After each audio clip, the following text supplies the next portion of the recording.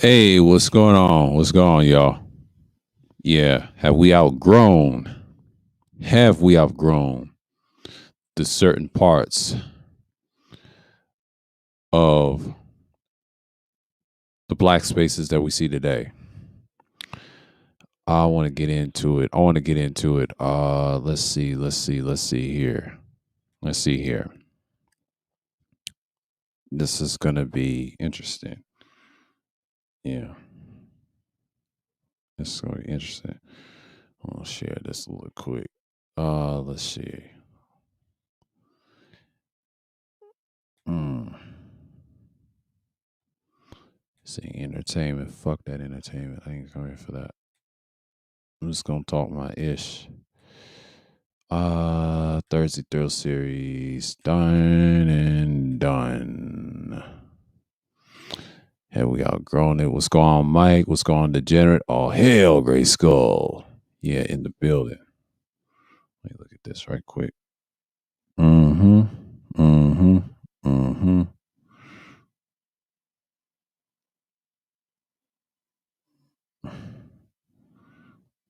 Mm-hmm. Y'all give me 1 second. Cause I'm just gonna go in tonight. Put this in the villain's hideout. Let's see. She do look like Faith Evans a little bit. YouTube post. Yeah, I'm done.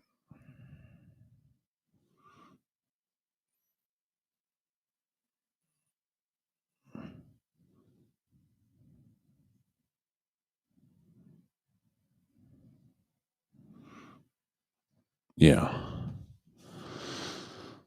What's going on, man?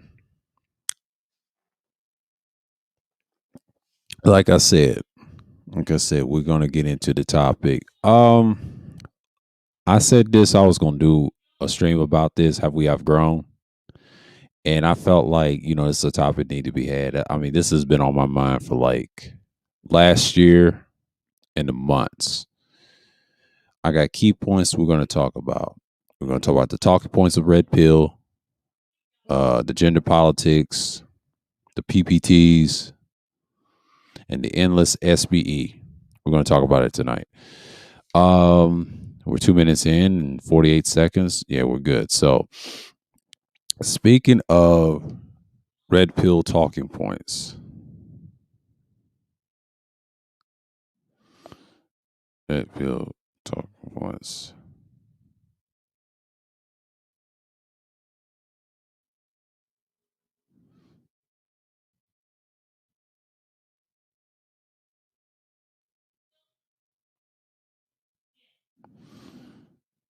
And I'm just saying, like, it's like we're gonna get into it. Um, the red pill talking points that I remember from the 1.0 things, and it's just what it is. I think I remember those days. There was a past, and we've talked about what really red pill was. It's actually being productive in society. It wasn't just about females. We're gonna get into that. Those are the fake red pill talking points. I think we should outgrow that shit. I think the problem is at its time. I'm gonna go back to '08 from 2014, 2014. That was a good period. We evolved, and yes, we had the website and things like that. But them days is gone. But when you got different variations of the sphere 2.0 and 3.0, talking about it's all about women, the PUAism and the MGTOW shit, that's the issues I have. And it's so women driven. They try to say that's red pill. No, it's not. That's actually blue pill behavior and things like that. And I don't even care about that Matrix shit. The Matrix shit is cool. What's going on, 1Gs? Oh, hell, Gray Skull in the building. But like I said, we should outgrow it, man. It's at the point no one cares. And it's going to go into what I'm going to say on the last part, that they don't want to hear that shit. Quiet is kept outside of YouTube because the Sting Op thing that I told y'all about last year and this year, you saw it last month. They taking certain channels down. They paint y'all as terrorists. I'm not a part of that because we're part of our own sector, the villain sector, and we just call out the warning shots. If y'all know, if you notice, there's certain individuals want to spew that rhetoric all day long, man. It's just like you got to look at it for what it is, man. And that's just what it is. I was just not saying that it's a bad thing, but we got to talk about it like it's overly used, man. Like I know people should outgrow the points, and I should have did a stream on this a while ago. Greetings, college, and greetings. And like I said, man, it's just so ridiculous. And I think Saruin hit the nail on the head last year. What's the point having that, and y'all inconsistent with yourselves?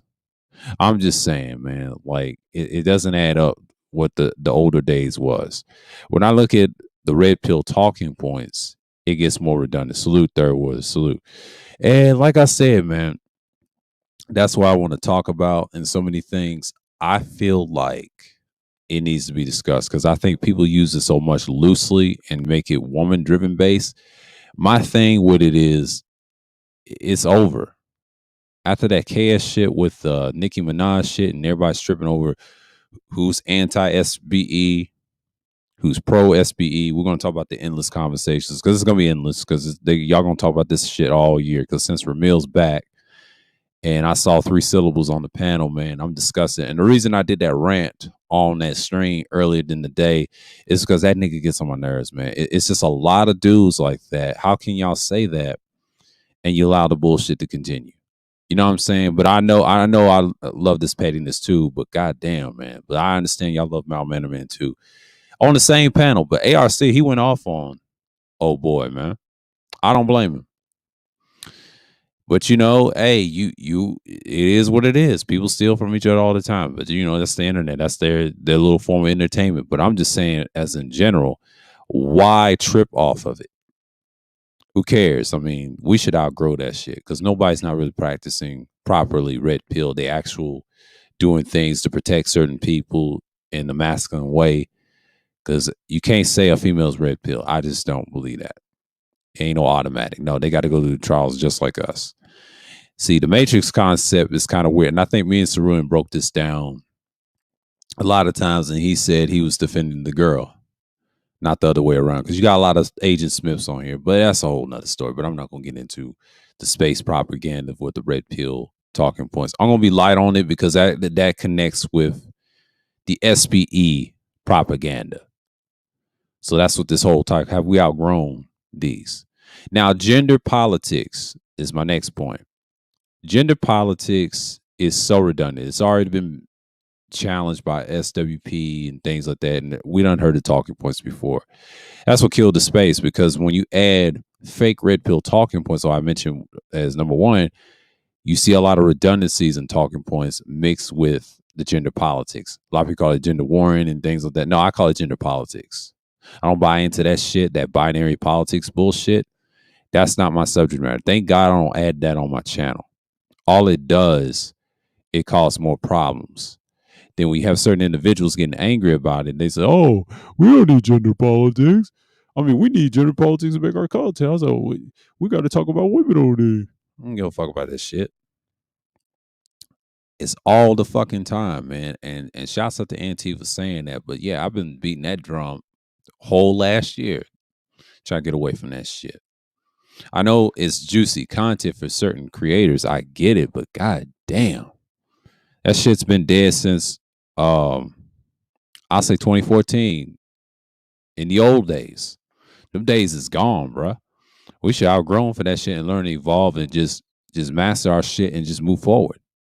But a lot of people gonna do what they do. See, sometimes I let them be who they are. Let them have the content. Let them have all that shit.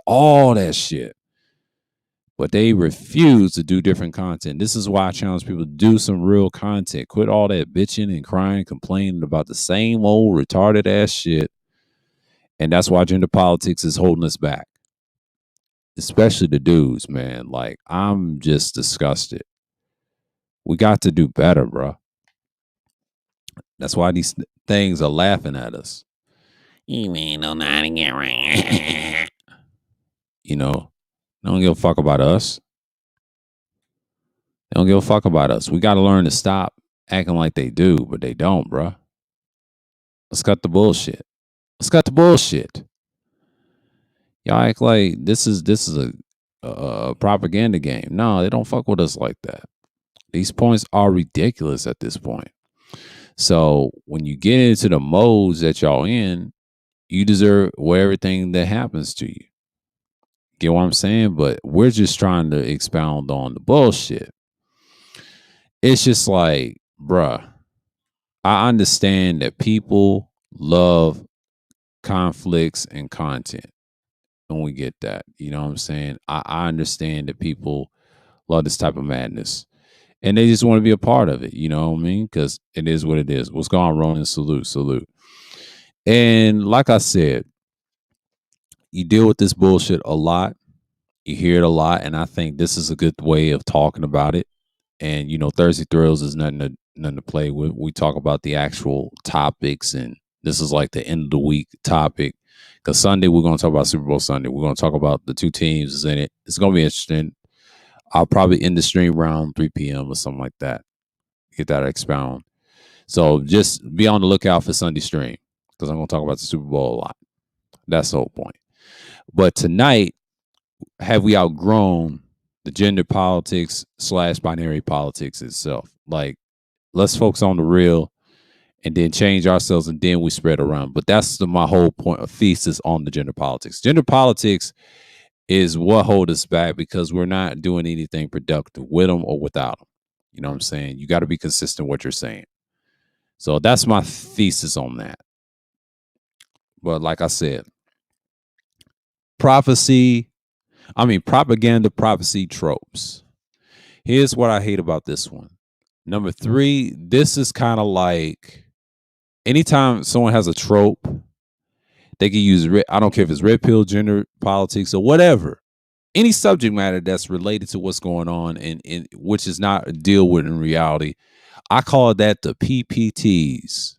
I say fuck PPTs. I don't believe in propaganda, prophecy tropes. Y'all, you got a lot of false prophets in these spaces and black spaces in combined. I hate fucking tropes. Tropes are fucking annoying. They don't solve nothing. It's caused more circle jerking and double talking I see all the time. I see on various streams and various panels. It's fucking annoying. The reason I'm going against the hill, and I'm glad the villain sphere exists and villain sector calls out the nonsense, we call it for what it is. But I think the main goal is we build on what we have to build on. So we're trying to move away from that shit to probably like mid-March. But like I said, PPTs, they're fucking annoying. I'm not gonna spend on too much on time on this. So y'all know where I'm going with this. And I get it. A lot of people say this space, this is space. Who cares? It's dead. It's not, I mean, I don't know how long y'all been in these black sectors, man, but it's the same bullshit. And to expound on what I said earlier, today's stream that I did on a vlog stream where I talked about the Aboriginal power, and they had that weekly discussion about being indigenous and shit like that. That shit's dead. Somebody needs to stop talking about that shit. Quiet as it's kept. And I'm just speaking from experience. Like, we gotta stop allowing shit to happen. You know what I'm saying? We gotta stop allowing that shit to happen. And I'm just saying from the record, from the bottom of my heart, who gives a fuck at this point? You know what I'm saying? I'm not trying to say anything in so many words. And like I said, cause this is what it is, man. We gotta do what we gotta do. Cause so many times we recognize the bullshit. And I'm just like, it is what it is, man. It is what it is. He said, okay. Oh hell, Great Skull, the advisor, the Palace of Petty himself. There we go. There we go. Right at it. Right back at you. Right back at you. Right back at you. Right back at you. Right back at you.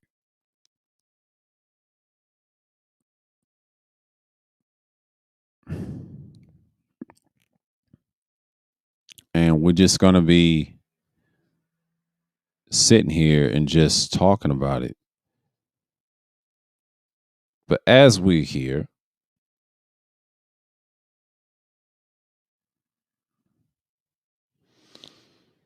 and we just got to mount on our things. But in so many words, I'm just gonna say it like this: when you have prophecy tropes, they become a problem. The PPTs, they're so fucking annoying. And I think so many things that goes on in these spaces, I think people trip off the wrong shit. And they focus too much on, well, he got an interview with Nicki. He got to do this. He gonna do that. He gonna be famous without us. Prophecy trolls, man. The PPTs, they're so fucking annoying. I know people's gonna have to pick sides now. What I'm about to say on the last part is if further confirms what I'm talking about outgrowing the RP talking points, known as red pill talking points. So we got to be careful. The sting up is real, y'all. They're painting y'all as terrorists, except for me, because I'm not. I fall back out of that shit months ago. Even I did my own shit in March, and that was my whole plan. Because I knew shit like this was gonna happen next year, and I mean this year because this year is going to be for real. We're going to see some changes and things like that. But yeah, man, it is what it is. So we got to stop with the bullshit. We got to stop with the bullshit for what it is. And I know people are love drama and fuckery. That's y'all sting and that's y'all stick. And I understand that we're going to talk about various things. Nobody's not going to like what I'm going to say, and that's cool. Like I give a fuck at this point. So we going to be here and expound on things. But yeah, like I said earlier, we're going to talk about real things. I think the first thing for us, it is what it is. But expounding on the things like that. So, yeah.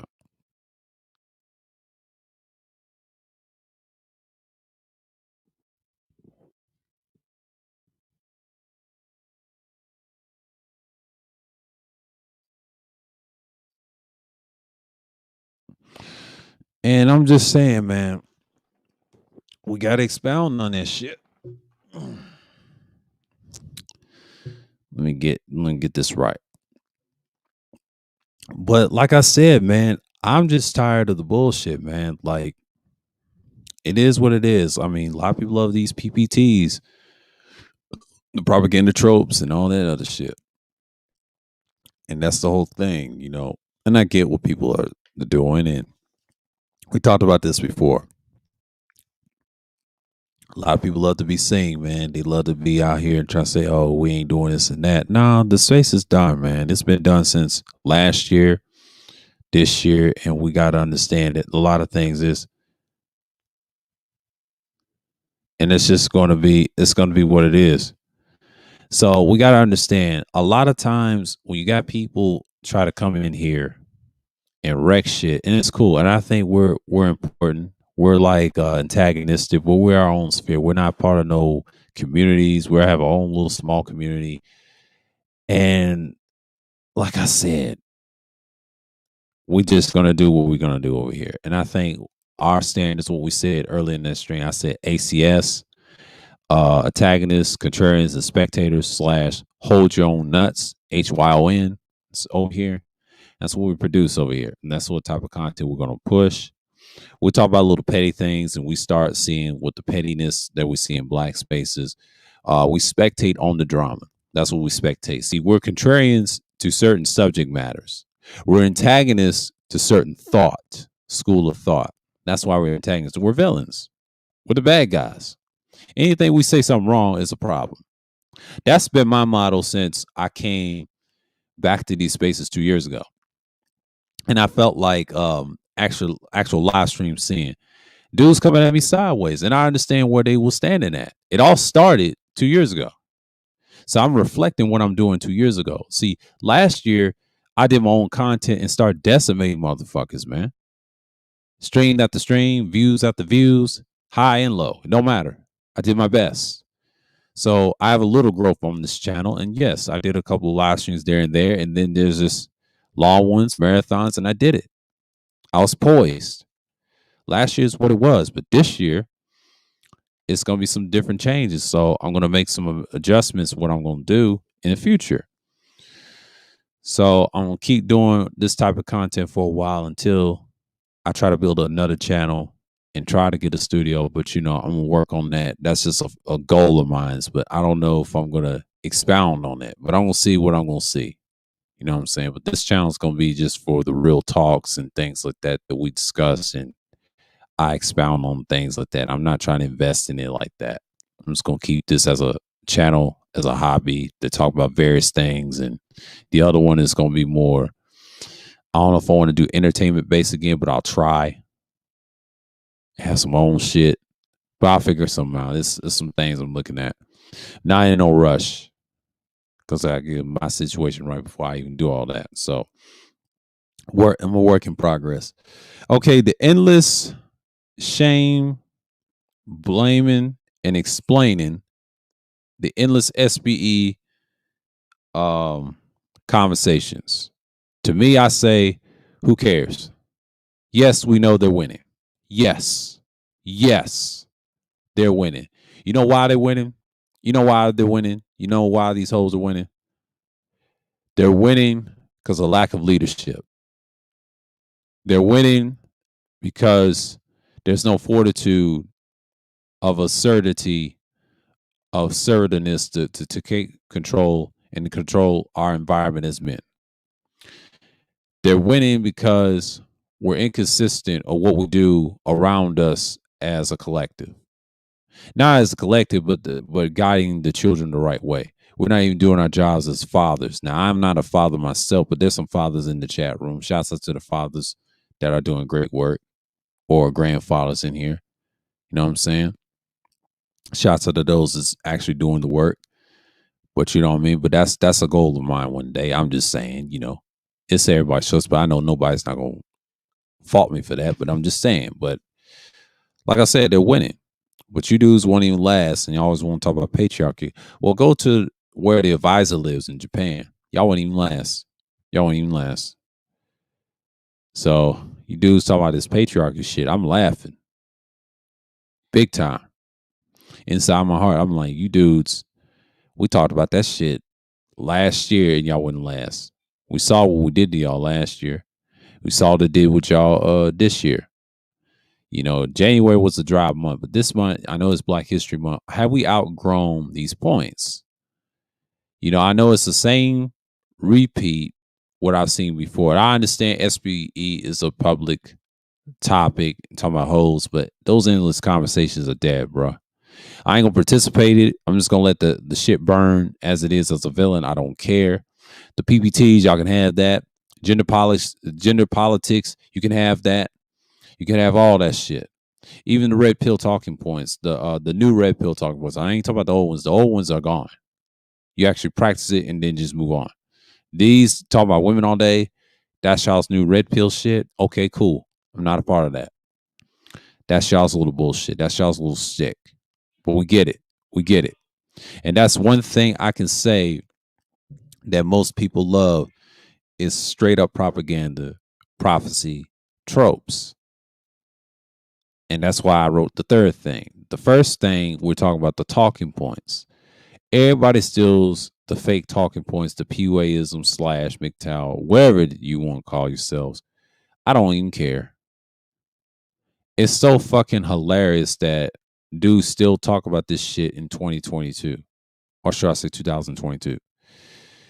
But you got dudes that will be consistently talking about the same shit 24/7 and then expect us to listen to them 95% of the time in content. So when you talk about this stuff, how much longer you gonna do this stuff? And I'm just saying, man, like I'm just like, how do you gonna expound on things to move forward? You know what I'm saying? I just don't understand that most people, when they talk for hours and 8-hour streams talking about gender politics, the PUAism, I don't support that shit. Thank God I did my own direction. It was cool for a good couple of months, I would say last year, until I changed that direction.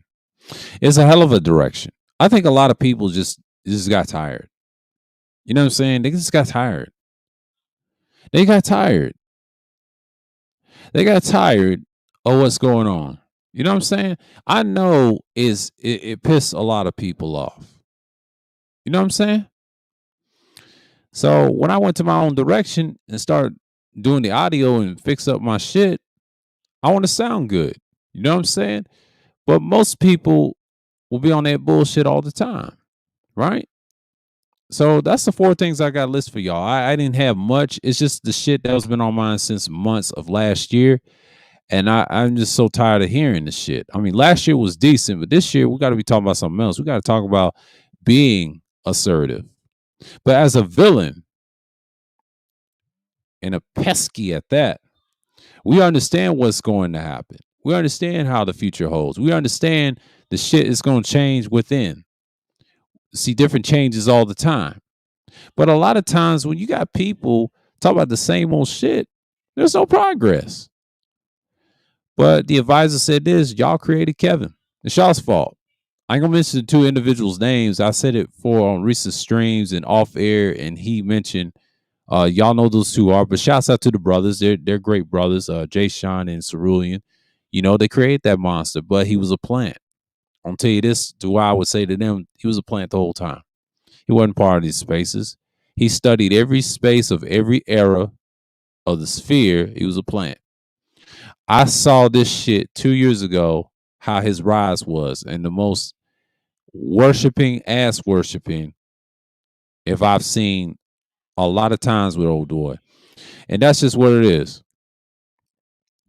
So when you have these things, you have to expound on who he is, man. Like, he changed what 2 years ago was until he got that million last year. Niggas started getting divided because they was already divided 2020 during the pandemic days. Then the next year got worse and he exploded. Now he's getting deals this year and he's still mad. Let him get mad. Because a villain always gonna point out the bullshit, which I've done. How you gonna compete with that? I don't go what advisor was saying to me off air. How you gonna compete with that? What's y'all answer to that? What's y'all's answer to a so-called man laughing at you that y'all can't hold accountable in leadership at? He's saying, you know what the God is saying? Their God is saying to you, where is y'all's leadership? Where is y'all's fucking leadership? Where is y'all's leadership in the building? That's what he's saying. I get the hatred. I get the passion and shit like that. We get that. But where's y'all's hatred? I mean, not your hatred. Where's y'all's leadership? Where's y'all's leadership? See, leadership comes within. That's something you have to possess over time. But where's y'all's leadership? Where is y'all's leadership? See, one thing about me and everybody else, where's y'all's leadership? See, we can talk all this bullshit all day online and then just spew out rhetoric and things is what it is. Where is it? Where is it?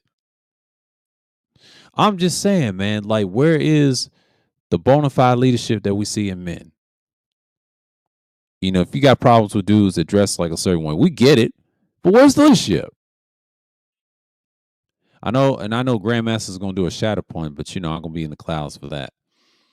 But you know what I'm saying? But this stream will be a little longer, like I expected. It ain't gonna be a short one. Nah. This is gonna go. I'll extend this shit. I'll say about 3 to 4 hours. Cause it ain't gonna be long. But yeah, because this is, have we outgrown this shit? Have we outgrown all the points I just mentioned?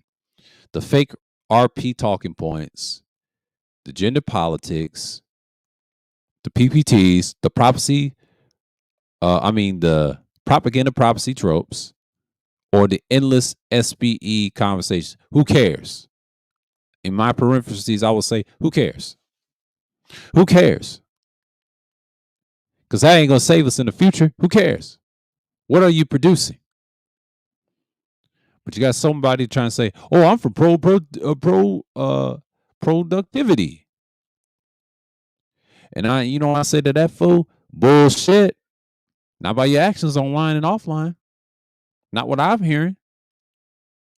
You bring that shit online and getting drunk on panels. Fuck out of here. No, I don't see that.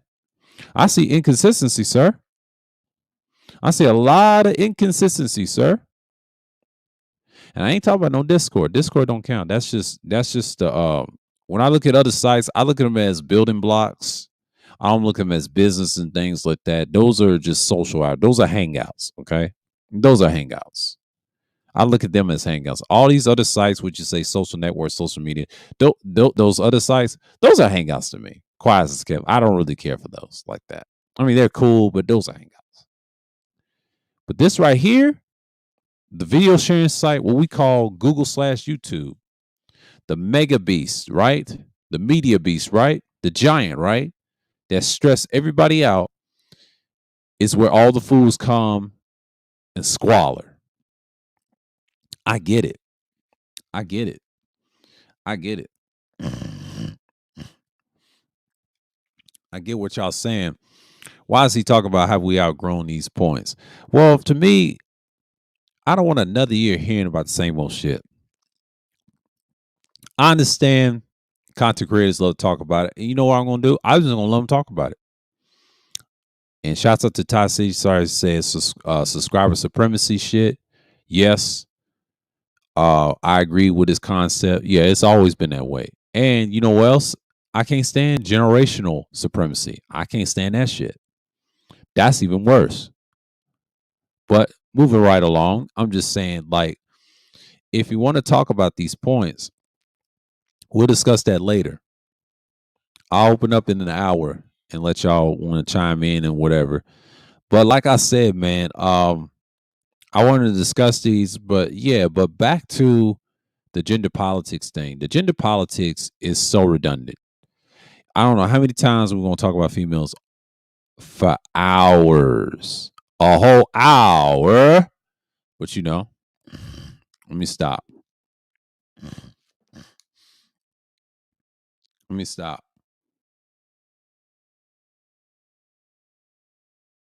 Y'all ain't ready for that conversation.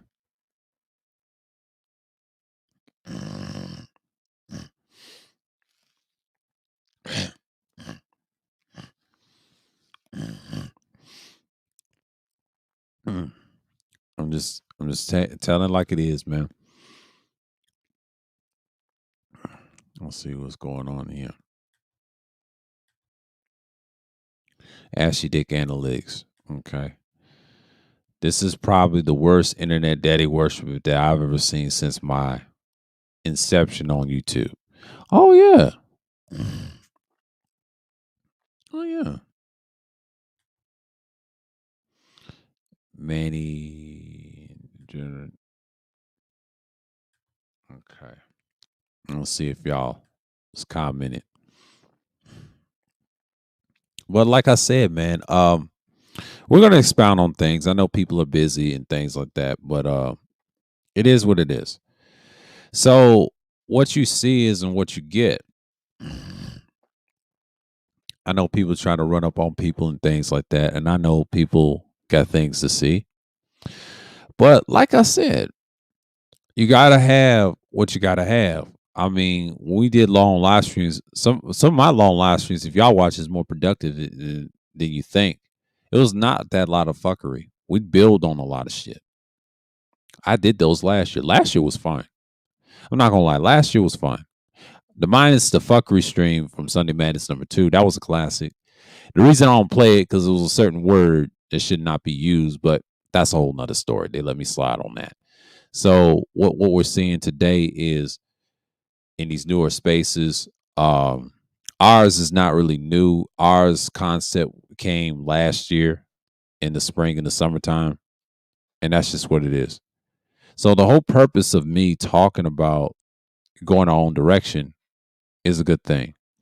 So once you build off that confidence, you have what you have.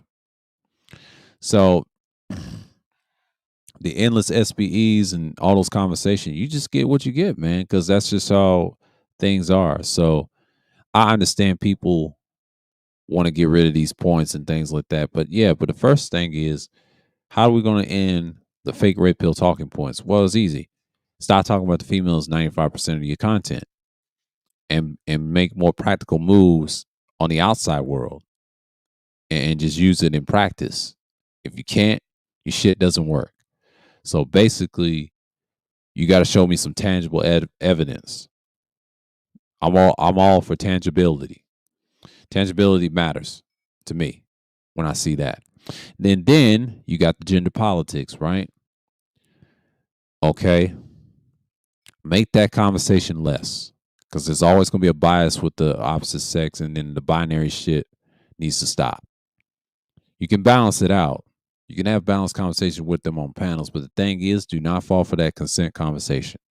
Just kill that immediately and leave the stream. Leave the panel. If they want to go there, I don't care if she's a host or a guest. You kill that conversation and she refused, you bounce her ass off your panel.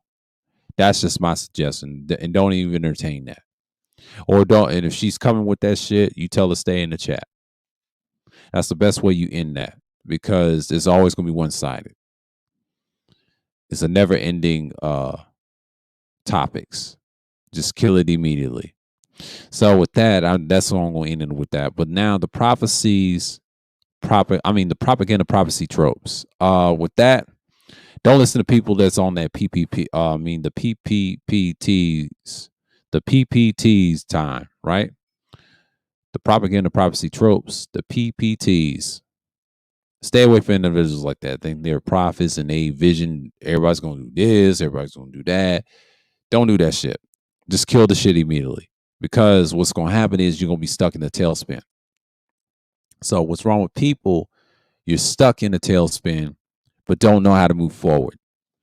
That's called time warping. That's nostalgia. See, I'm trying to get away from that shit too, trying to get away from talking about the 1.0 days. I already expounded on that last year because that was my comeback year. This year, I'm going to talk about something totally, totally different. I'm on that type of time, boy. I'm on that beasting time. Because a lot of time is I'm on my shit to expound on my content. So I'm done with that. What's going on, TC Killer? But and it is what it is. But I'm on that type of time. That's why I always say, oh hell, Great Skull. And that's just what it is. But most people do that. Most people do that. I'm on that type of time. Long live the villain sphere. In the villain sector of the villain sphere. Here he. There we go. Shouts out to the Captain Ghost. Oni the Ghost with an excellent string. He's going to his martial art pilgrimage in 3 to 4 months. Great for him, for the captain himself. The captain is building his content in power, in greatness, in his holiness, in his greatness, in the villain sector of the villain sphere. We in the building. But like I said, man, that's it. Now the endless shame, blame to explain SBE. That goes to Thai City and the Logic Sphere. Keep doing y'all thing, fellas. Wherever y'all doing, keep that push. Make it entertainment.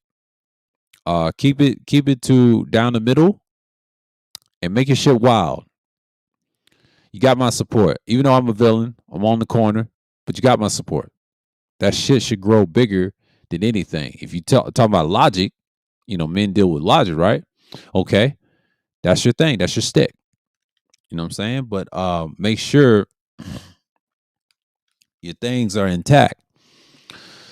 So, like I said, man, the reason I did this, I didn't have a topic.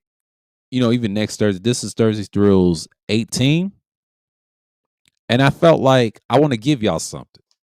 And I said to myself, what can I have not discussed? And I said, this is the We Outgrown edition. That's what the title's called. But I meant to say, have we outgrown these over a period of time? I think we outgrown them in months, almost to a year, because people forget shit over time. Like I said, but they don't have that elephant memory. Shouts out to the advisor on that. Dr. Doom advisor himself. Um, it is what it is. So, in so many words, you got your things going on in so many factors, and I'm just out here doing our thing. So it's just like I'm not really tripping off of these. And yeah,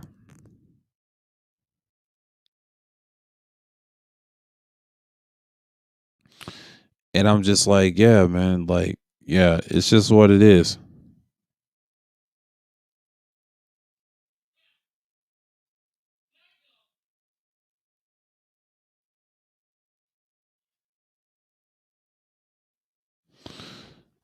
It is what it is. Because you got a lot of dudes that just want to propagate on the same old bullshit every day.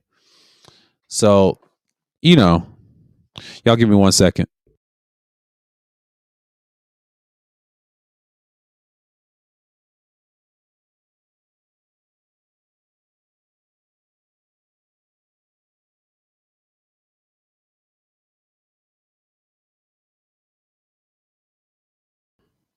And it is what it is.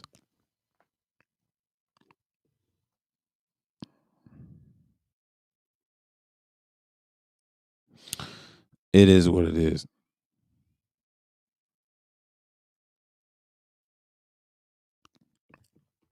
So,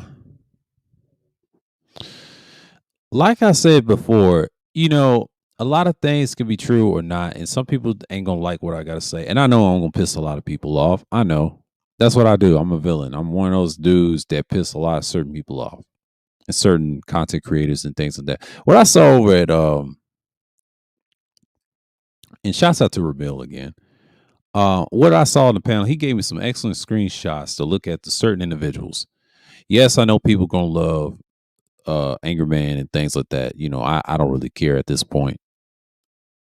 And we always troll and roast him a lot. I know people worship him to death, but that's cool. That's on y'all. I treat y'all the same as the KS fan. I'm no fan of no nigga.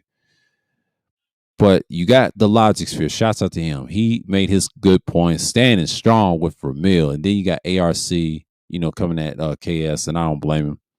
He showed his true feelings, and he went off. Then you got Nolo 84 TV. I can't see that dude's annoying, by the way. I don't care for him. And you got this Stefan guy. I don't know who the fuck that is. Now, Angerman has that DBZ character, but that's cool. I know what he's trying to do. But AM's gonna be AM. But but it is, you know what? I'm gonna say this. A sidebar to say this, right? Three syllables did not say shit when AM was speaking. I found that very interesting. He used to threaten people on panels and shit. And y'all think that's cool? And three syllables was on the panel. Think he missed a big shot. The fuck out of here, nigga! You ain't do shit, and you ran off the panel. Just like I said, man. Like these dudes, I just can't take them seriously. And shouts out to Ty and Ramil, the excellent panel they had with Ramil's panel and then ARC. But the other guys, I don't really care for. But three syllables, man. You just proved my point. I didn't want to say nothing in the chat. I said a few things, but that nigga, man, my God, man. My God. I see why people love what they love, man. I had to get that screenshot. Had to get that screenshot. I know people's gonna hate, and that's cool. And I'm okay with that shit. You think I care? We're villains over here. And the advisor had a hell of a show the other day on Monday night and was Tuesday morning where he was at. That was a hell of a show. And yes, it was some man shit. That's what we need to be on. All this damn complaining, talking about red pill talking points that ain't gonna work for certain females, and they ain't going for that shit. They don't believe in that matrix shit. That's your own fifth dimension on the internet. And they also not buying that gender politics shit that you propagated. They're also not buying the PPTs, the propaganda, prophecy, trope shit. They're tired of that shit. And they're also tired of the endless SBE, the shame, blame, and explain. You can't do to them hoes like that. You can't do that. That's a reference to gender politics, red pill talking points, and all that shit. That's the last but not least. That conversation will never die. Even though we prove these dudes right or wrong about that, and I'm in full support. Yes, these things matter to certain individuals. They matter. They matter. You think I'm here today to tell y'all what y'all want to hear? No, I ain't gonna tell y'all what y'all ain't gonna like to hear all the time. Even my actual content, I don't tell y'all what to hear. Y'all can dislike whatever. Y'all, I don't care. You think I care? I'm for the select few on this channel. That's the whole point. And certain people gonna get it, and they ain't gonna get it. So yeah, we see what people come through and do things, but that's just the problem of the crux of people. You know what I'm saying? Like, I just don't give a fuck, and I'm glad I made a list on this shit. It is what it is. But we gotta stop the bullshit, bro.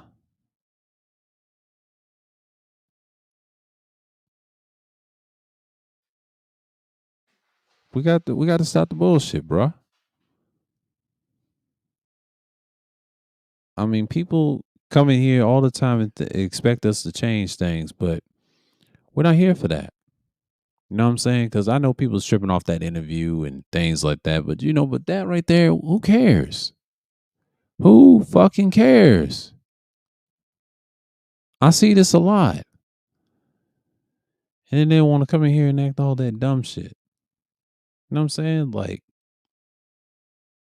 it is what it is.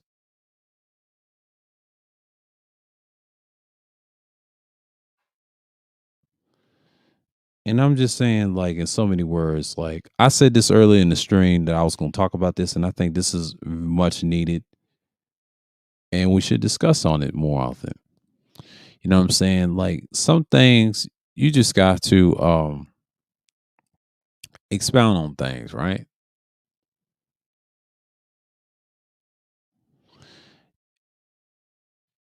And it's just like, you know, I feel like this is the decorum that you need.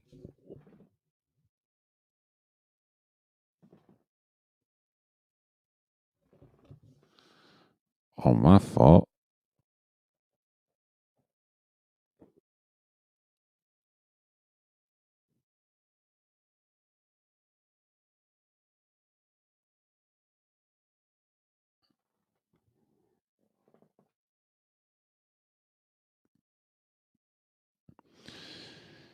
Oh, yeah, man.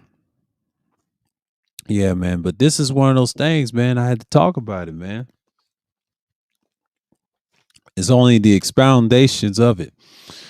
But yeah, that's the four things I talk about: the RP, the fake RP talking points, gender politics, the PPTs, that's propaganda, prophecy, tropes, and the endless conversation of SPE. That's all I want to talk to y'all tonight because that's all I got to say. Because, I ain't got to say much. And that's just what it is. I think people should understand that I stand on what I stand on, and I said what I said in that stream. I ain't trying to care. I don't care if I piss everybody off. That's just what I try to do, is try to enlighten certain people. And I just want that spark. Y'all do something about it. Do some content, and that's the thing. But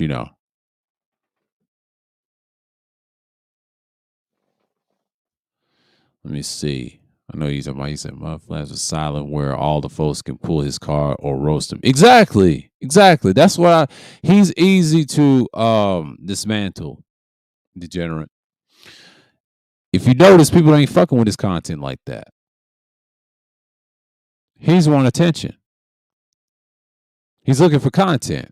Like, you got a lot of these dudes on the panel looking for content, except for Ty City and Ramil. At least they doing content. But motherfucker, do some content, please, and shut me up doing content. But you know what's so funny? When I call him a broke millionaire, I said, get 15 millions and shut me the fuck up or more. Don't talk about it, do about it, nigga. I said what I said in that stream, and I meant that.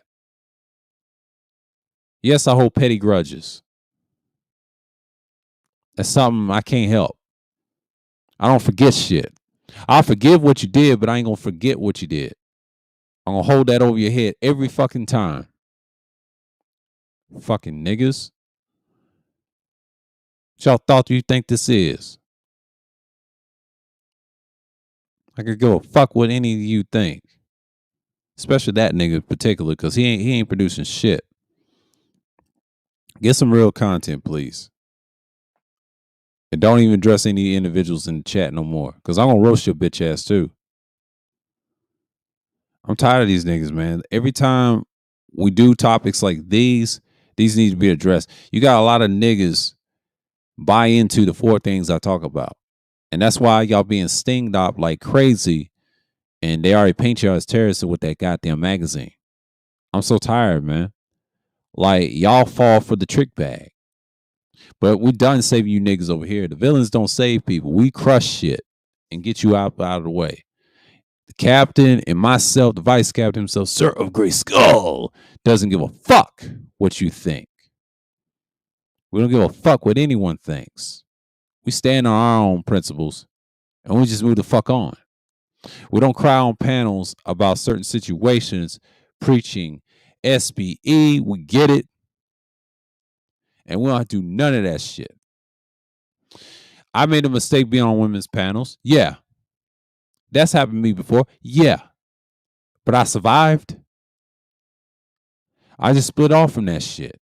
But a lot of dudes want to cry about the same old shit all the time. But the rest of the points is very valid. PPTs, I'm done hearing about that shit. Gender politics, fuck that bullshit.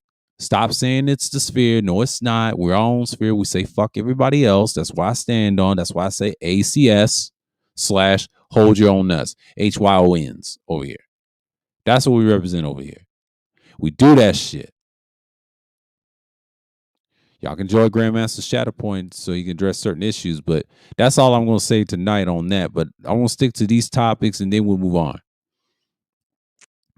Like I said, I just want to address these points because these matter. Talk about some real shit. That's just the topics of the 4 things that it should be discussed purely. But again, you know what I'm saying? We've done a lot. And it is what it is. Some people just not going to go for it. But they know what time it is. They know what time it is.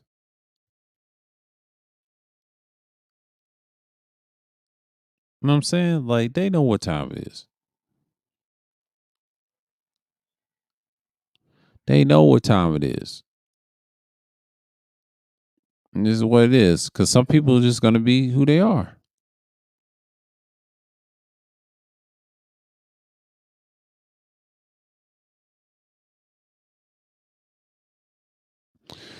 I'm just like saying, man, look, if y'all want to do this thing, do it. Beware of your own risk. You know, we about this shit. Let's see. Exactly, TC Killer. Yeah. Fake content creators. That's what the fuck we do. We dismantle shit.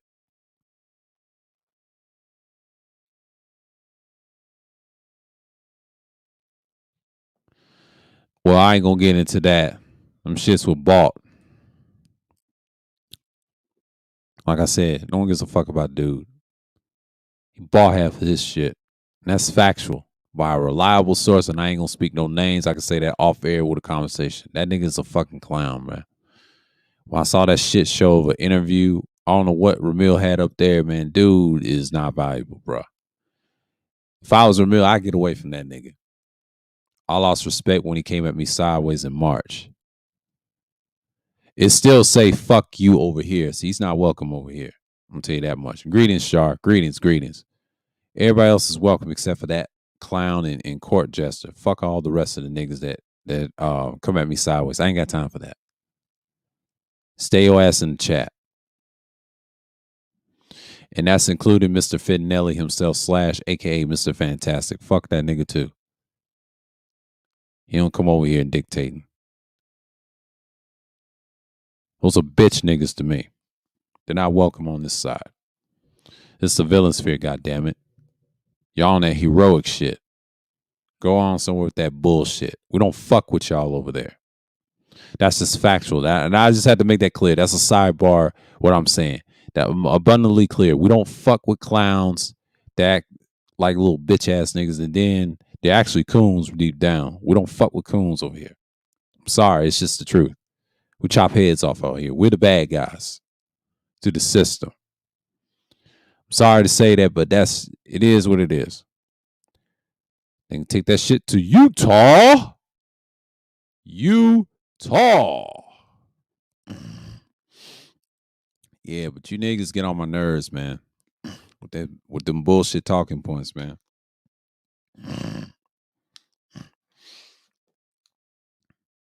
I have to say something.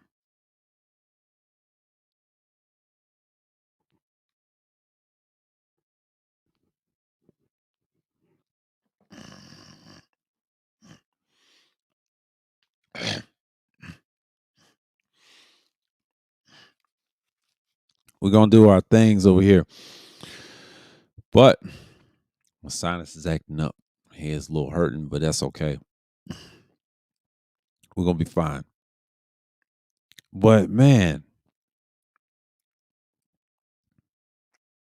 it's just like, I'm glad I laid the points out and talk to y'all about it. But that's enough I'm gonna say on it. But yeah, just like I said, we're gonna talk about the fake RP talking points, gender politics, the PBTs, or if y'all want to talk about the endless SBE thing. It is what it is. So I think so many people are busy, and that's the thing. But I'll open up until it hits the hour mark. Y'all can discuss, but I ain't gonna be on here.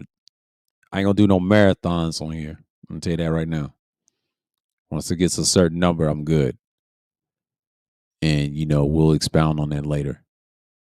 Because that way we can tell what's what. You know what I'm saying? Because I know people gonna come through and come later. So, like I said, this is one of those things that you can just expound on. But yeah. People's be on that type of time. I'm just done talking about this shit. Like, have we outgrown this shit? Because some people just want to talk about the same old bullshit all the time. See, I'm trying to evolve, man. Like, I don't care about no manosphere bullshit. We don't fuck with that shit over here. I was done with that shit in March. When certain niggas want to claim this space is beta, get the fuck out of here. Niggas is inconsistent. I've been on that type of time, man. I just had problems with certain individuals, and that was it. I was trying to come back doing content. I was self-reflecting. At the time, I didn't know what type of content I was going to do, but this type of content I'm doing right now is awesome. Even vlog streams, even pre-records. Might do a pre-record tomorrow. But uh-oh, here we go. Here we go. What's going on, man? What's going on? What's going on, man? You gotta put my name up there, man. Hold on. Eno, man. I'm Eno. Hold Irish on. name. Oh, okay. Yeah, you know me? Irish name only, baby. You don't know. Yeah. That's what I'm talking about. Yeah. What's good, man? You didn't see me today complaining about people taking my ideas and not giving me credit. You know, really? It's my pot of gold. It's my pot of gold, Elias. Kevin took my pot of gold, Milardish. Even though I sold all of my ideas for hitting the link in the Cash Apps, you know me, I want them back. It's my pot of gold, Milardish. How do you get mad about selling a product and then you're pissed? Like, here's the thing, right? This is the thing I don't understand. Let's talk about, okay, The only thing that the space has actually sold people materialistically on something that you can actually hold right in your hand, right, Mhm. is a book. And most people use those books to hold up or prop up coffee tables. They just sit in the corner and collect dust. Um, they're not instruction manuals or anything. And actually, if you go look up the book, they're not even scientifically backed by anything. They're actually in the fiction section of Amazon or wherever you want to sell it at, right? It's not even a New York Times bestseller in fiction. If they put it in fiction, then people like, you know what I mean? Like you can put their books or their verbiage or their theology in the fiction section next to like 50 Shades of Grey or something, Mhm. right? But even the ideology of the red pill talking point was in the Matrix, which is fiction, which was made by a black woman. But we're not going to here there, right? But Mhm. but you're mad because you sold an idea for not even pennies on the dollar, right? Let's say pesos on the dollar. What's going on, Rody? How you doing, Millardy? You ain't shit. You ain't shit.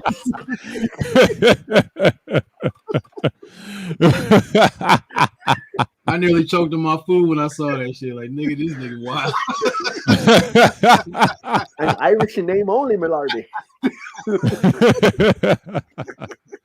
Hell no. I thought I had problems. This nigga right. Hey man, man. See, you and the Marines, y'all get to touch land. You know what happens when you sit on the ship all day. Yeah. Yeah, see, A whole lot of stress, grab ass, all kind of stupid shit. You start seeing niggas doing shit you wish you didn't see. Yeah, Like, exactly. let me go on the deck and just chill out there. These niggas wild out here. Yeah, like you know what I mean. Like, see, y'all get to like see Marines, right? People don't understand. See, Marines when they about to lose it, they stuff them in a tank and send them off the side of a ship. Yeah. And then they get to touch land. We got to sit out there and wait for them to stop playing in the dirt and come back, or we got to wait for them to go 50 miles inland. Captain Grayskull. And I'm what's going on, Captain? What's going How you on? doing? Oh, hell, Grayskull. You know what I'm saying? I see we're cracking jokes on these Lord Licorice ass niggas. Yes, young Lardy. Yes, me Birdie. Hey, you know what, sir? Hey, Captain, should I premiere the Palace of Petty intro? Oh Today? shit. Oh my! You know what? Should Make I go them ahead and wait. premiere it? Make them wait. We gotta wait on that. We gotta wait. Build the anticipation. Okay, all right. If you feel like you want to give them a little sneak peek, this is kind of like a light roast session, but we can. Okay, you know what? Let's do it. Hold on, wait a minute. Hold on. Let's get a little light sneak peek of the Palace of Petty intro. Do you mind there, sir, if we break out the Palace of Petty intro? We're working on the Utah one too. We're gonna have a Utah segment. Oh man, we got all kinds of great content. Oh, okay. Oh shit. Yeah, man. We got the Palace of Petty, man. It's gonna work. Palace of motherfucking Petty. Oh man. Yeah, man, it's gonna work, man. But I was just saying, man, it's like when you sitting on the ship and you like on punishment, right? Because they get to play outside, right? Yeah. Marines get to play in the dirt. And the funny part about them being able to play in the dirt, they get real petty, right? Because they know that if they go too far inland, we got to leave them there, and we get to go play in port while they get to play in the dirt. So what they'll do is they'll stay at least 48 miles inland, right? 2 more extra miles, and we got to leave. Doesn't matter if they come back. So they make sure they stay right there. So we got to sit out there with them for 3 to 4 months off the coast of whatever, just looking at land, can't touch it. You know what I'm saying? And then they come back on the boat. So we get like real petty. So we have these petty wars. You know what I'm saying? We do little stupid shit like we'll buy up all the Newports and sell it to them for exorbitant prices. Thankfully, I don't smoke, but I see that goofy shit. Like, man, you know what I'm saying? Yo, we buy all the dip because when they go, when they go on the field, they can't. No, you can't. Yeah, you can't smoke in the field because you'll get shot because you're giving away your position. Yeah, you'll get shot even if they see the littlest embers in your cigarette. It's a target. Yeah, straight target. You know what I'm saying? Plus in the dark, they see that shit. It's basically like a red little light, like a little beam hit that motherfucker. Yeah, man. You see that shit, and that's your ass, Mr. Postman. So yeah, a lot of times what they do, you know what I mean, everybody dips. So we buy all the Newports up, right? The first thing you want to do is smoke. You know what I mean? Like, you know what I mean? Smoking makes you absorb the nicotine faster. You know what I'm saying? Like, you know, you put it in your gums, it takes over time. Plus, it keeps you woke. You know what I mean? Nicotine and carbon keeps your ass going. You know what I'm saying? So them boys come back, man, and then they can't come right on the ship. You got to hose them down. You know what I'm saying? In the uniforms, they gotta get hosed down. They gotta strip down to them green nuts. Hey,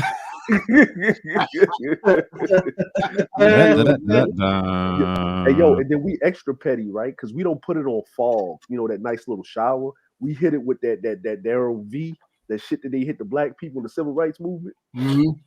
See, but we get the brothers know, the brother Marines know. They'll walk over to where the brothers that are the engineers that are hosing them down, right? Because we'll hit them with the fog and stuff, right?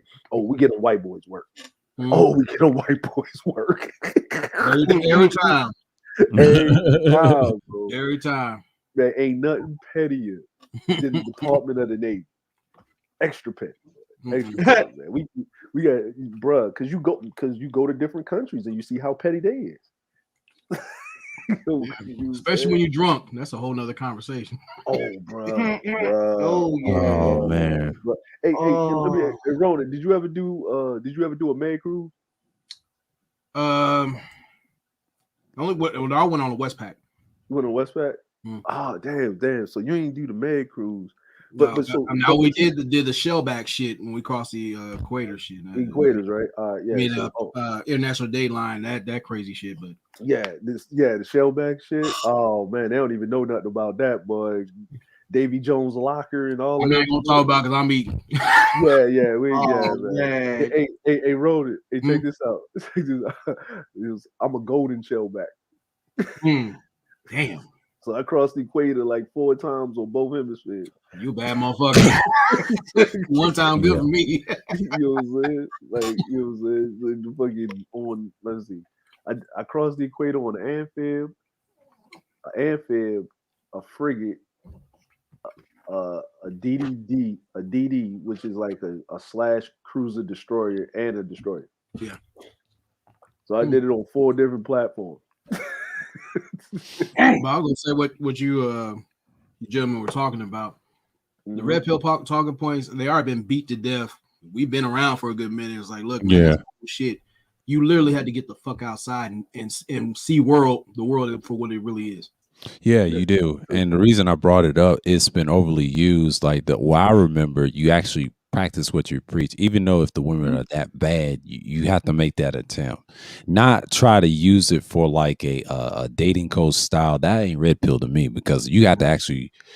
I was saying about fatherhood for one. That to me, that's red pill, because you understand what you're at risk, and especially when you have kids. How we talk about the man stuff in the villain sphere. What I've noticed, that's the actual true red pill. What you're doing, that's like the achievement, you know, in manhood. Because when I was looking at the patriarchal systems today, I was studying and I was like, they kept preaching this all the time. 2 years ago, I said, wait a minute, you have to live in a system like that. Yeah. And it works for certain systems. It has its pros and cons. I mean, it's part of the what you call the ecosystem and things like that. And it matters. And the reason I point that out, because you got to draw the lines. It's always going to be pros and cons in every system. I don't care if it's what you call matriarchy or patriarchy, but if you got to put 2 together, which one you'll choose. But then they don't mention plutocracy. These dudes do not mention it enough like I do, because, or me and the advisor, we try to push this forward. You have to look at that aspect of it as well, perpetuate those 2 systems. So like we see around the world, everybody's got their own personal problems. That's what we try to use these topics to get away from the binary / gender politics. That's the second point I mentioned. That's redundant. And they ain't got no other subject matter besides that. And then I look at that as your 95% of your content.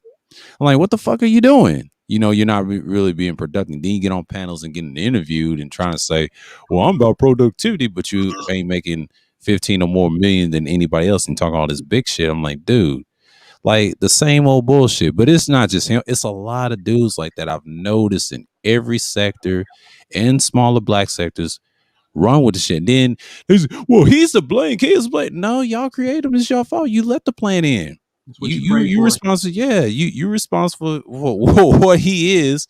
Now, what's your counter? What's your counter argument? I don't want to hear no propaganda prophecy tropes, the PPTs. I don't want to hear no endless SPEs. We get it. Yeah. We understand the harlots are winning, the hoes are winning, me already winning. We get it, but what are you doing? Exactly. What are you doing to counter that shit? That's what I'm saying. Is men and all this bitching and complaining ain't gonna solve a damn thing. But this is why I understand what Toski was saying. But yeah, but you guys been getting out here getting it, like not just talking content online, yeah, apply it offline. Like, captains out there getting ready to do his martial arts pilgrimage. You got DeAndre out there doing this. He's in another country learning how to maneuver, which is really red pilled in the motherfucker. You think about it. Yeah. And the other thing is, like, all these red jelly beans run around here. Your talking points have been understood since 2017-18. Yeah. And it's basically what I mean, man. It's just the whole concept of what you're looking at. Even though I'm trying to work on my little small production, whatever thing is, and I like what we said offline together about some of these programmings. But yeah, it works, man. Because I'm looking at something into this too, like radio, whatever. I'm just giving it a shot. I'm testing the waters, because this is just light work. But the big goal is you spread the message out to certain people. You can have a red pill philosophy, but don't try to make it a terroristic one. It's bad enough. You got to balance the two out. It's okay to understand a blue pill society or a normal society. What should I say? You got to balance the two. See, when you try to talk about black pill stuff, that's that extra shit. You try to be hidden with it. All right, you on that occult shit. I get it. I was just fucking with them last year with that pill background for a reason to draw certain people in. I did that on purpose. To piss the Grandmaster off, and then his ideology, and then all right, you call yourself a utilitarian black pill. Okay, let me test that shit. Let me do some content on it. Let me do some research. Let me do my Wednesday content, and then I try to look it up. I said, oh, okay. Then let's look at the cons of it. Let's look at the pros and cons. That's what me and Cerulean comes here for. He's not for everybody. I get it. When people hit the link, they say, oh my God, this motherfucking military, he's boring, his little programming. I hear it all the time in the chat room because I hear it on panels and they get mad when I say that. Okay. You're struggling your own dereliction as a male. We get it. I'm practicing, trying to fight my shit day to day and learning new things and try to adapt. Yes, I've upgraded my wardrobe, shoes, and all that. It's time because it's been a while since I've done content. When I used to do it 3 years straight, my first 3 years on this second channel, I had to upgrade my wardrobe each year. And it was a habit. It was a habit because I remember throwing socks away, underwears that got holes in them. Get you some, and they ain't making like they used to. It's still the same process, but yeah. But see, I tell niggas that they don't want to hear that. So you do that, man. Yes, nigga. Yes, nigga. I do it all the time. I tell you, yes, I go outside. Next thing you know, I'm gonna go down the street on the park and start doing my content. It's so easy to do, man. Especially seeing people walking around and say, oh, how you doing? I'm doing great. And then next thing you go on about your day and get in the car and you're all right. Yeah. That's how it's basically what it is. So I've noticed something. When people complain about YouTube, they like saying, well, I see a lot of bad shit. Well, stop watching bad shit. There's other shit to watch on YouTube. Yeah. Watch something with guns in it. Watch something manly shit. Yeah. Watch something with animals doing dumb shit. That's what I do. Yeah, that's what, hey man. I'm just saying, man. I mean, for real. Look, even though we be joking about that animal shit, with those people be out there fucking with shit. You tall. Yo, but it's gone, Gino. Oh hell, race go. At least they challenging the goddamn environment. Like it's being dumb, but at least they outside. Yes, like you're literally outside, man. Go your ass outside, nigga. Pack this shit up. Pick it up, go outside, bro. Like I don't like. Look, let's do a go outside challenge.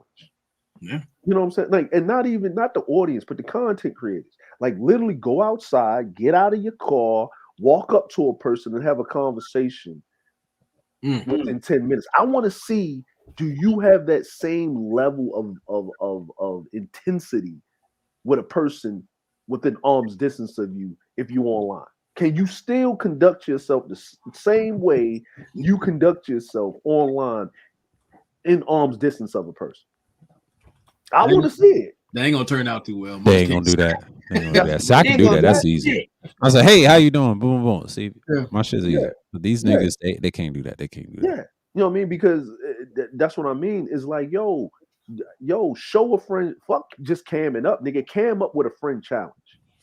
There you go. You know what I'm saying? Cam up. Like, do you have a friend in real life that can vouch for you? Like, you know what I mean? Do you have do you have relationships in the real world more than in the fifth dimension of cyberspace? Like, yo, the metaverse, Zelle and Cash App. Yeah, there you go. There you go. Hit my Cash App, Bill Artish. Hit my Cash App. Hit the Cash App. If you don't got Cash App, hit my Zelle. Hey, put me. Hey, listen. Put me on the front screen. Put me on the front screen. You know what I'm saying? See this right here. Kevin got y'all money. This is Kevin right here. He got his legs crossed. He's holding the goddamn. She's got your pot of gold. look at him. He got it. Yo, y'all mad? Y'all gave it up. You know what I'm saying? Y'all had him over there. Y'all run around. Y'all scream, hit the link, support your interests and shit. And you ain't take none of that shit. You ain't invested. You ain't make you came up with all these ideas, but it takes nothing to get an LLC. It takes nothing to take your logos and send them to BMI. BMI is free. You know what I'm saying? It's free. All of you motherfuckers right now, right? Like, here's the thing. You sell your YouTube channel to somebody, but here's the thing. You didn't own it in the first place because you didn't have an LLC behind it. You didn't copyright it. You didn't motherfucking trademark it. Once you put it out there in the ethos or whatever, if a person goes running and fucking snatches your shit the fuck up, nigga, that's business. Nigga, why you think, nigga, we on motherfucking, what is it? You know what I mean? We on like AC and shit instead of DC current or something like that, bro. Why? Because Tesla didn't fucking copyright his shit. That motherfucker made a whole lot of shit and didn't copyright a motherfucking thing. Right? You know what I mean? And then you look at old Alexander Graham Bell. That nigga ain't invent shit, but that nigga was smart enough to see a dumb motherfucker when he saw him. Yeah. You know what I'm saying? And then we want to talk about the Pookie and Ray Ray argument. Tesla was an educated lame. Alexander Graham Bell was a motherfucking Pookie or a Ray Ray. Right? See, this is interchangeable. That whole argument is a fucking fallacy because at the core, every man in history, every man when you come out of your mother's womb, regardless of your sexual orientation or not, every biological man is supposed to be, for you to survive past adult to adulthood, you gotta have some Pookie and some Ray Ray in. You have to. You have to. It's in your DNA. The whole educated thing comes after trial and error of you having enough wisdom not to do the same shit again to fuck yourself up. You have to challenge the environment at the very core of it. We talk about this though.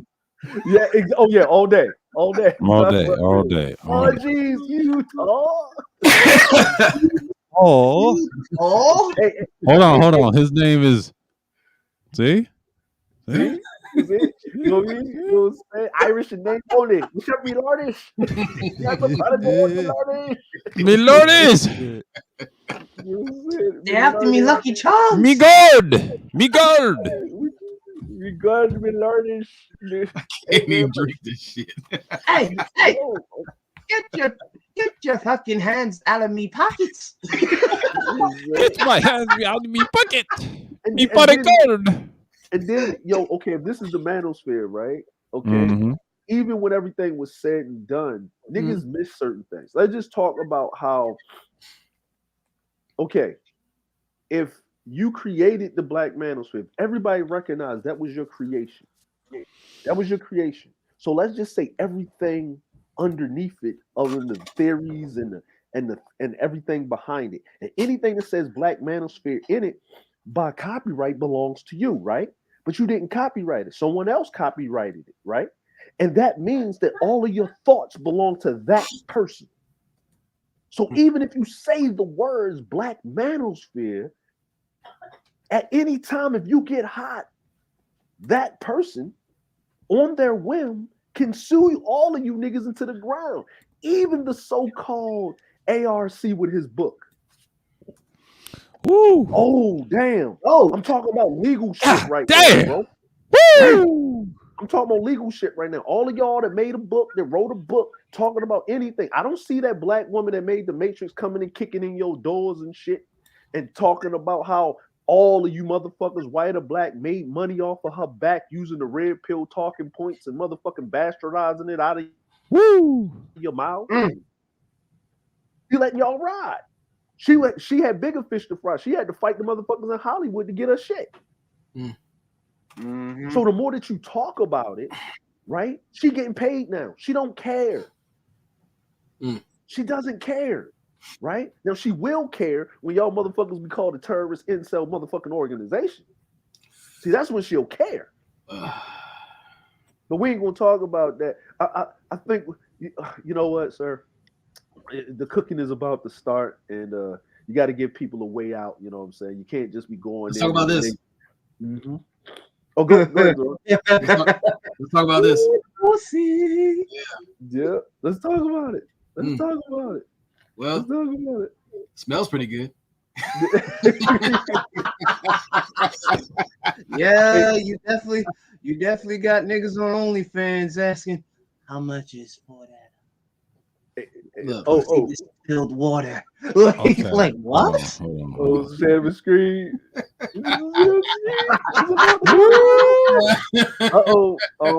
To everybody, you know, this is a petty zone. We're about to enter the Palace of Petty. Yes. You know, if you do not want to be in the Palace of Petty, by the time this is finished, you can exit. No one will hold you accountable. Not over here. We don't want you twerking in the chat room, and all of a sudden you go over somebody else's chat room because they're not. We're forgiven in the Palace of Petty because you got to hold your own nuts. So here we go. You know what I'm saying? Let's do it. You know what I'm saying?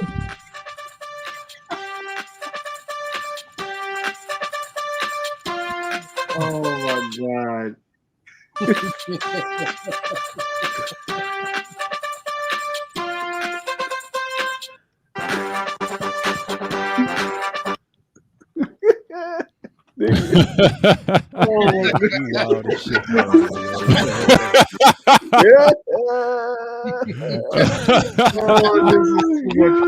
Oh Jesus. Oh my god. This is hilarious. All right, it's enough of that. All right, I'm done. That's just a little preview. That's just a little preview. It's a little preview. It's a little preview. It's going to go down, man. It's going to be hot, man. It's going to be hot. You know? Yeah. I wholeheartedly agree. This shame, blame, and explain hustle, that shit has to fucking die today. Yeah. It's an endless conversation. We understand the hoes are winning. I know there's certain individuals like, well, they're not winning. Well, he's doing the shadow point. Do your thing. Like, I ain't gonna mess with your shit. I ain't gonna mess with your shit. I'm just saying, like, the whole spirit gotta understand. As villains, we don't care. We see the disaster of pettiness.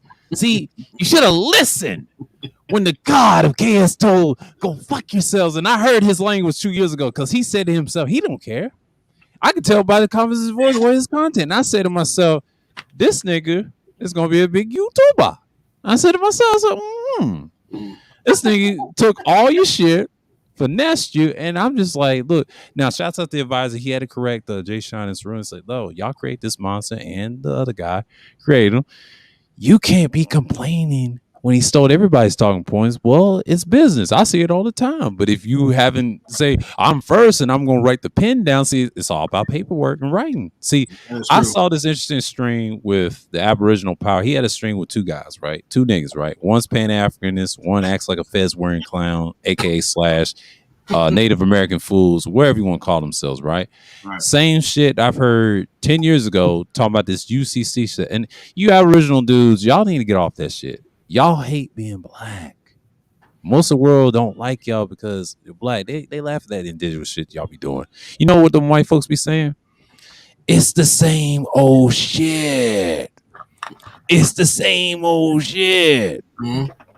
But it's so funny. It's so funny that we talk bad about them sometimes, but it's the same shit when you see in these spaces. I'm like, it's crazy. It's crazy, man. And it's crazy. But like you said, but yeah, the SBE topics, man, it's just going down. And I tell people, man, it's endless. But yeah, it has to die today because you got to do your thing. Yeah. So yeah, it's just what it is. But like the other points I brought up, and the reason I did this I should have did this like last year, but it was on my mind. I said, let me do a topic on this. I mean, this has got to stop. I mean, It was we see time. the pattern. You know, it was time. It was time, and I had to ponder and think about it. I said, wait a minute. I said we need to talk about this. This is a hard discussion. I know it's hard for everybody, and it is what it is. I mean, I know people are going to get emotional about things, but that's just what it is. Well, so you have to understand, farts and feelings don't last too long. So yes, keep pushing. Mm-hmm. Keep pushing. Mm-hmm. he said he sips his mead. No, you didn't. No, you didn't. No, you didn't. That deserves a star. No, you didn't, Gino. No, you didn't. No, you didn't. The Palacin. Oh shit. Oh Lord, I shit. see that y'all are already started without me. Already started. I mean, Captain, man. I mean, it I mean, is hey. what it is, bro. It is. But you know what? It is what it is. It's better if you guys were petty now instead of not being petty at all. Yeah. Mhm. It is what it is, man. Like, I see it all the time, man. But dudes just be tripping. But but shouts out to Eno, the advisor himself, known as Dr. Doom himself, Dre, with the pettiness, with the intro. It's awesome. It's awesome. But it's just what it is. I mean, most people just need to get over the fact that, I mean, that's the points I laid out, the 4 points. I'm just saying, have we outgrown it? And I say, yes, we have. It's about time, and it's time to evolve. And I mean, it's just a topic I just want to come up with. But I say, you know what? I hear this in various places. Mostly I frequent in other places, but I was using the Aboriginal channel as an example. It's no hate towards them, but them two dudes, man, it's the same repeat. And when I see these modern ministry dudes talking about, like, yeah, you're based off the conscious community because it's a hustle, but you add new people and they don't know what y'all talking about. And then y'all want to complain guys like, the dude that's getting worship mostly over at Nikki's. He showed y'all. He finessed the shit out you niggas, man. It's just like I look back at it now and start laughing. At first, I didn't care for the guy. I don't really deep down. But then I said, that's genius how he finessed these niggas. It's genius, and I see what DS1 was saying. Yeah, he's been on that type of tip. Yeah. I'm not surprised. But shout out to DS1 for that good stream he did today. But you know what I'm saying. But yeah, man. Yep, that's how it happens when you don't rely on your foresight. Mm-hmm. And you're stuck playing with your foreskin. Mm-hmm. So all that laying, shame, and explain shit, that ain't nothing but basically it's intellectual circle jerks. Circle jerking? That's it. Yeah. You sitting there, they blaming us. Hey, look, man, you're gonna end up with chafed knuckles and flaky chest. That's all you're gonna do. Yeah. You can't produce shit because you ain't busting the right shit. Yeah, that's right. Or like I normally say in my stream, one tutorer. as I normally say in my stream, how the fuck? Like, if you wasn't happy single, what makes you think you're gonna be happy in a fucking relationship? Better yet, you niggas are single and y'all talking about gynocracy. Shut up with your goofy asses. You all look like sea lion cubs when you fucking cry.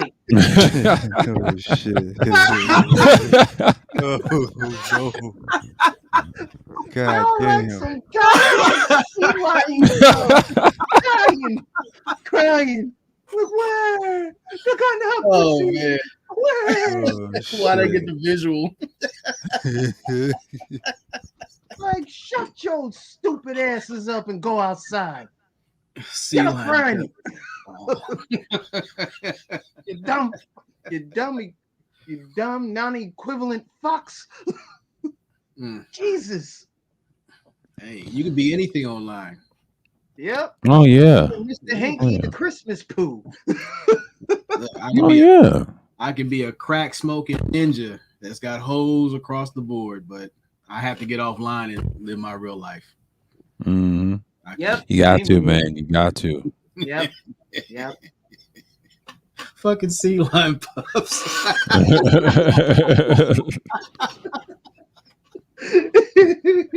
Hey, Kevin said it. Kevin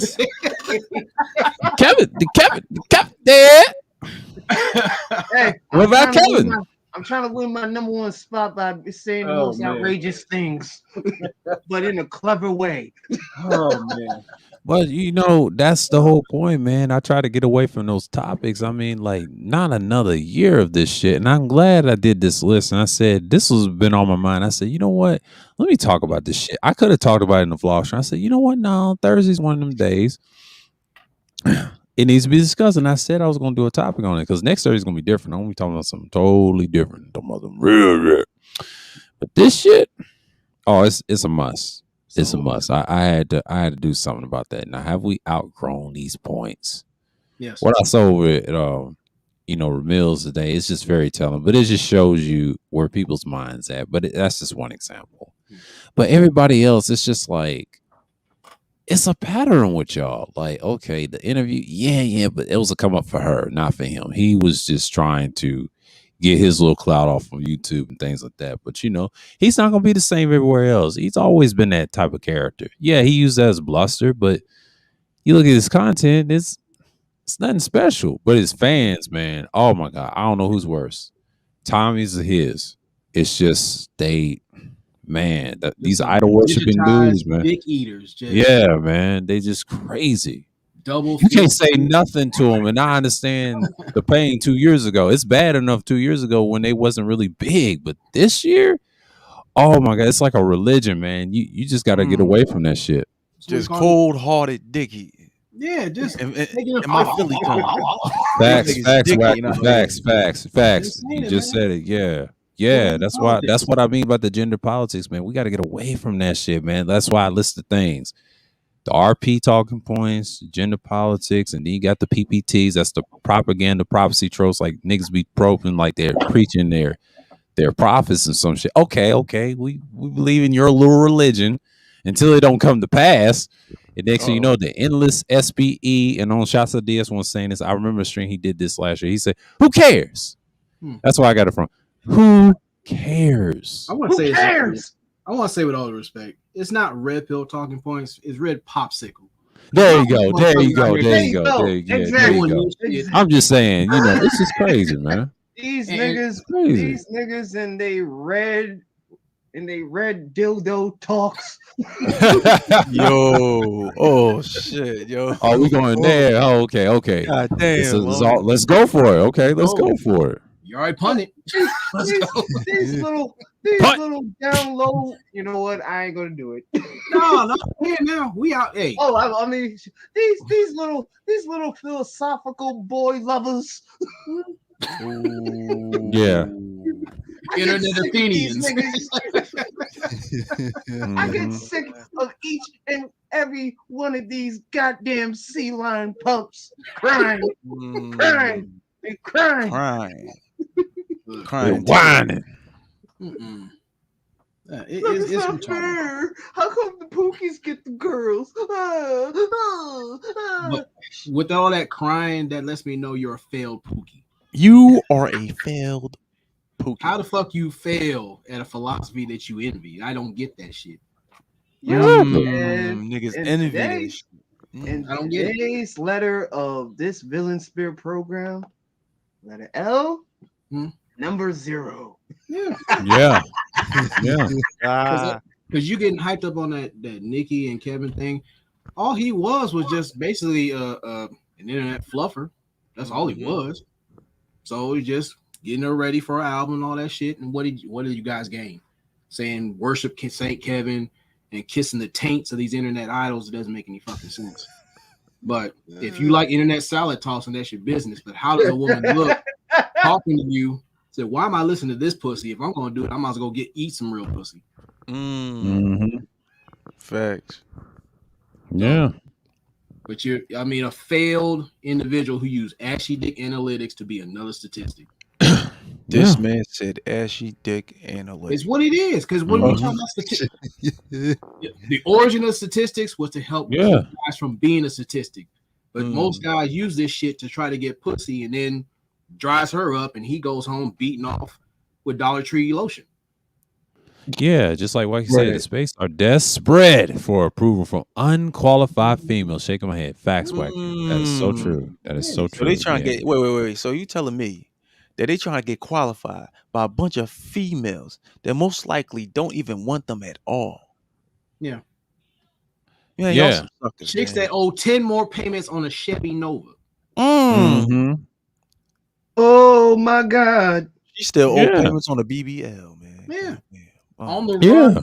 On the run from fucking furniture store that went out of business. Right. They paid the couch off. Oh shit. Paid the couch off. Payments on that. She sleeps on the air mattress, but she got 100,000 subs though. Okay.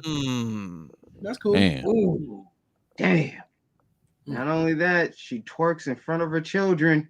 Ooh. Yeah. Ooh. But online, you out here upset because you can't be a cup who's been busted in about 12 times. You want cleanup duty. Wow. God damn. Yeah. Wow. Seen this too many times. You got too many dudes on this cucktastic voyage across town for the faint hope of some pussy. Or he'll get on there and get on DMs and worship a chick and, here's my Zelle, here's my PayPal information. And she showed her little receipts. No, you got 2 years worth of bullshit that you could have put money into a business or copyrighted your shit. Now look at you. Dumbass. So you enjoy getting financially fisted by motherfuckers who wouldn't even piss on you if they had other options. Yeah, and enjoy that red popsicle that y'all niggas love to enjoy. Well, you love popsicle. Pills is a bitter pill to swallow because at least you ingest it for your health.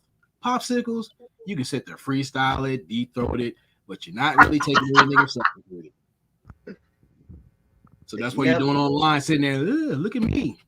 Yeah, we see. Instead of putting that red popsicle stick in that chick's jaw, like, what is wrong with you niggas? We still have to go outside. We get information online, whatever, but you still have to learn more outside the application. That's why they say life is a experience. Go the fuck outside so you can see what's going on in the environment. Yeah. I ain't all trying that to yelling, listening, moaning, and saying these bitches are bitches. Say that in the public session. Watch you get dog walk down the street. They ain't ready for that. Nope. They ain't ready for that. You chicks are hoes. I've seen some chicks beat the shit out of dudes. Yeah. Oh, I seen it. Oh, I seen it too. Oh, yes. Beat the shit out of niggas. And some get in this space to talk the most shit, and some of them are getting pegged when they log off. Woo! They ain't ready for that conversation. Yeah, and understand them hoes talk. Yep. So he let his. So he let his. Next thing you know, they get aired out, and it's funny when they expose to. No matter what sectors in any sector, they out of there. You know what? No matter how many times a female may twerk on front of her children, you have to sit in the imaginary negotiation table with them for their submission. You know what, Wacky? You know what? You got a valid point. Yeah. Yes, with their little invisible table, like this, yeah. This shit was. This is my table. What are you bringing to my the table? This is you too. You don't have Like, they don't have a this shit table. You got a was- milk crate. What? A little crate. Oh shit. like this was cheat bay. Like, how many times you cheated? I lost count. No, man, you have to have a program for yourself. If we're talking about anything about relationships, you have to have a healthy relationship with yourself, knowing what you will and won't do, respectful boundaries, teaching people how to treat you and otherwise, and have a direction in doing something. If you handling your business, fucking the shit out of your purpose, pussy ain't gonna be your problem. But when pussy is your purpose, you're only gonna be the tampon. Ooh. So bleed all over that. Woo! I said that. That's why it's checkmate. I'm going to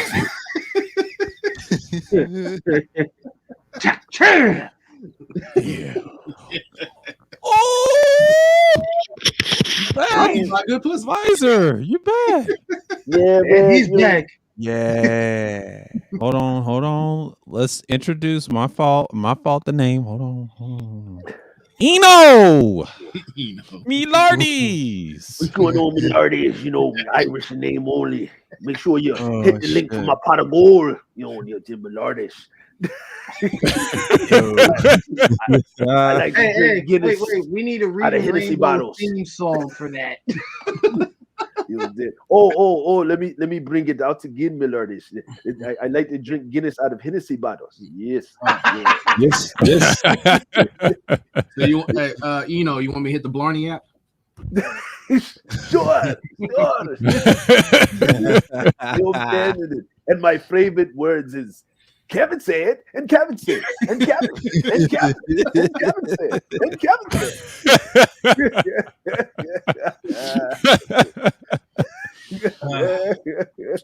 What about Kevin? Did Kevin dead? Kevin dead? What about Kevin? But I like what this fear and a lot of guys moving forward are teaching. We gotta push things forward. Guys gotta get outside in a pose environment, which means that ashy dick atmosphere. You gotta put some lotion on it. Get the fuck up out there and do something. Do something. What do you mean? Like, hold on, wait. Let's see, and that's the thing is like, what are you selling? Like, it's at the end of the day, it's like, what are you selling, right? Like, you know, if you're selling a solution to a problem, you actually gotta show some solutions. Like, even an infomercial shows a solution, right? Like, you look at it. Are you tired of being broke? Right? For $19.95, wake up now. You can sell this thought of nothingness and be on this yacht with these bitches. Nothing. Yo, oh shit. Nothing. You know what I mean? Like, yo, like, Nick, at least when we grew up, you got some lotion from Avon. Like, you know, the Amway did give you some toothpaste, nigga, when you bought this shit, nigga. Yeah. Like, even if you didn't sell it, you can use it yourself. Like, right. You're selling me a product that you wouldn't even use yourself, because if you actually use it and it worked, you wouldn't be up here complaining. Yeah. The only thing I can sell is results. I just like y'all doing your thing, go to the gym, speak to veterans about mental health, talking about practical application, learning from the mistakes I made and owning them, ownership of your mistakes. That way you build more real estate for yourself and beyond yourself. What? Integrity? Yeah. What's that? The opposite of what you're seeing out here. That's why I tell guys it always takes a pussy to expose and control one. You know what? So if you have dick dignity and discipline, you understand you can't always fuck your way to prosperity.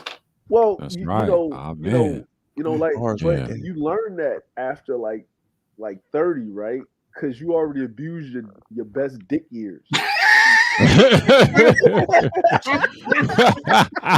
out to Cerulean for saying that shit. Yo, the mighty great Cerulean Gray, the great regime. And Jada Pinkett ain't roll up on no 30-year-old dude trying to chain him in. She went and got August. He was in his best dick years. She need a nigga with a good motor. That's what she. Yep. Yo, no, but for real, you're absolutely right. It's like, you know, when I first heard these guys talking, when I first heard them talking, I was like, okay, like if I hear like Jay Sean talk about certain things, right? Right.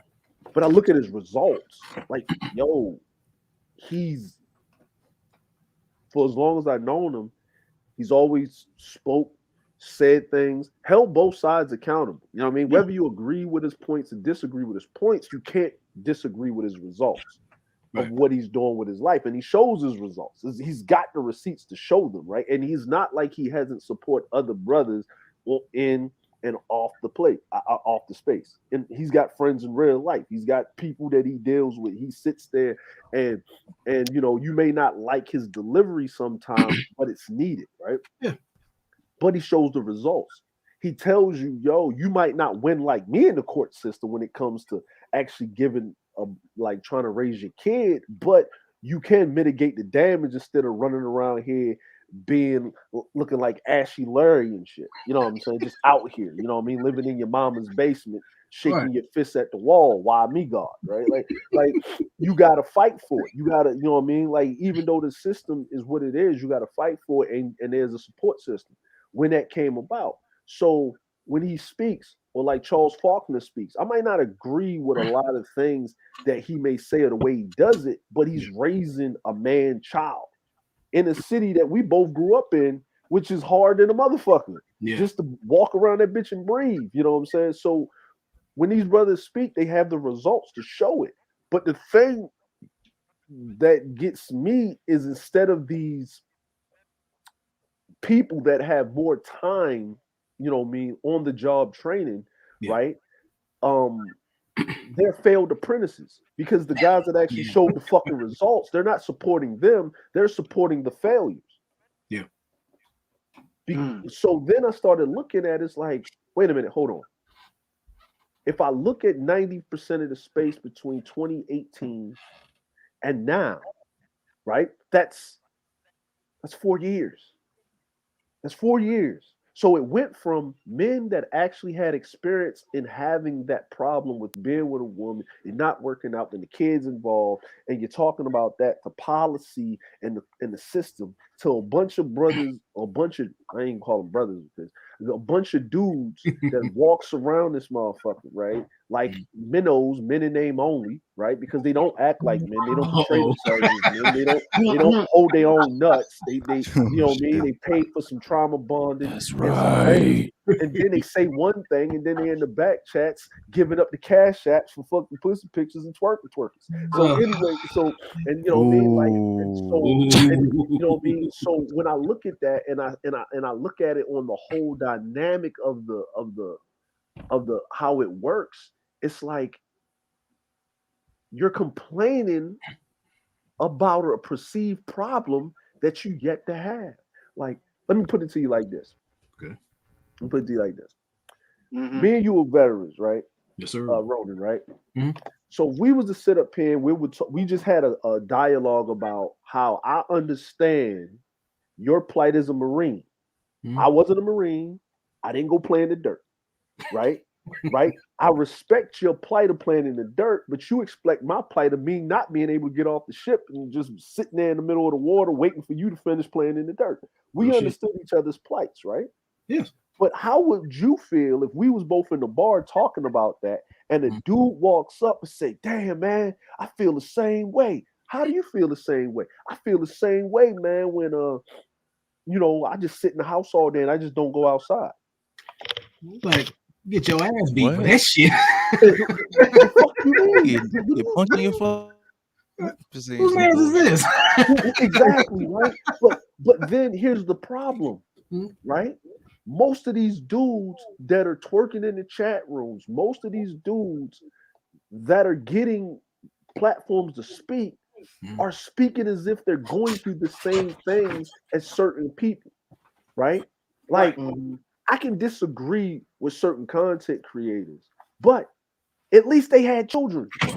They had a relationship. Most of these dudes never had a relationship. No.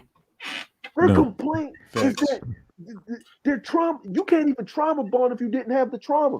Dude, like, Dude, you don't even got listen. This motherfucker like, yeah, man, I know what it feels like, man. I see how you over there cutting your wrist, and every time I try to grab the knife to cut my wrist, I can't do it. But I'm I trying to feel, cut my I nuts feel the off. same. What? I You're see not your even. problem. I'm So you, bleeding out. Ah! They so basically Yo, complaining for it's like, attention, thank you. attention seeking ass motherfuckers. yeah. Yeah. And then, Mhm. okay, then we go to the Pookie and the Ray Ray argument, right? Mm-hmm. The That Pookie shit. and the Ray Ray argument never started with men. It started from the women. That's a feminine thought process. Mm. That's That's right. those Sir. women complaining about being pumped and dumped over for picking the fucking Pookie and the Ray Ray and giving into their natural thing of being want to be protected because the strongest motherfucker at that time with your pheromones and your hormones raging is who you're going to pick. You're not logical. Just like Right. the dude picks the chick with the fat ass and not the chick that's a better wife instead of hoes. Hoes is winning. Short term. Mm-hmm. And like Yeah. hoes. Short That's what it term. is. Yeah. You know what I mean? Not thinking. Hormones, like you said, not having dick agency. Yep. Right? You know what I'm There you saying? go. Yeah. That's what it is. So now those women were complaining. Then it morphed into the divestment of the women that wanted the Pookies and the Ray Rays. They wasn't even picked. Yeah. They mad because they wasn't picked. So that's what the divestment argument is. So you niggas are nothing but testosterone laden divestors. You have a feminine mindset because the difference is women can sit and complain because they nest in the environment. Yeah. Men, if they sit and complain and they get in a defeatist mindset, the environment kills everybody. Mm-hmm. See that's why like do you want to be a man? Like, do you really want to be a man? Like, yo, when are we gonna hold these niggas accountable? Like, yo, niggas is on some straight big mama shit. Like, come in the house, baby. It's hot outside. You gonna get dark now. Yo. Come over here, You sit next you to gonna me. you gonna Right. touch your Right tan. here.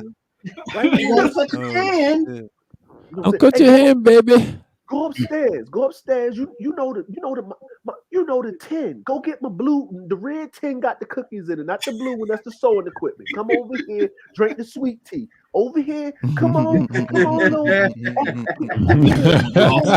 My little red muffin. Come over here right now. Come on now. Now sit next to here. Don't drink this sweet No. tea.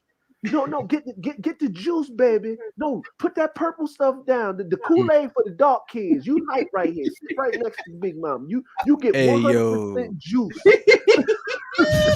Juice. Nigga stupid. Nigga, man. You know what Oh, I'm saying? Like, and I get what you're saying. The thing is, like, Yeah, even go if a dude is, because there's some guys that we sitting there listening to now. I mean, listen to us now, who are outright homeless as they see it, they hear this. Literally, Yeah, that's homeless. true. That's The true. thing is, like, if you really about a man, about your shit, you gotta be sick and tired of being sick and tired. I gotta get up off this shit. I'm sick of this environment. I need to change my shit. I gotta do what I need to do. If it's in increments, so be it. But you gotta keep moving. Sitting here and allowing yourself to be neutered and bitching about it, no one can take you seriously because it's so you gave up. Mm-hmm. Exactly. It is, man. That's so. Like, It's so true. Yeah. You know what? All of us probably went to school with a guy, right? Like a guy. Right.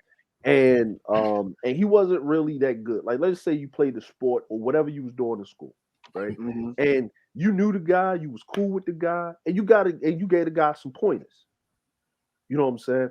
And then the guy took those pointers, but he still worked hard. And you went on, like, life changes, shit happens, and whatever. But this guy kept on it, laser focus, right? And he took your pointers, but he took other people's pointers, right? Which took him from one level to the next level. And then you sitting around in the bar full of those same other guys that met him at that different point, and y'all watching him, right? Y'all watching him. You know what I mean? Watching him on the Super Bowl. Yeah. Do his damn motherfucking thing. Yeah. Right? And you seeing him win. And what men usually supposed to do is they'll sit around and say, yo, you see old dude? Yeah, man. Yo, I met him back in such and such, man. I remember, man, he was having this thing, but you see that spin move, man? Like, yo, I helped him with that, man, but he perfected that motherfucker, right? He's like, yeah, bro, yeah. I helped him with the little, like, yo, he had problems with his lateral movements and shit. And then blase blah. And, you know, he was in camp, man. And then after camp, bro, he got better at it, man. Yo, he's the best defender in the league. And then you see all of these people going down and through and saying these things, right? Yeah. About this guy. Right? Now they can say, yeah, he fucked up on this game. He wasn't doing his best. Or, yo, he did his great on this game. But at the end of the day, just the fact that your interaction with that dude and he took it and did something with it that was plausible and took it to a level, you supposed to say to yourself, you know what? I might not can do what he's doing, but I can shift it to something else because that means that whatever I showed him, he used it. You know what you get on this side of on that side of the space over there? But Kevin said, the reason why Kevin is successful is because he goes outside, nigga. That's why he actually has to be able to collab with other people. You niggas can't even collab with yourselves. It took you 14 years to get a group of over the hill fucking nigga look like a fucking diabetes convention. Like niggas needed oxygen tanks and shit. Like you got a nigga with a motherfucking like a World War diabetes. Like yo, the nigga look like yo. How you never been in the military but look like you just came from Iraq and shit, bro? Look at your shit, bro. Damn. And then you listening to this nigga. He ain't got no kids. He ain't have a relationship long enough, right? And no wins. No wins, all losses, bro. All losses. All L's. Here's the funny part about it. Here's the funny part. If this dude has no life experience in successful relationships, then why in the fuck did a magazine that's built off of talking to women have a conversation with him and not y'all? You know why? Because he knows how to be presentable. He knows how to actually have a conversation to a point where it's coherent and he ain't flying off the handle like a fucking invalid fucking lunatic like the world owes him something. You know what I'm saying? At least he understands that he is so much of a dysfunctional derelict that his gene pool shouldn't go into the next motherfucking generation. At least he understands that. At least with the very minimum. And he even said it. Y'all got to move on. Y'all got to get over this. I say maybe having a bad hip and sitting in your own juices and shit. You know what I mean? One day it'll make you realize that dying alone is a bad thing. Maybe having a fat broad that can pick your ass up as a nurse and wipe your ass and having, pissing the bottle on a live stream. But we ain't gonna get into that. We ain't gonna get into that. Yeah. Oh no. Yeah. Oh hell, let's go. We are not going to get into that, folks. Da, da, da, da, da, da, da. But this is what I'm saying, man. Yeah. This is how bad it is, bro. Like it's getting to the point where people spend most of their time listening to this. It's like everybody's listening, right? I thought we was leaving, right? I thought we sold the shit and we was leaving to go do something else. Why are you back? You sold it, right? You trapped everybody in the hoes is winning. Everybody's arguing, fighting over scraps. Then you sold, and then to prove your point out of spite, you sold it, right? You sold it to the women, right? Just to prove your point. And then listen, bro. If I got a movement, then the dude is mad. He fucking throws a pipe bomb in the whole movement, right? Gives everything over to the enemy, then the perceived enemy, then comes back, and then starts a new channel. And the first thing I do is go snuffling, duffling up underneath this dude. I'm talking about Ramil. If you didn't understand what I just said. Yeah, I understand what you said, Advisor. Go ahead. Since I need to be more direct, since y'all niggas is motherfucking goddamn remedial. Go ahead. Started an argument, Go in, man. right, Go in. that the hoes are winning, right? And y'all disagreed with them, then got up there and said, bro, I can't publicly admit that these chicks are winning. Then you are denying reality. If there's anything, you said it out of your mouth that you can't, just to prove your point, that you're not going to concede to a point. If you don't concede to a point, how you gonna get the solution? So you're not solution-based motherfuckers. You're just trauma bonding niggas. So then when the dude proved to you that the hoes are winning and that men grab power and women are giving it, literally, because even when he did sell it to the woman literally said she had to get the permission of her husband for her to buy it. So by proxy, did the hoes win or did the man win because he got the final laugh at you niggas? Because she wouldn't have brought it unless she got his exact permission. And not only did he say you can buy it, but you will take my instructions on how you will buy it. She said it out of her own mouth. So what you've been showing is the difference between effective leadership versus flaccid fellowship. There you go, right? There you go. And then after he done threw his hands up and said, fuck it, his partner in crime couldn't take the heat because he had to pick a side. So he said he doing all this shit on your Patreon and he going in the car. Then that nigga comes back. Then the other nigga comes back. And then y'all go running, snuffling, and duffling because the enemy of the state right now is the dude with success, which is Kevin Samuels, because he can sit in front of a woman and understand that at the end of the day, it's not the woman, it's the men that's behind her that will fucking DDT his ass into submission if he don't hold his fucking L. And then right after he does that interview, he's up there doing an intro with a man where he's sitting on the other side of this dude, which y'all been talking about the whole Sierra and Future shit, and he's sitting over here letting you niggas know you 35 and over niggas need to grow up, stop looking like this derelict nigga over here, because they about to change that shit. You need to look like me, more presentable. You need to come out here and actually have a conversation. Right now, he's going to be on his Derek Jackson, Steve Harvey, Woman Dialed Loose, TD Jakes, get your shit together because these bitches is paying me. You niggas ain't paying shit, bro. The nigga Kevin make more money on Instagram off of them chicks fucking hitting them cash apps and shit. That's right. And he about to get a show. He's gone. Stop talking about it. It's over. You're crying about the nigga like how your baby mama left your ass. Same shit. Just let the shit go. Move the fuck on. You That's had right. an idea. Let He that shit perfected it. die. You know what I'm saying? Like, Let it listen, die. if I have an idea and I say, sir, this is my idea, and sir listens to my idea, but sir actually takes the idea and he puts some money behind it and he works on it and he perfects it and then it becomes fruition, right? See, architects are idea-lated niggas, but engineers are reality.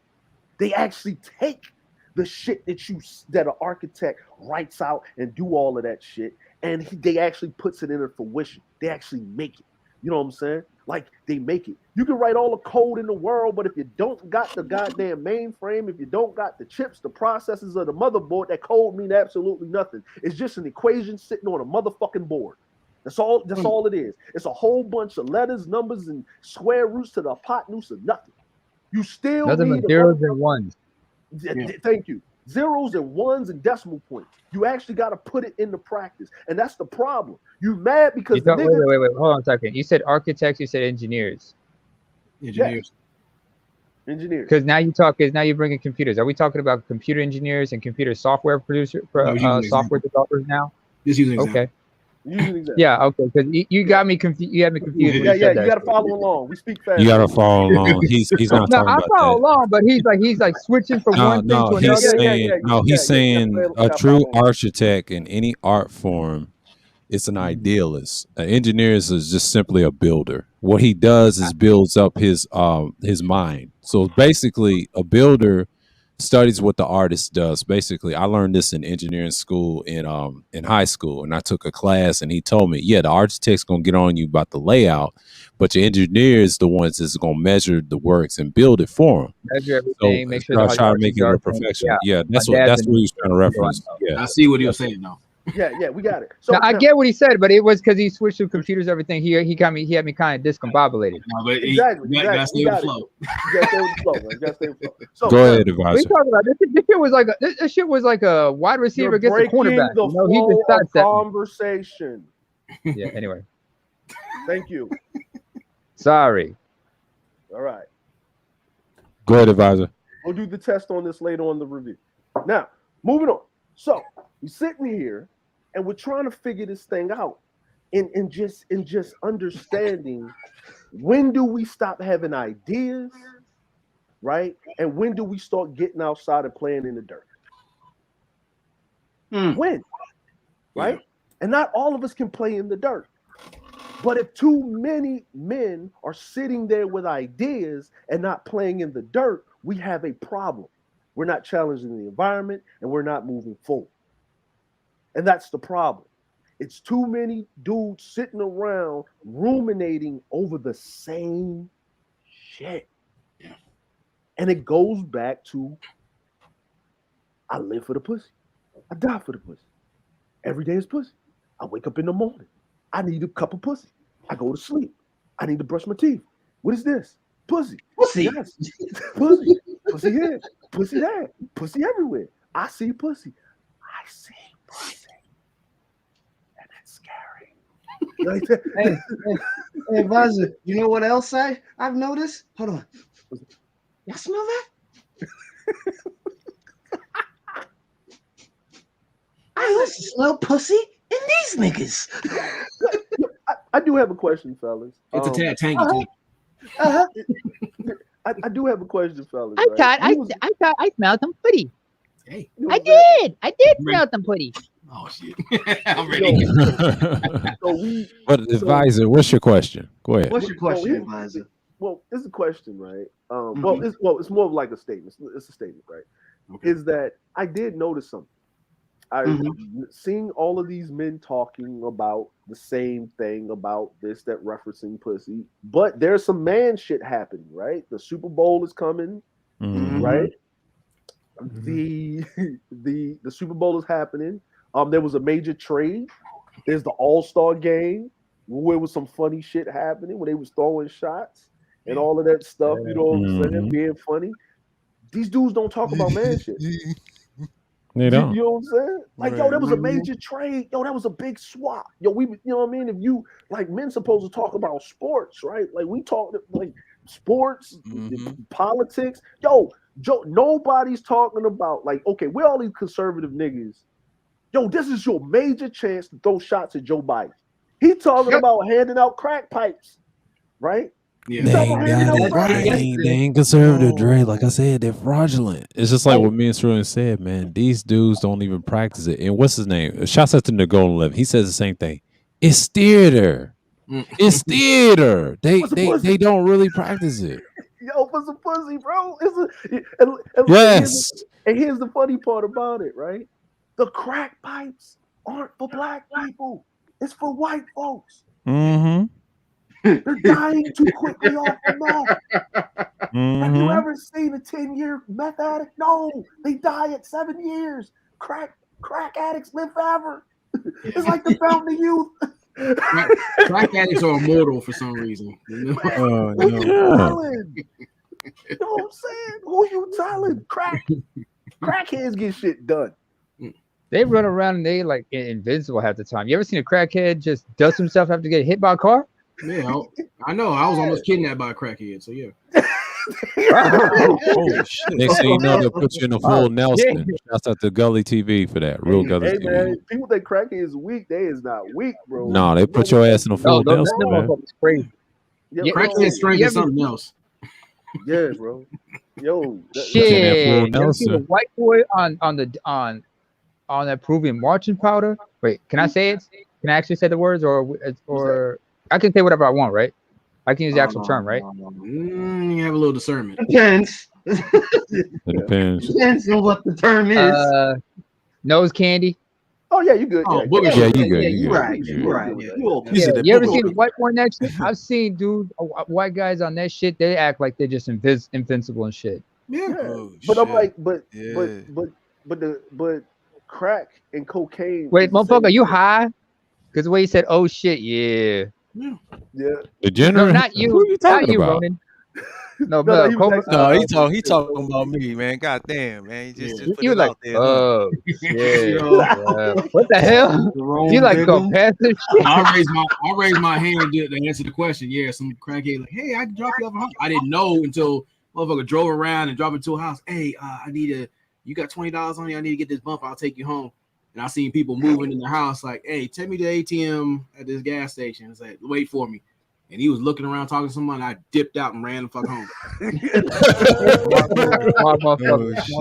Oh man. I said, "No." You know when you fucked up, right? Yeah, Never accept rides from strangers. Didn't your mom ever tell you don't talk to strangers? I knew that. I was just like going on like, who am I talking to? All right, this is a chick. I'm like, okay. And this bitch was sitting there, "Man, what the fuck are you going?" Like, you know what? It was about that pussy, was it? No, it wasn't about the pussy, no. Listen, was it? Oh, okay, better not be. Listen, I'm gonna see. Here's the thing: a lot of people don't understand, right? Uber, right?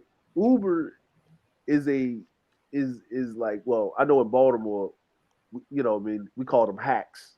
You know, what I mean, you call a number from somebody that you know. The dude just drive around in the Cadillac and drive you to places you need to go and shit. Don't ask no questions. You know what I mean? You might go to the grocery store. You might go to the weed man. You know what I mean? You might have to go and put one in somebody's head real quick. You know what I'm saying? Don't ask no questions. Allegedly. Greetings, Supreme Elder DJ Music. What's going on, man?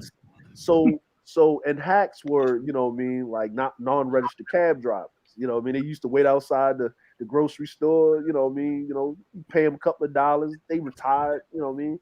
They old pimps, you know, They just still out here. They still out here, right? So Uber took over. So somebody came up with an idea of seeing unregistered. So that's what it was. Back in the day, it was hard for black people to catch a cab. Right.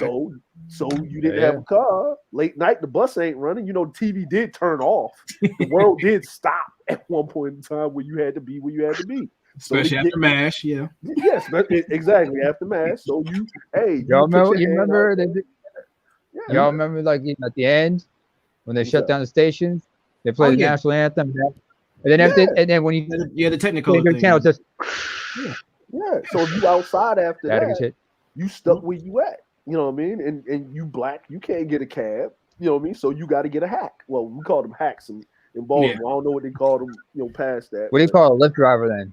Yeah, you know what do you call a Lyft motherfucker? Well, this is before all of that. This is like this before all of that.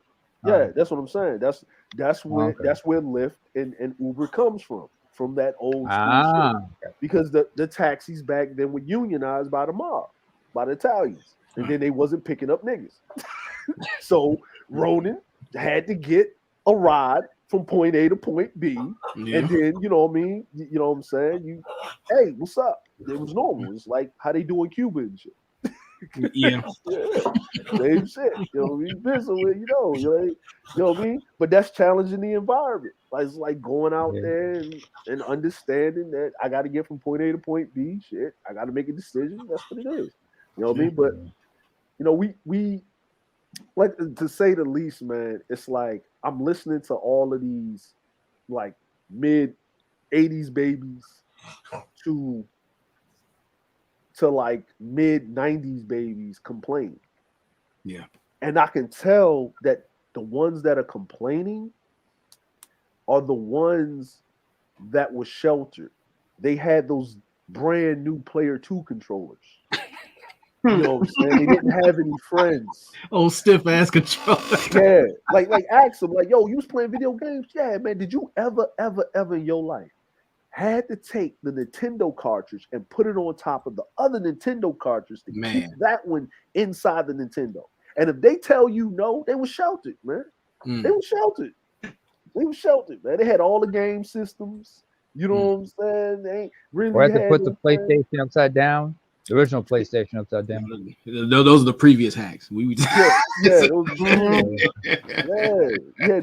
you know what I mean? When you found out that you can play CDs on the PlayStation, they didn't tell you that. Yeah. They didn't tell you that. Right. DVDs, yeah. No, VCDs are VCDs. VCD. Yeah, see? Like, and then you got to think about it. This PlayStation came out in what, like 94-ish? December 94. 95. December, right? So stateside it came out in 95, but officially came out in Japan in December of 94. So so it came out in 94, 95-ish, right? Yeah, right. Around that time. Yeah. Niggas was pissed, right? Because niggas didn't know what RCA cables was. Niggas still had to use the butter knife on the back of the television. Yeah. I remember. See that? Bring it back. Like, you know what I mean? Put that bitch on channel 2, nigga. You didn't have the RCA Channel cable. 2 or channel 3 on some people use channel 3. Excuse me, petty advisor. And your TV had a fat ass on it still. Yeah. Man, Yeah. nigga, you had a Yeah. 40-inch. You needed 3 Mexicans to move your shit. Excuse me, petty advisor, sir. Interrupt here. 3 Mexicans and 2 crackheads.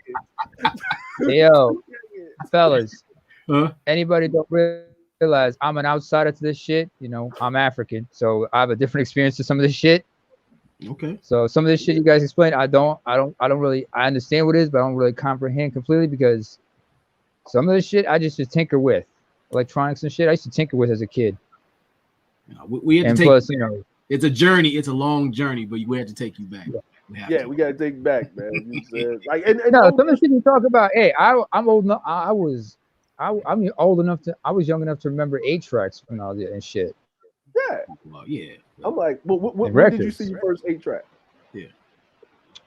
Like, what year did you see your first 8-track? Early 80s, I have to say. Early 80s. Because I'm an 82 baby. 82 Okay. baby. Okay, so like, did you Advise it recognize me. what it was? Yeah, I thought it was normal. I thought it was normal then because I was used to seeing 8-tracks. I remember seeing cassettes, but then again, growing up where I was, you know, cassettes was like the king because, you know, 8-tracks weren't available. You couldn't have records. Cassettes is where it was more common form. Hell, Yeah. I remember I go back. I still remember the Betamax VHS wars. Yo, see, my first cassette videotape was a Betamax. I didn't get a VHS until like what, 91? Yeah. Yeah. No, well, see, here's the thing, right? Here's the thing. All right, check this out. This is a third world motherfucker you're talking to. Yeah. I'm letting everybody else know. Yeah. See, I'm glad that he's saying this, right? Because think about it, right? I thought I was poor until I went to Haiti. Oh yeah. Oh yeah. Right? See, that was like night and day, right? Like I'm over there, like, hey, I gotta do it number 2. Oh, you have to do We'll it. go out in the bush. Right? I was like, what are you talking about? He said, okay, you have your cutlass. I was like, okay, I got my cutlass. He said, go out there. There's a bush. Take some banana leaves, right? Okay, wet them. Yeah. Right? Wet them, right? And you take and you dig into the ground, you know, get some root right there, and you do your number 2, right? And then you cover it back up because we don't need wild animals tracking all the way to the village. All right? You understand? I'm looking at him like, what wild animals were y'all dealing with? Like what? Wait. Like, I'm looking at him like, what type of wild animals are you dealing with? Shit, it's panthers and shit, man. Yeah. It's Haiti, bro. Like, what Haiti? Shit. Yeah. You would get snatched.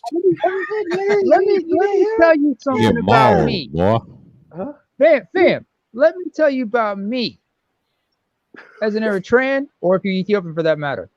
We didn't have no fucking banana leaves if you had to go out in the bush. You got to use rocks.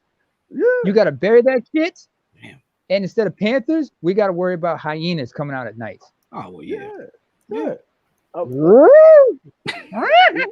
You know you done fucked up. You done fucked up. But I'm saying, like, at the end of the day, you're on an island, right? Versus you over there on the continent with a whole bunch of land. So you gotta, you know what I mean? Like, everybody's got something different to worry about. Like, you gotta worry about getting your fresh water and shit and boiling that shit. And going but advisor, tell him that banana story about that cutlass, man. Like when you told me that oh my god, that stung my soul when he told you that. He said somebody uncle. He said I'm hungry or something. I said, oh shit, here we go. Here we go. Yeah, man. He had me out there sweating, man. We up there walking around and shit. You know what I mean? The sun is out there. Like, I am the sun. How are you? It's just hot. And I'm very hot. It's very hot. Is it very hot? Wait. You know what? Fuck this. Petty, you keep a Haitian accent. I'll do an Eritrean accent for the rest of this conversation. Oh shit. So we out there, and I asked my uncle, right? And I'm sitting up there like, I'm hungry. You're hungry? Yeah. You have a cutlass. I was like, yeah, I have a cutlass. Okay, you have a cutlass. I was like, there's food. Look, there's food in the trees. There's bananas. There's coconuts. There's over there. There's berries over there. Dude, right there. It's like, who does they belong to? No one. He said, go up there and get the bananas. Go get the. I was like, how do I get it? I show you. You chop into the tree. You get your foothold. You go up and you get the bananas. You know, then you bring it down and make sure you bring some for me. Yeah, because you can't just go get for yourself. You got to give for the family. They shame you for that shit. Yeah, you know what I'm saying. So it's shit. It's like, but try going without food for like 3 hours, for several hours. They say, wait, we'll eat when it's time to eat. Until then, suck it up. Yeah, they ain't had that problem. Us too. We ain't got that problem, 80. We ain't got that problem. With us, it's like, yo, eat or they just give you a piece of bread. It's like, all right, you like my cousins out in the village, they would just take this large piece of bread, right? Because we have to learn how to live on very little in certain situations. That's how we drought resistance. So whenever they had to go do some like tending the cattle, something like that, they take like a certain amount with them and some water. And that was gonna be their meal for that's supposed to last them for the entire day or so until they got back to the village. Sounds like the military. Yeah. Because we have a warrior class. I mean, they have a warrior class. Because I know, like in Haiti, they have like the ancient art of fencing with machetes and shit. Yep. Us, we had to learn. They taught for centuries. We had to learn how to go without food for days, food and water. Well, this is the thing, though. It's like, what happens when you're a supposed warrior class is we're about fighting over Pyrrhic victories and pussy. Yeah. Yep. That's not very masculine. That's not very masculine. That's right. It's tragic. Tragic. Oh, what's that t-shirt say? What your t-shirt say? Says toxic masculinity. The whole shirt. Oh. Yeah. But man, that biohazard logo is open to all kinds of misinterpretation. But all right. Well, yeah, but the thing is, like, as you know, the virus is saying, it's like we're supposed to be opposing environment, building things, teaching things. We're not teaching guys about self-defense. We're not talking guys about leadership. We're not talking about things about what men should be knowing, how to treat each other, how to move, not just in this outside the space. First aid, none of that shit. They're talking about the same old repetitive shit, and they're gaining steps backwards instead of moving forward. That's facts. Great leaders, great leaders. That's what's supposed to. Yeah, like my man, like our fellow brother, Sergeant Faulkner, Officer Faulkner. He's always talking about brothers should go into the military and shit, but unfortunately, not everybody's cut for it. That's why I say go to if they ain't cut for it, send them to the ACE. Yeah, you know what that is, right? I have an idea. No, but go ahead and explain. Army Corps of Engineers. Yeah. Army Corps of Engineers. Oh yeah. See, but yeah, I'm like, that's the other thing is that, like, if you can't get into the military, the Army Corps of Engineers don't want your ass. That's facts. That's facts. I mean? That's so because unless you're a foreigner. But even if you're a foreigner, you have to check certain blocks. Like I know. You'll need your mathematics and all of that stuff. You gotta be at a certain level, right? So the Army it's like absolutely. You just basically gave a suggestion of, yo, you can't join the Navy, go be a SEAL. The fuck you mean? The fuck you mean? Like, that's not what I said. Right. No, but that's the level of Army Corps of Engineers. Is that what it comes off as? My apologies. I take it back. Well, engineering, you gotta have the math. I mean, you can't even give it to the service. They don't even want to look at you like, man, fuck out of here. Or something like that. Or some shit like that. Or going to like, you gotta have the proper math skills to build shit. Now, if they see it or the test is good. Even if you do the testing is good, but actually doing it, like the actual engineering, like I would say, like woodworking, that's small engineering, that's like building shit, right? But when you actually do the actual engineering work, like the metal and cutting the size and the measurements, like a geometry, not no algebra, that's small shit, but I'm talking about big shit like geometry. You gotta get technical. Yeah, you gotta be loose like that. You gotta know some calculus, geometry. And what did the grandmaster say? Integrals, like he likes to say. He said that in one stream, the shadow point. Yeah. He says some shit like that. That's how you get in there. And then here's the other thing. For example, like say Some people go end up working for like defense contractor companies and such. Possibly. You know? Yeah, possibly. Lockheed, and shit. I know my advisor. What you about to say? As you were saying. Yeah. No, you know what I'm saying? Like basically what it was is that and here's a reason, here's another thing. You're not, when you're in the Army Corps of Engineering, you know all of that, you gotta know that. But then you gotta be able to, on the spot, like, yo, the generator's out. We gotta get this shit fixed. Hey, grab that bamboo over there, grab that rock, make this fulcrum, do this. You got to be able to do shit and improvise and get the same almost level of quality with next to nothing. Yeah. Also, so if you can't challenge the environment on a basic level as being in the regular military, right? You know what I mean? Where they're taking boys and turning them into men, you can't. That's a higher level. Like people don't understand certain things. Yeah, that's why the Army, the when you say the Army Corps of Engineering, everybody stop and pause and like and give them their respect. Like, yo, nah, man, like that's a whole different level. That's like being like a fucking ranger, a SEAL, parajumpers, the PJs. Yep. Yeah, bro. Like yo, and even if you're not a SEAL, like that's like being fucking like shit VBSS, fucking SWIC, like divers, you know what I mean? Like explosive units, fucking the dudes that get most of the action for the special forces is the insertion and the motherfucking recovery units and shit. Yes, sir. You know what I mean? The motherfuckers that's on the boat shooting for cover so the SEALs and the special forces dudes can get out or run diversions and shit. Like, so Army Corps of Engineering is they got to get dropped in behind enemy lines and set up certain functions or blow up bridges and shit and know the points of where they just blow up the bridge. They can't just make it look like someone blew it up. They got to make it look like it was a natural thing, or so the enemy won't know that there are people behind enemy lines and shit.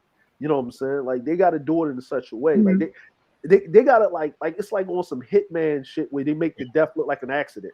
Yeah, like but they're a precision type unit, more or less. Yeah. So I mean, even though I've been trained to do like demolitions, like 0351, like dealing with TNT and different stuff like that, they're on another level. They a little more shit than I do, a lot more shit.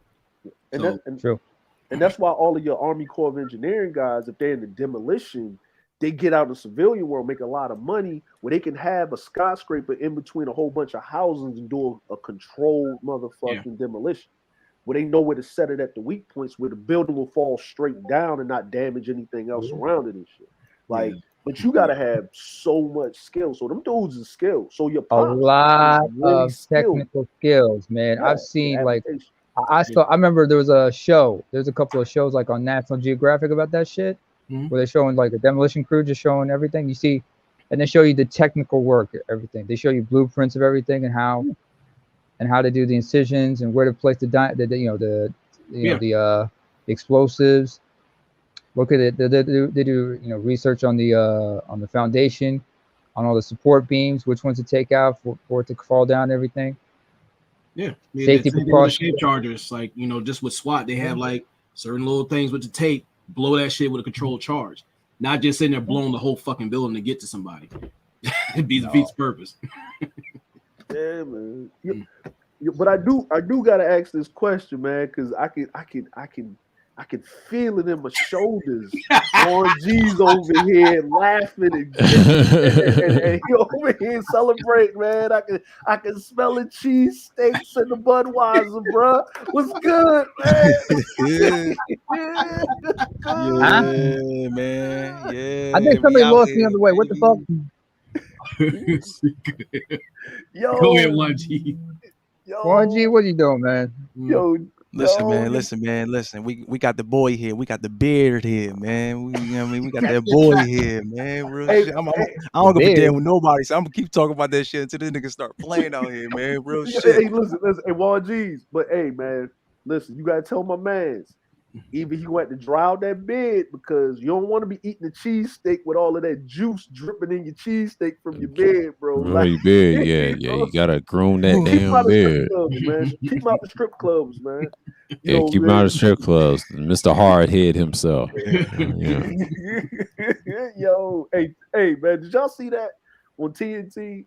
They was doing the draft, the All-Star draft. The All-Star draft. Oh, you gotta watch that. Funny as hell, man. Yo, they was roasting, bro. So it's LeBron and KD is the captains, but KD hurt again, as usual. So KD hurt, yeah, right? Oh, they always roasting. Yeah. Right? And then James Harden was on like the reserves, right? So LeBron kept picking everybody but James Harden, so KD would have to take him, right? So it was like down. It was down to LeBron. It was down to James Harden on the reserves and Rudy Gobert, right? Ooh. So LeBron set KD up. So KD, this nigga was stone faced the whole time, right? So LeBron got the clipboard laughing. So the funny shit was KD was like, "Yo, I need some size in the middle, so I'm gonna go ahead and take Rudy Gobert, right?" So James Harden's the last dude on the reserves to be picked. Now this is a former league MVP, mind you, right? So he the last one to be picked. So Charles Barkley was like, "I see you, KD. You ain't want to play with me then. You ain't playing with me now, right?" Right. So he said, "Well, I guess you get." He said, "I guess you get James Harden, right?" So LeBron was like, "Ain't he hurt?" He said, "Nah." So Charles Barkley like, "Nah, he good." Right now, he put some ice on it. Yeah, he's real healthy now since he got traded. I was like, KD had to start crying. Yo, niggas was roasted on live TV. That's what they do, man. Oh shit. That's funny. That's some funny shit. Yeah, it's been a while since I watched TNT. Yeah, I might have to check the highlights. Hold on, man. Let me find it, man, because I was watching it, man. I was peeking in and shit, man. That shit was fucking hilarious, man. Oh, man. You about to get petty? Man, it's been petty, man. It's been petty, man. Yeah, but there's levels to this shit. I realized long time ago. Oh, it is levels to it, man. Like I'm like, you can't because this dude put it on his channel, but I'm gonna just put it in the private chat and stuff like that. Y'all go check this shit out, man. Yeah, y'all check it out. Yeah, I'll check it out later. Can't be showing shit, can't be having no commentary. They just want you up here crying about women all day. Yeah, crying about gender politics. Like I talked about the SBE, the endless conversation. Like, yeah, we covered everything. It's just like I'm glad I had to do this subject because I was like, man, I was pondering one day and one night, a couple of nights. I said, let me do a topic like this. I want to piss some niggas off. I want to piss them off so bad. So I had to. When you get the black belt? What's up? Yo, so when you get your black belt in piss foo? I mean, shoot. I mean, I've always had it. I'm just saying. I said it too, but I piss certain niggas off for a reason, man, just to spark that conversation. But what I saw over at Ramil's today is very telling. It's the same old shit I've seen last year. But you know what's so funny? You got 3 syllables in one corner in the middle. He was quiet. But my man had him checked. Because I'll never forget what he said to him in March. Because when they call him mud flaps, but see, he got quiet. I don't want to hear nothing. See, I could have trolled him and messed with him, and no. I'm gonna let him suffer because I let them other niggas start roasting because it's so funny. Yeah, you talk all big with your God, Lord Ramil, but soon as somebody put them pressures on you, quiet as a church mouse. But see, I already done roasted him on my vlog stream. I say dudes like that and others cry babies. But you know what I'm saying? Like, I'm just saying, man, like, you looking bad out here, man. But see, don't let that nigga Ramil go off on your ass because he got that teaching like them other niggas, man. Because I know how them niggas go off. Like, 1 minute, they're going to be like, man, I'm tired of you niggas. I'm going to leave old Slayer alone. Because, but my man, he stood there with his little DBZ shit on. I'm impressed. With 3 syllables and everybody, but Ty City's is in there in the cut, like act like We ain't gonna act like that ain't happening. But ARC, man, at the end of it, when I saw that shit, I said, man, I didn't know you felt that way about KS. Well, Listen, shit. man. No. Listen, man. Listen, man. Here's the problem, man. Here's the problem, man. Ooh! Hold on. Let me introduce. Hold on. The name. Easy. Greetings, everyone. It's your favorite villain. That's the fake and the real news for that matter loves to hate. They love to hate me. I freed Little Wayne. I kept Joe Exotic in jail. What more do you want? Oh man, I'm the greatest president that ever been. He's back. And I'm gonna tell you, people, because you all here are my niggas. You are all my niggas. Aren't you niggas the greatest? You niggas are the greatest. Joe Biden wants to give you a bunch of measly crack pipes. But I will tell you this, people. You vote for me, 2024. I'm going to give you the actual crack. Get this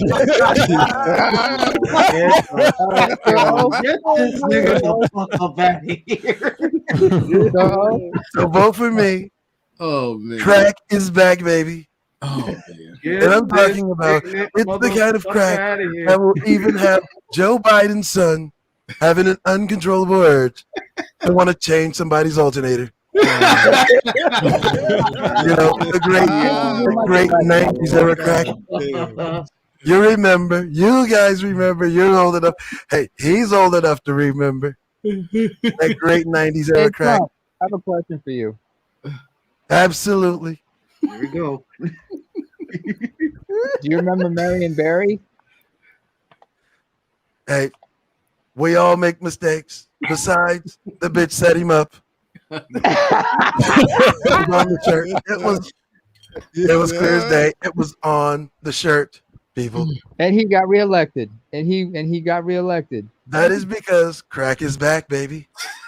You know what? I remember Chris Rock brought about. He asked about that. He said, Chris Rock asked a very important question about that reelection. He said, "What was the other motherfucker on? Smack? Fuck crack, do smack? Is that what was going on?" The real reason why Marion Barry was busted in that hotel room was because he was fucking one of those officers' crack whores. That's the real reason why. Oh. That's not a conspiracy. Oh man.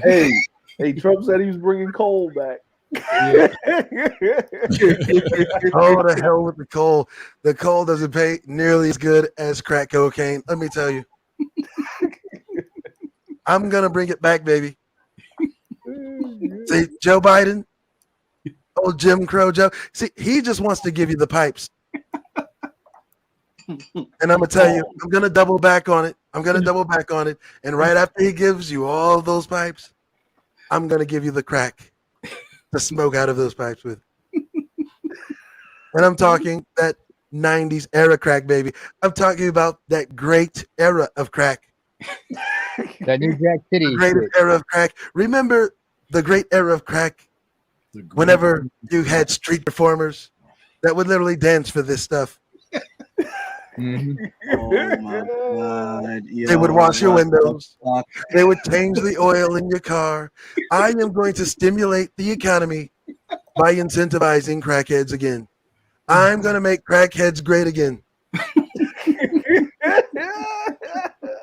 Oh my God. Hey, you know what?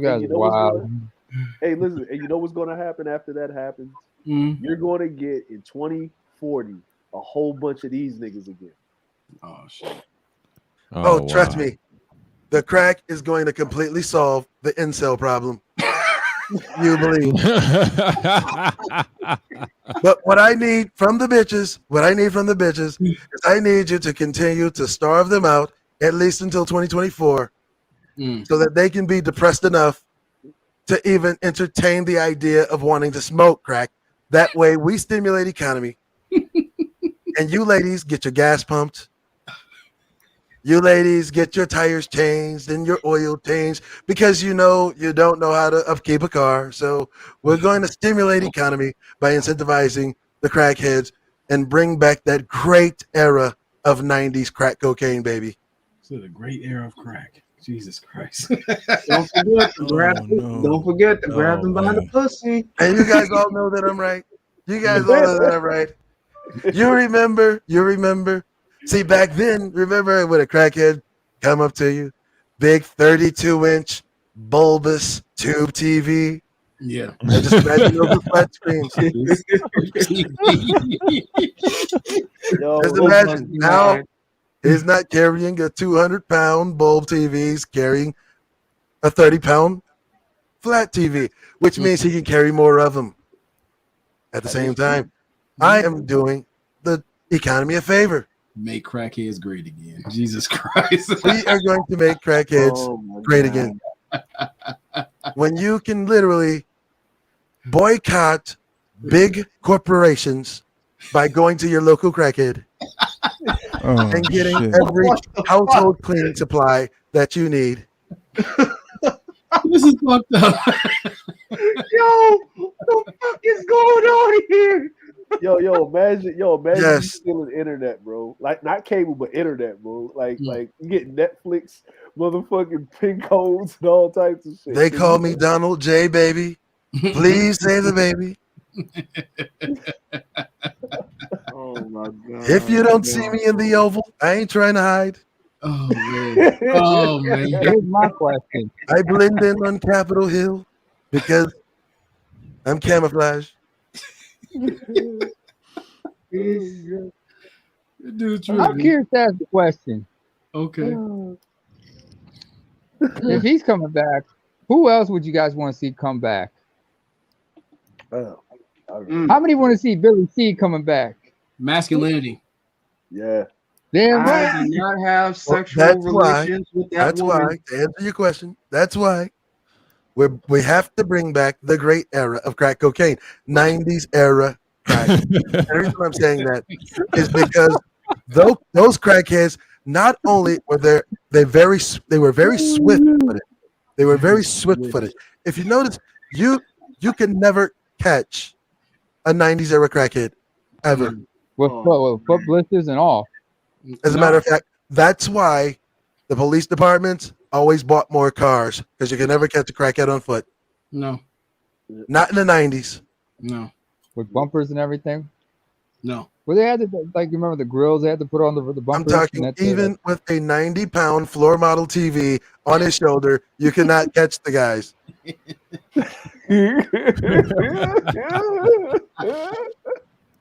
You realize how callous their feet were? Oh my lord. Man, if back then, if you had a crackhead barefooted in the middle of winter, you could not catch that motherfucker. Nah, man. See, No, you this can't. is the- I mean, look at Joe Biden. You could tell he was on crack cocaine. I couldn't even catch him in the polls. Oh shit.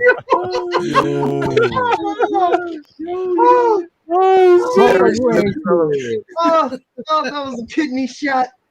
Little shake. Ah. Wow. And they said Only that your don't be former talking about president kidneys with didn't have me. a sense of humor. There you go. Wow. I just proved to you that Joe Biden was on crack cocaine. Oh, yeah. Oni, yo, Hey, don't be joking about kidneys with me, man, because in the part of the world I'm at, especially when it comes to human trafficking, that's one question nigga will asking you. How your Back to kidneys? reality. How your kidneys, nigga? Hey, listen, man. No? Hold on, man. Hold on, What man. the hell? Hey, sir, you got almost 20 likes. Can we get one more like on the stream so we can pay these bills? And I can give y'all a present. Would y'all like a present? You know what I'm saying? No. It's like You the can get a $80 cash app, stack up and match Why up. I hear that this present is very diabolical and foul.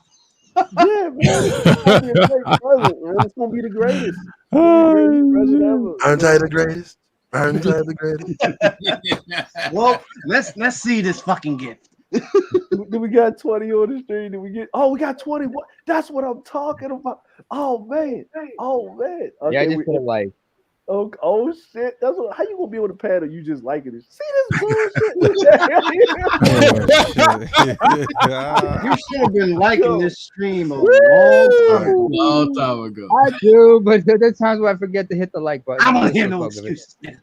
Remind me, I put a dislike just to fuck with everybody. Oh shit! Here we go. Here we go. Here we go. I want to hear it. And Kevin doing good. And Kevin.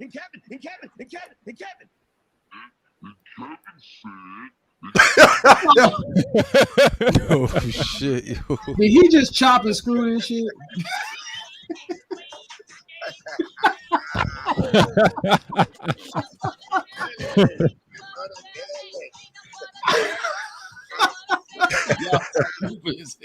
When he grows his hair out. Hey, don't get confused. Don't get it confused. Go back in. Don't get it confused. He didn't grow his hair out. He takes that fucking hat off. That whole hair piece and that beard is coming off with that. Hold on. You gotta put me on the front screen. You gotta put me on the front screen. Oh, my bad. You'll be sir, and you gotta put my name back up there. Oh, you know what I'm saying? I am Irish in name only, Melardis. Oh my god. As long as you don't say idiot, the bra, we're good. Look at me right here. You know, this is why I do not wear anything but fitted caps. Oh shit! You know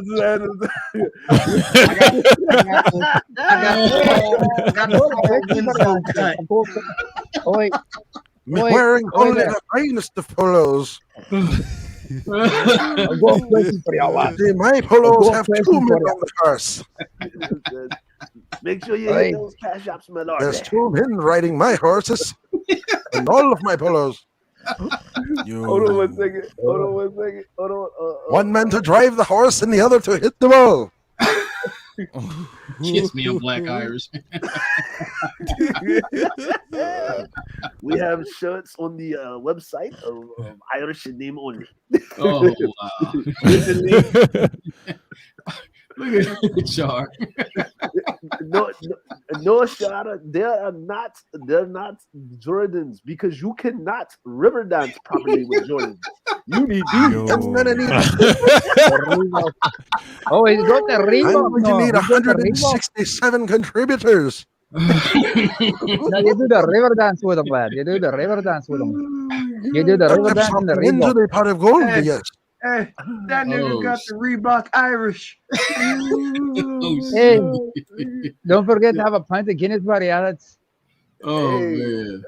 Hey man. You also got the Guinness color Reeboks. Oh yeah. Let me tell you something. If you ever see me with an Irish flag, you're just looking at backwards. That's the flag of Cote d'Ivoire or Ivory Coast. Listen, and if you do not hit the link, there's a person that's going to do this to me. I'm just going to play live reruns until I get the next 100 contributors. Yes. Don't be pulling that falling down the stairs shit on me, you hear? Are you conscious?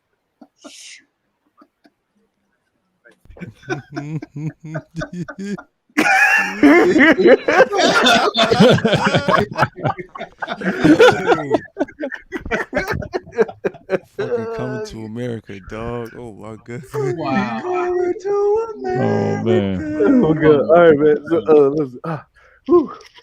Hey, if any of y'all, okay, that's perfect. I'm glad. Okay, y'all can come back now. We don't want to stop hiding now. Y'all can stop hiding now. You know what I'm saying? Y'all can The more that are in the chat here are already subscribed to the page. I need all of you that are already subscribed to hit the cash app and contribute something to my pot of gold. Matter of fact, we're going to listen to old Irish tunes until you do. Irish, it sounds bloody well spoken. What could it say? Oh, not Sam Goody. Just going to sit here and sit on my heart and look at you like you're crazy. until I get 167 contributors. What is the other people look on them and kills if you feel like that? You know what I'm saying? You know what I'm saying? Fucking glowworm. I love Tarzan. Yeah, like no man, you don't want to play with me like that. Oh, man. Hold on, man. Hold on, man. Yo, I have one thing to say. I'm Could you literally already imagine going through the doing- 5 stages of grief while I'm sitting here looking at you like I'm crazy, waiting for 167 contributors. My cash app has this link. Okay, make it 200, everybody. I just gotta I want say you to go this, ahead right? and put your hard-earned money. I know that we're all going through a hard time in a pinch of this COVID-19, but that doesn't mean that you stop COVID-19. giving to your favorite leprechaun. Hey, don't man. forget the Yo, Omicron, so man. let Don't me forget just the Omicron. let me just say Gonna this, get right? it's a So- bargain. It's like for the next 5 minutes, the next contributors that donate within 5 minutes, I will take off this hat and this beard. One question. I got a question for you. When it All comes right. to being Irish, Hold are on. you more I gotta orange say or this. more green here? I gotta get this off my chest. Can you imagine? No, keep it on your there's a chest. Looks third better. Earth? Can you imagine there was a third Earth and there was like an alternative toaster oven version of AM? What do you mean? What do you There's a mean? There third Earth, already but there's no is. he ain't good enough for second? A man cosplays in every role that he does. Oh, man. Oh, when I met the wee fella, he was a pro-black. Oh, my God. He's a pro whack. Let me stop. That's what the trends be talking. Okay. Oh my Oh, god. wow. I the Oh, beard man. leaves. This is tragic. Right. Remember, Let's- folks, let's this is think not of the Red intellect here. Annihilator Beards over here. Think about And this. goats are not humans. That's Think right. about this. The arsehole literally waits till the last year to try to retransform himself into a conservative. The last year of Trump, mate. Lord What have kind of mercy. idiot? You're a fucking moron. Oh god, man. Oh, man. All throughout most of Trump's presidency, you were a pro-black. Oh, man. This is wild. Oh shit. You were pro-black till the fourth quarter. To switch sides. What madness? What madness? This is Sparta. This is Sparta. And if you really want to think about it, he's more like Joe Biden than he is Trump. Uh-oh. Uh-oh. Uh-oh. Uh-oh. Let me get the fuck up out of here. Real shit. Somebody hold their huggies. Oh, Real shit. All bullshit. Somebody aside, hold their no Pampers. voices, right? This is real shit.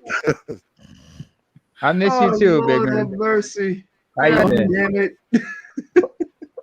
He Hey, We all he gonna literally die. is more like a Joe Biden than he is a Trump. See, Trump, we have evidence that Trump has always faked it until he made it, and he's never backtracked on shit. Which means that even if he was a piece of shit, he has been the most consistent piece of shit as a president that you had. No shit, Sherlock. Now, That's a lot of shit. let's compare mild mannered man and old crazy Uncle Joe Biden. oh, man. Uh-oh. Let's hear it. Goes Good from comparison. Go ahead. Hey, Right. look, before you go in there, I like to do something because we're about to go into a real intellectual petty moment here. Sharing the screen. So Hey, baby. God shall look down on high. The petty gods in the building in the villain sphere. All hail Grayskull in the building. This is my official.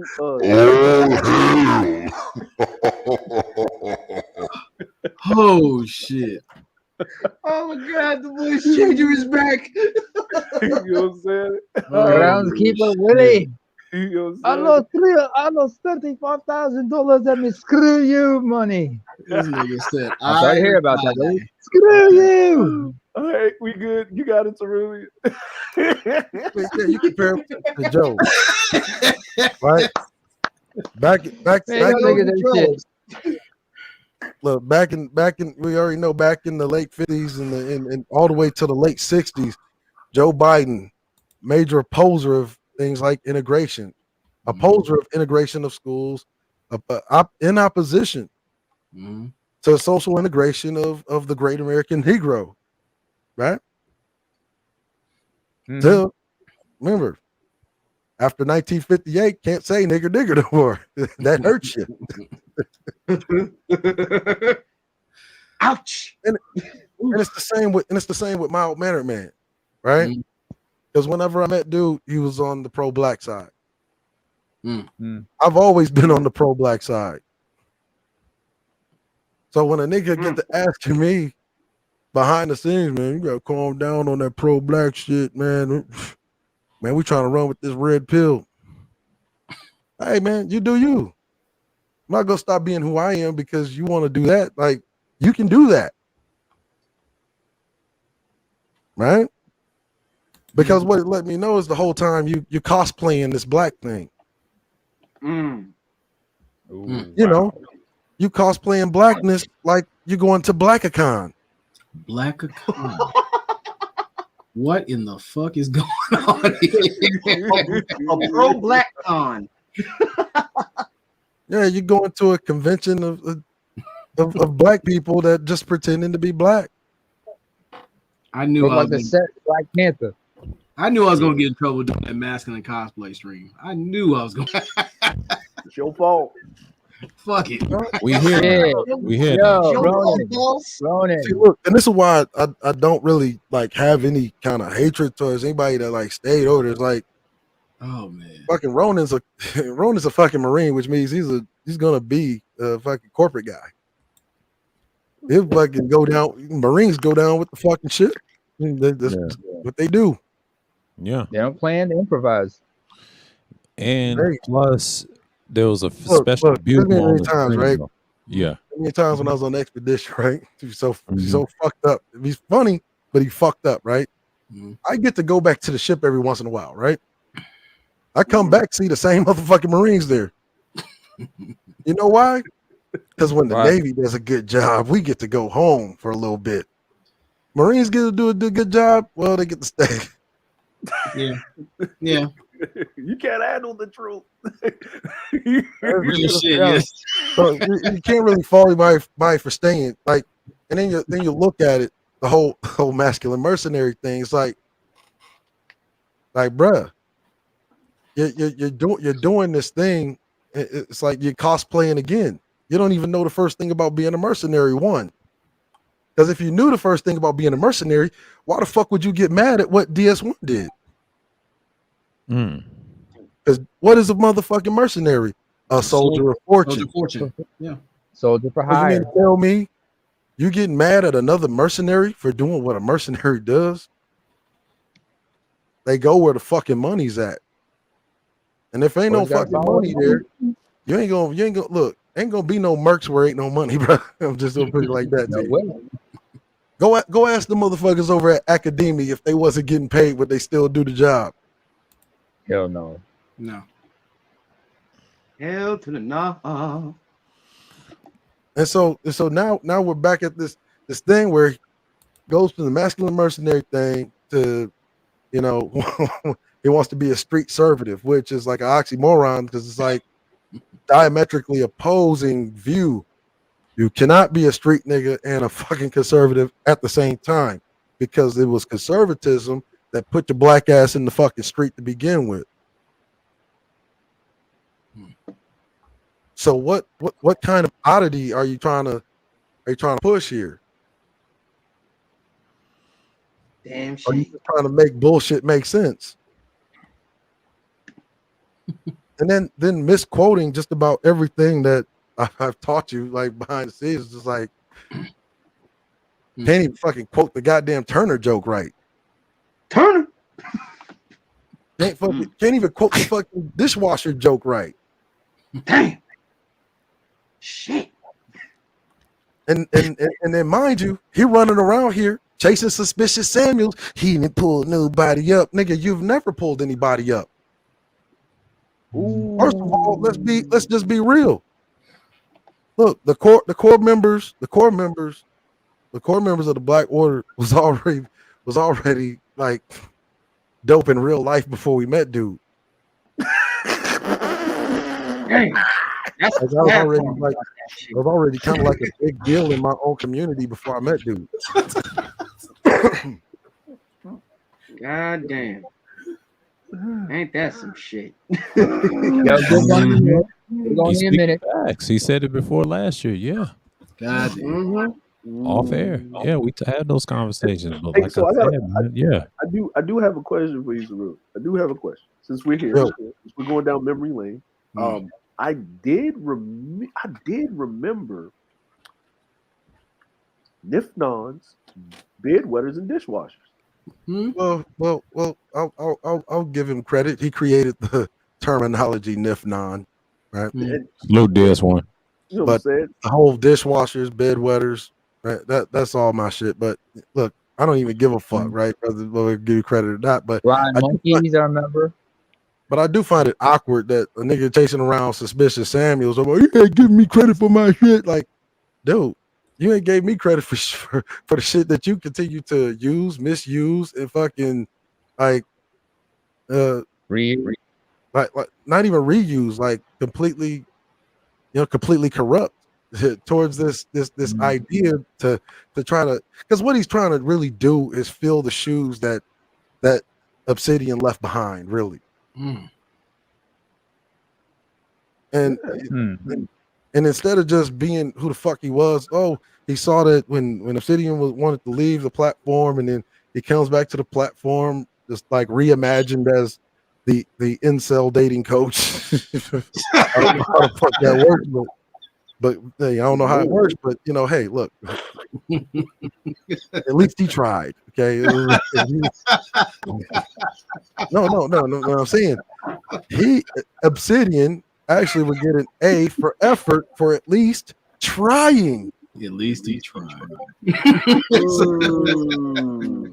See, even if he's wearing a nigga that's been dead for like 150 years legs, they still fucking tried. Yeah, he went there. He sure did. At least he tried. Outmannered, man. He just didn't try. You're alienating people. First of all, within your own camp, that's already a bad move. You're alienating people that stuck with you, help you rebuild after you keep, crying about motherfucking mold face puke Daxon. Oh wow. Fucking flagging your fucking channel.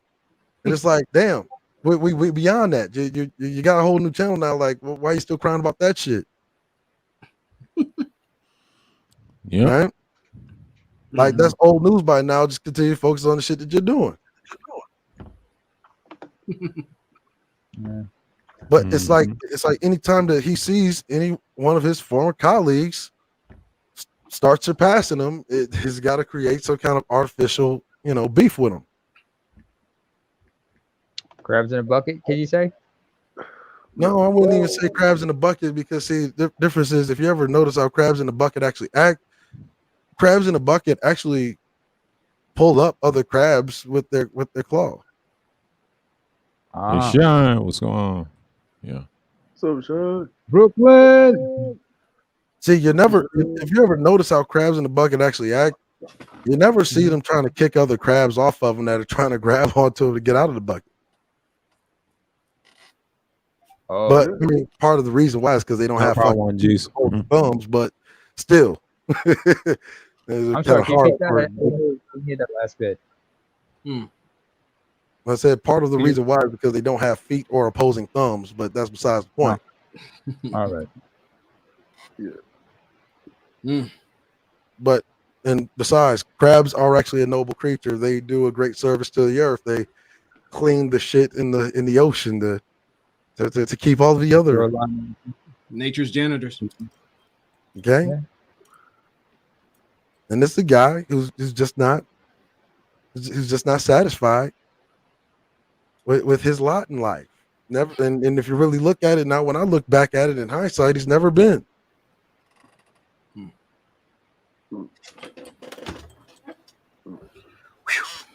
Coddlers and enablers of ain't shitness. That's it. Yeah. Like I showed you all something right here. Like the regime has seen it. I'm not really a stunter like that. You know what I'm saying? But if I showed you what my actual net worth is, and it's like, bruh, how can I be the sucker when you trying to get to my level? But yet I'm just keeping it real. There's other niggas that I know that's got it that I aspire to. Shit, I'm trying to get into Jay Sean's tax bracket. I'm trying to get into Dre's tax bracket. Man, you don't want to be here because then you actually got to pay taxes. That's the scary thing about being that up so high. That fucking taxes. Oh yeah. No, hold on, Surreal. Let me say it again. You got to pay taxes on three different countries. Yeah, look, I get pissed off when I got to pay taxes in one. I know, right? That's why it's real, nigga. Guess who you can't save yourself from? The tax man. I'll just say it like this: America, yes, America can be a bitch sometimes, but it's cheaper to keep her. God damn it. Hey, listen, I'm gonna be honest with you. I didn't understand all of that taxation without representation shit, bro. But since I'm at a certain point in my life, fuck England, nigga. Fuck England. Fuck England, nigga. They taxes over there, bro. Listen, bro. I see why niggas was dumping that tea in the harbor, nigga. Fuck your tea. Fuck your shit. Well, that would be the Hollywood version of the Boston Tea Party. Yeah, they dumped out all of that valuable tea or anything. Yeah, like, they sold that niggas shit took back. that shit and resold it. Yeah, I know, right? Yeah. Hey, they just told everybody they dumped it into the tea when motherfuckers came looking for it. Motherfuckers, they want to look in the harbor there, mate. we dumped it all in the harbor. Yes, we did. It's really, you know that funny part about it is the absolute funny part about it is, you remember that Richard Pryor skit? It was like, boy, what you doing with the oh God, Jesus God, I'm gonna push you on the gold, mama. He said, you stupid motherfucker, you should have sold it back to the nigga you got it from. So he cosplayed with the pro-black thing, not really serious about it. Cosplay with the mercenary thing, don't know shit about being a soldier of fortune. Motherfucking cosplay with even the whole red pill thing. Like, dude, you're telling these young dudes shit that you don't even do. Don't date these single mothers. Shit, that nigga is the single mother champion, nigga. Oh, what's going on, Sean? Mom Ra himself has come. Oh shit, Jason. If you ain't a single mama, you don't want it. You ain't got no kids. Got my face, bitch. Yeah. And where's your fucking stretch mark, bro? Man, like C-section scar, bitch. That's fuck you mean you ain't got a scar, bitch? Hey, listen, I'm gonna be honest with you, right? If any of you niggas up here over the age of 28, right, and you talk about I ain't messing with a single mama, you better, because that's the only way you can verify. Because you dumb niggas don't know what a woman look like that she ain't doing. Well, look, I'll be honest with you, right? I'll be honest with you, right? Because see, we know the financial status of a whole heap of these niggas for real, right? For real, yeah. A single mother might do a lot of these fuck niggas some good, okay? Get them out of their mama's basement. You got your hand up. You got your hand up. Oh, I just wanted to add. I mean, just look at your boy Mal-mannered man. It's marginal. I just wanted to add.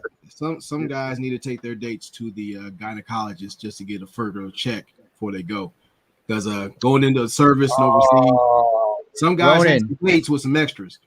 I'm just Ronan.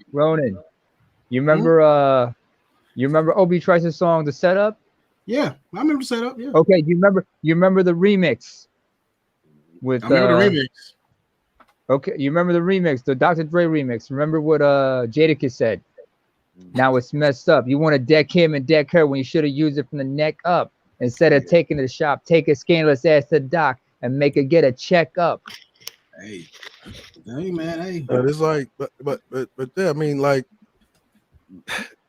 you going around, he's going around chasing suspicious names, talking about not giving credit, and yet he hasn't given a single motherfucker credit for shit that he stolen from other people. It's just like that's the karmic pendulum, right? Yeah. He don't listen. Every time he says red pill, he says the Matrix, but he don't get a black woman credit that came up with the idea. That's right.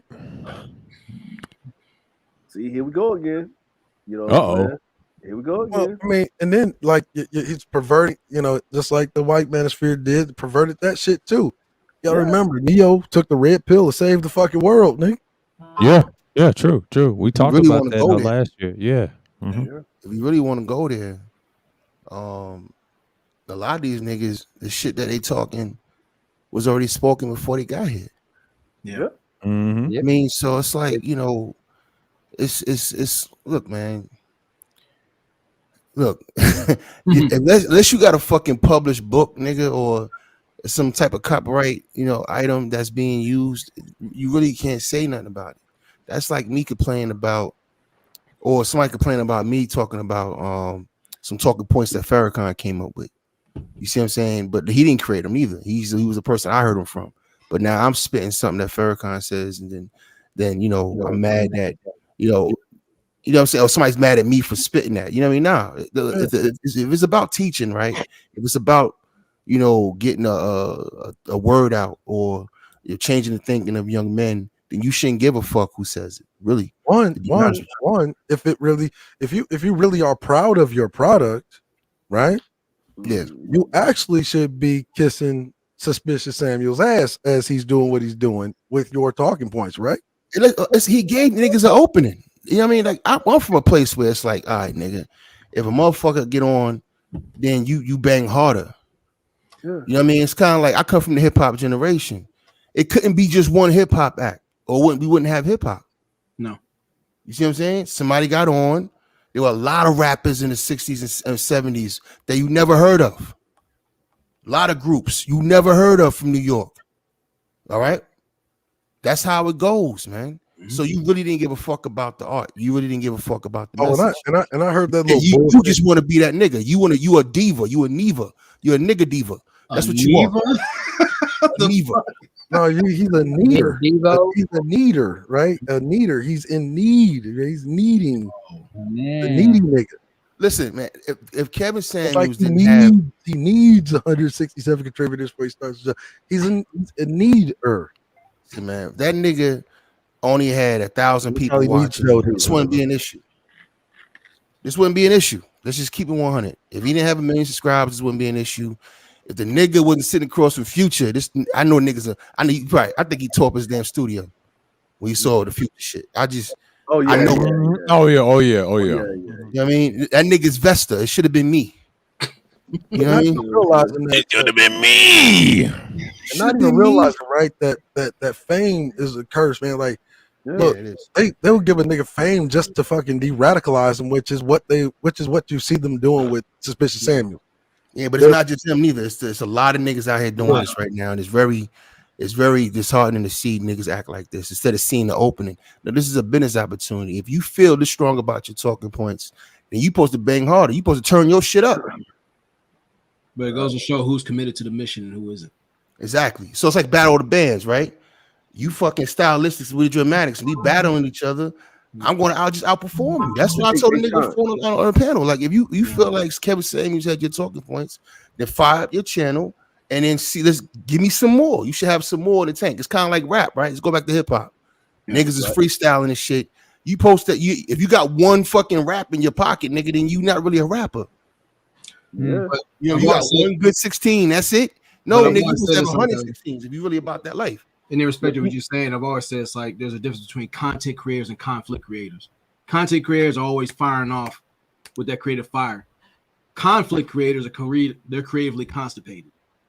They have to go find a full remix and grab whatever someone else has, and if someone ain't got shit going on, they're stuck. Yeah, Everything is beef. Look, I done did this like experiment with dude, right? When I rebooted my channel, threw away the old one, went with the whole pure thing, and I went from doing live streams every day to just doing them just once a week.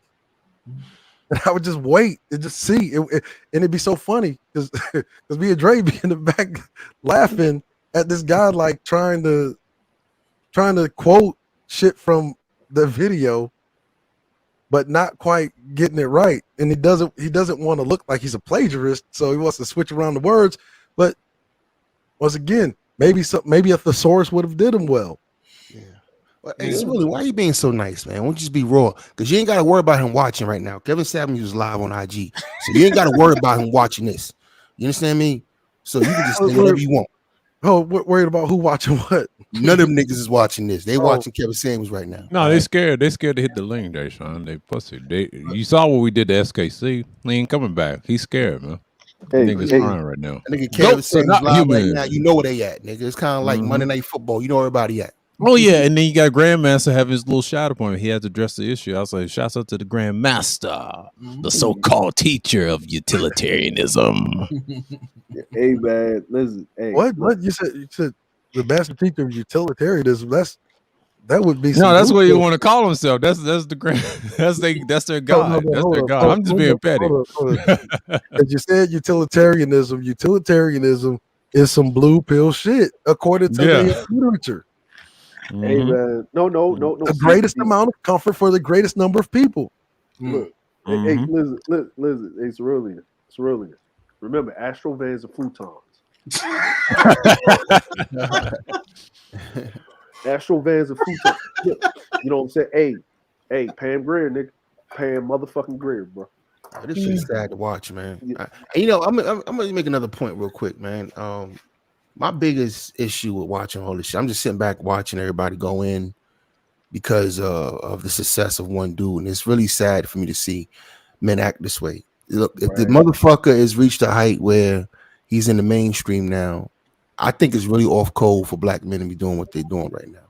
I don't rock with Kevin Samuels like that. I don't watch him. I don't follow him. But I'm talking about if he's supposed to be a quote unquote, just follow me for a second. He's supposed to be a fucking manosphere, right? A manosphere. This is off code behavior. Well, off code behavior. Everybody's paying attention to your space now, and what you're trying to do is get everybody's attention because what you're saying, right? He's a fraud. He's still want talking. So you're trying to get attention. So you want attention from the masses. You want attention from other people, but that's real off code behavior. Well, Jay, that just lets you know that one, this nigga doesn't know anything about real life, reality in general. Right, or really about the industry, right? Like, look at what the industry is. The industry is all glitz, glamour, smokes, and mirrors, right? Even if he is a fraud, you know what? Guess what? Hollywood loves those type of people. Yeah. They literally facts. Agree. Their entire lifestyle revolves around creating illusions. You have to live the lie. Motherfuckers go from being a waiter to being a box office star. It is what it is. But are you willing to go to that door? Are you willing to go beyond that door, though? Well, I mean, sometimes you have to give up your booty. But you had to give up some things, Hollywood. But hey, Jay, Kevin, no. Kevin, no. I can't do it right now. Submit. That's fucked up. So. Kevin, no, Kevin. Like, hey, Kevin. Oh, hey, come on, man. You open the door, you hear the keys coming in the door, you open the lock and shit, the door creak open. Kevin, no. Start with 2 fingers now. But here's another one, right? Here's talked about this, Kevin. You know what would have been funny? You know what would have been hilarious? If like Kevin would have sent out a tweet with all of them niggas' faces in it and had a David Ruffin meme. Ain't nobody come to see you, Otis. Kevin Samuels in the manosphere. Yo, niggas, this shit's so fucking sad. Y'all supposed to come up off the shit. I mean, if y'all really believe in the talk, but like Ronan said, if y'all really believed in the message, y'all would just bang harder. Y'all will talk louder. Like, okay, we got somebody out there using our quote unquote talking points. You supposed to bang harder. But you supposed to turn your volume up. But that's been my whole point. It's like you don't have to go the route that the Purple Purse went through. That's him. My whole thing is like when you have your creative, like, okay, he took that one, but I got a whole storehouse of shit I haven't shown anybody. Right. I can run my own motherfucking race and do my thing. That might not be your route. You don't have to spread your cheeks to go get where you need to go. Hey, man. Be you. Unless maybe this is what all of the angst is really about. That he didn't have the opportunity to be offered to spread his cheeks. Who wants to be America's next top bottom? Oh,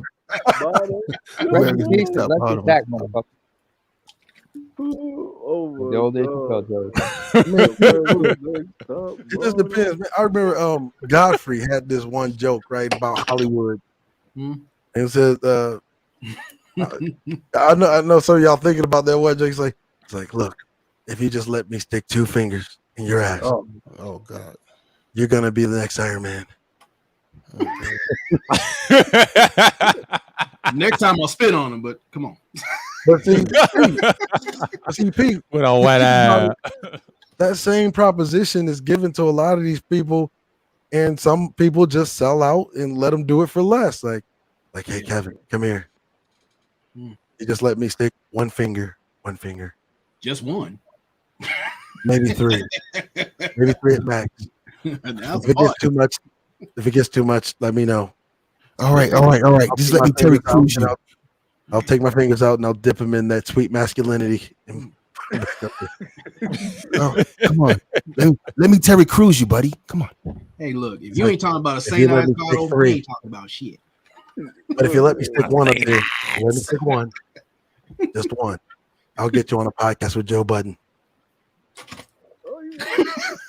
If you let me stick 2 in there, I'll get you on a podcast with Vlad TV. And if you let me stick 3, I just may be able to swing Nicki Minaj interview. How would you like that, Kev? You like that, Kev? You want to be on?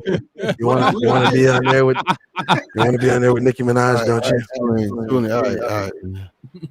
You want to be on IG Live with Nicki, don't you? That's ruined. This is sounding real rapey now. We'll even put your name on the side of a bottle of KY jelly for you. Wow. Hey, it's really. And I'll let you sit in front of Future if we get to bring in the GOAT.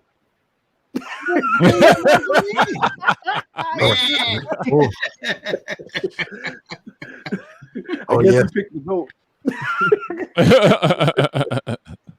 Oh boy, man. I can't listen, man. I don't even want to sit up here and tell these dudes the dark sides of the industry. Right? They ain't ready for that. I mean, with Pete, if you got Instagram models going to Dubai to do a camel show, I mean, what do you think these niggas is doing?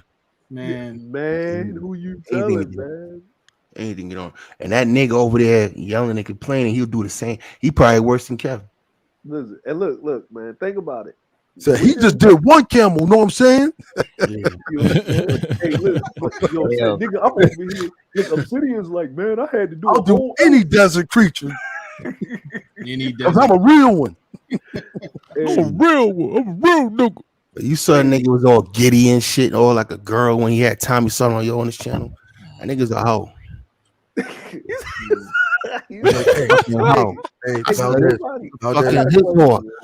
whore. I got a proposition for you, Valdez. Let me stick 1 finger, just 1. I'll be able to get you an interview with Tommy Sotomayor. And he was being indignant, man. Come on, we all know you're a whore. Stop being indignant, nigga. We know you a whore.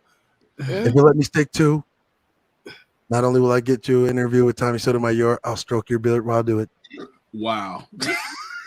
Wow. You know what I'm saying? You see Obsidian, right? It was easy for him, but he can't feel past his waist anyway. Like, you know what Obsidian did for this? You know what Obsidian did for this deal? Obsidian signed up for a new pair of legs, baby. You know what I'm saying? By the time we were done with him, we tore his pelvis out. Where's hip? How's your hip? He's getting those new slinky running legs. And he got That Andrew one Gillum. guy ran the Olympics with. And they got Andrew Gillum for the deal. Andrew Gillum. He did his ass for a whole hour. Pause. Really, I got a question. That nigga got fucked to sleep. Yo, look. When you guys got him that new pair of legs, was it the same? Did you get him from the same place that Oscar Pistorius got his? Well, you have to remember his left foot is made out of cork, so they had to go reconstruct the whole fucking leg. So was it more cork like Sammy Sosa's back? Yeah, he was having troubles when he got in the tub. He always drowning and shit, so he's floating upside down. Listen. See, this is the thing, man. Look, these dudes is acting a fool, right? Like, here's a question, man. All right, man. Who came up with the 48 Laws of Power? Was it Robert Greene or was it someone else? Well, Robert Greene was inspired by several different authors. You know, one we already know, Art of War, Sun Tzu. Okay, so many of the same principles. Yeah. I don't see nobody.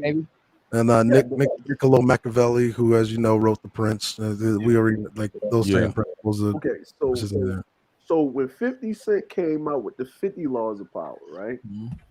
Mm-hmm. You know, and him and Robert Greene got together and collab. I did not see any of the, you know, the people that are direct line of descendants from Sun Tzu suing neither one of these men. No, but at the same time, like, who would be able to sue Robert Greene? I mean, most of the people that he was inspired by are dead. I mean, Sun Tzu, Niccolo Machiavelli, that French guy Rousseau, right? Fucking Augustine of Hippo. Look, he's taken from people throughout history. Yeah, but see, here's the thing, right? Because China's communist. That's right. But he quotes his sources also in the bibliography of the book. So so people keep forgetting something. When Kevin first came out and did what he did, he quoted his sources. He gave credit to the people he was dealing with multiple times on his platform, ARC including. So how you want to revise history? How many times does a man have to give you credit for your fucking shit? He gave him credit last night. He named the book. He just didn't say his name. He named the book. This is stupid. That's what I'm saying. Everybody to see these niggas all day about something that ain't even really happened is crazy. And it's not about that. What this is about is that Future fucking promo. This isn't push niggas over the edge, nigga. Oh, what's up? I mean, this motherfucker that sat down with a nigga we in ridicule throughout the whole manosphere. He done sat down with a bitch that represent everything the manosphere is supposed to be against. And niggas be mad. I don't get it. Yeah. We'll see. Well, here's the thing. Yeah. There you go, Ronan. Right. A fucking Pookie. Yeah. But here's the Pookie.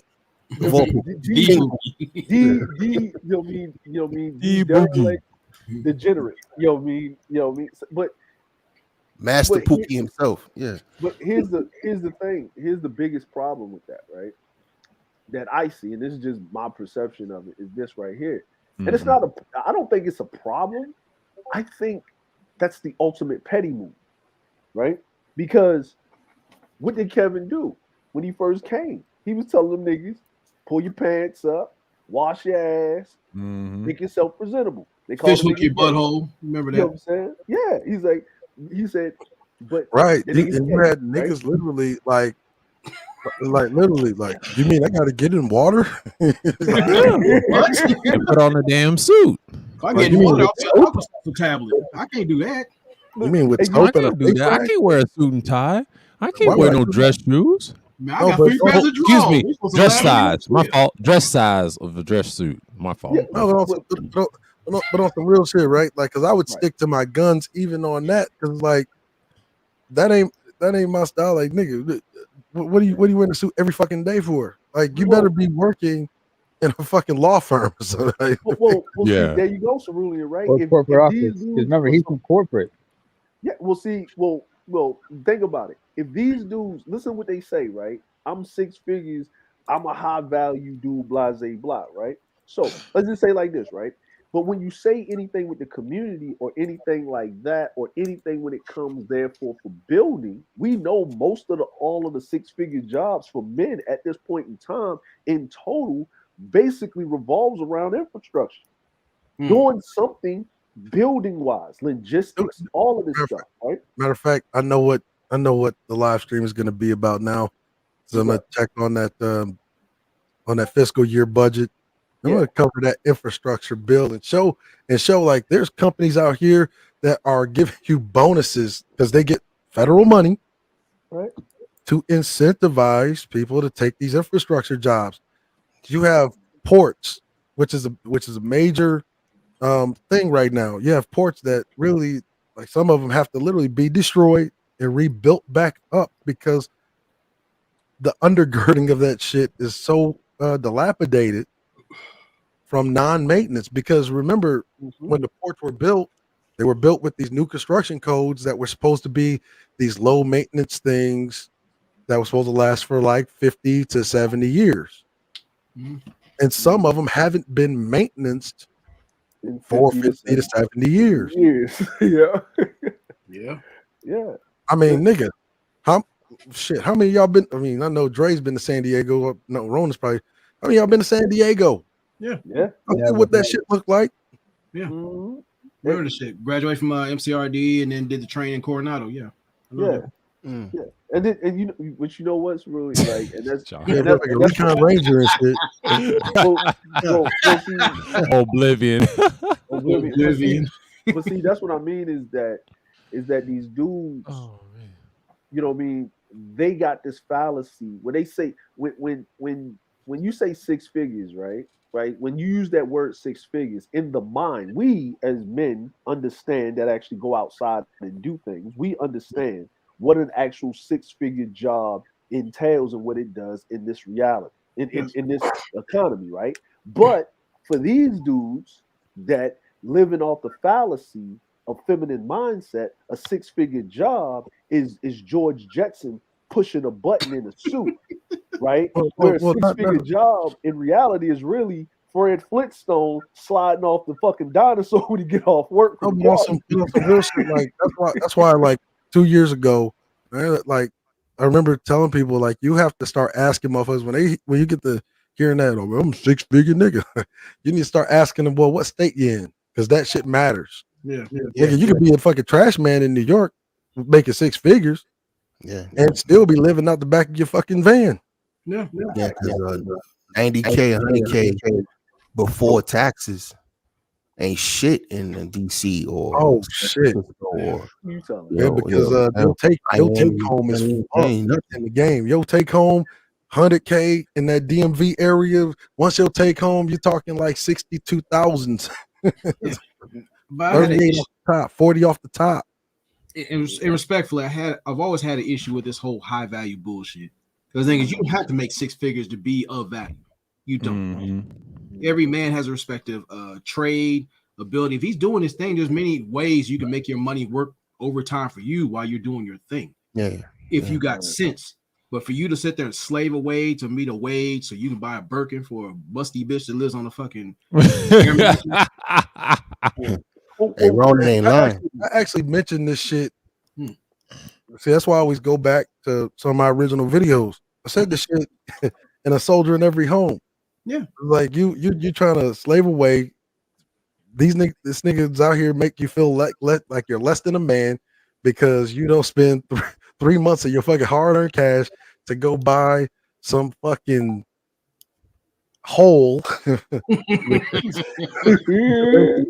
a goddamn diamond that has no goddamn use outside of industrial drilling. Right. Facts. I mean, look, that guy that's cleaning those tampons and baby wipes out of the fucking sewer, so we can flush toilets. That motherfucker valuable to me. Yeah. Yo, something that keeps the electricity water plant, or learns how to keep energy going when you can't. Yeah, that motherfucker that climbed that cell phone tower, that half a mile in the sky. Yeah, when the lightning storm, he's valuable to me. Hey, look, that nigga that just, I ain't doing that shit. That nigga that I just seen upgrading the 5G tower up here. I think that nigga's high value because shit, I'm getting higher speed internet now. Same here. Motherfucker coming out the shower, man. Get a cold one for me. You know what? You know what? Remember that thing that was on Facebook where that dude was climbing all the way up to the top to change the fucking light bulb on the thing? You talking about like the Sears Tower, or what used to be called Sears Tower? No, it was a antenna, right? Yeah. He climbed all the way up there. He was calling, right? He was calling. Motherfuckers didn't shut off the power before he got and he had to climb all the way down that bitch, pissed off, and he climbed his ass all the way up there to change the fucking light bulb so the goddamn plane won't smack into the fucking thing so we can see it because the antenna is so fucking tall. Man. See, now we come full circle, right? That's why when I came on, it's Trump Wheezy. Right? And we gotta bring the 90s era crackhead back because that nigga was valuable. It's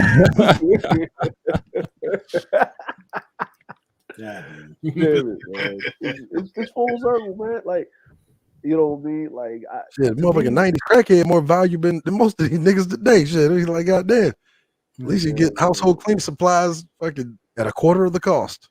Yeah, that's what I'm saying, man. Like, it's the ultimate troll move. If you look at the troll move, it's like I didn't forget you niggas until I start going in on women only. You niggas wasn't supporting shit, and then I had to give you instructions. You ain't gonna at me in my chat. I'm not gonna answer you unless you pay me. But I'm not gonna sit up here and shame you into paying. So you want my attention? You're gonna have to pay, and then they pay. But guess what? I'm not letting you up on my show. I'm only talking to the women. So you get to live by everything that you wish you could say to these women. I'm saying it to them. Yeah. And you haven't even grasped that concept that you can't even sit and command and incentivize anything, even in a conversation with a woman, but you would pay me to do it for you. And then you get mad when I'm going to the highest bidder. I am the epitome of the same mercenary that you claim to be, that you haven't even shit. Yet. Now we all the way full circle. I see you, man. He loves circles. You ain't shit though, but everybody loves circles. You know what I'm saying? Everybody loves circles. If you really a mercenary, you go to the highest bidder, right? Women pay for their interest. Women, he's a nigga. You don't make money selling clothes to men. You don't. You make money selling clothes to women. That's how you do it. Women think about their image all the time, how they look, how they move, how they present themselves, right? When a man gets to a certain point, he goes minimal. He like, yo, you know what? Did these jeans keep me warm? Because we wear clothes until they fucking die. Yeah, exactly. Yeah. Exactly. We wear shoes until they talk. Right. You know what I'm Done that before. You know what I mean? Hey, look, why they give you a uniform bonus like once a year in the military and niggas don't even spend it on that?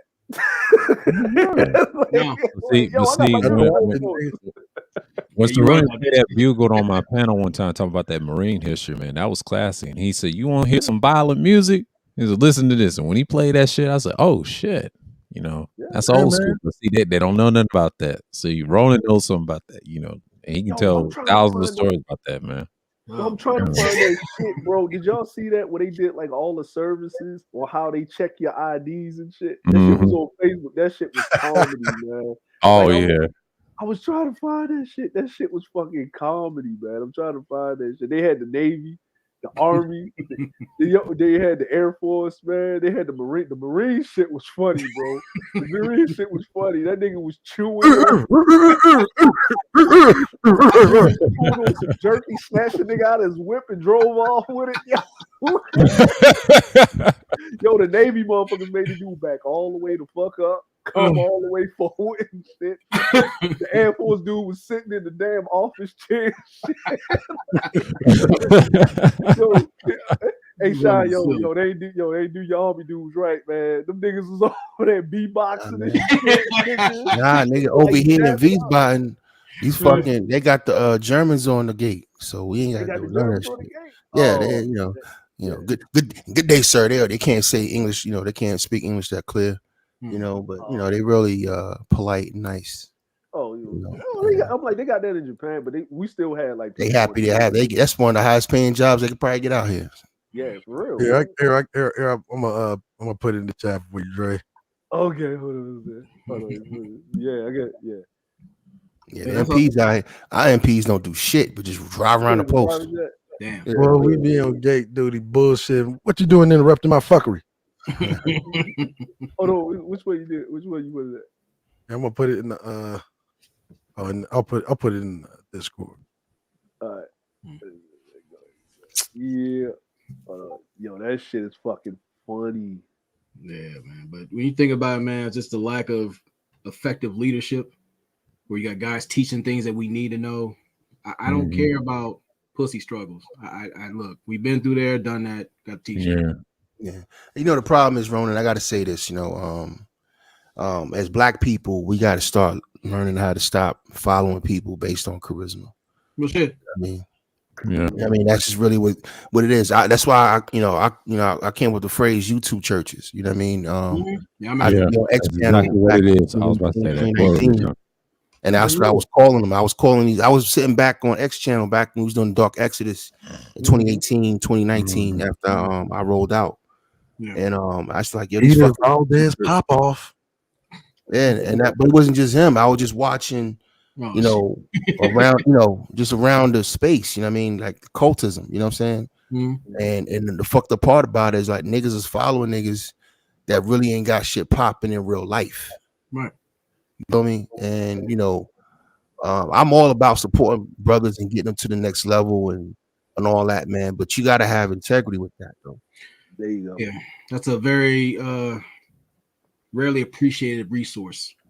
Yeah, you gotta have integrity with that, man. I don't talk shit I don't know. I've never been married, Ronan, so I don't talk married shit. I let the married niggas talk that shit. You never see me on a panel, and I've been on this space 6 years. You never heard me talk about what it feels like to be married, experience of marriage. Nah, I talk about only time I talk about marriage is when I talk about the qualifications for a woman to get married. You know what I mean?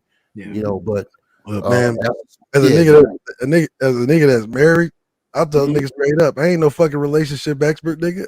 Hell no, I don't know if I got marriage right. Shit, look, I'm winging it. I'm just saying though, Cerulin, this conversation swung towards marriage. You gonna hear me over here muted up. I don't got nothing to say about that shit. And you know what, Sean? Like, you know what? But I do know that shit ain't no fucking Disney film. It's rude. It ain't gonna be no fucking birds fucking helping you fold fucking laundry and shit. Like, nigga, listen, man. I'm gonna tell you. This is what marriage is. This is what marriage is.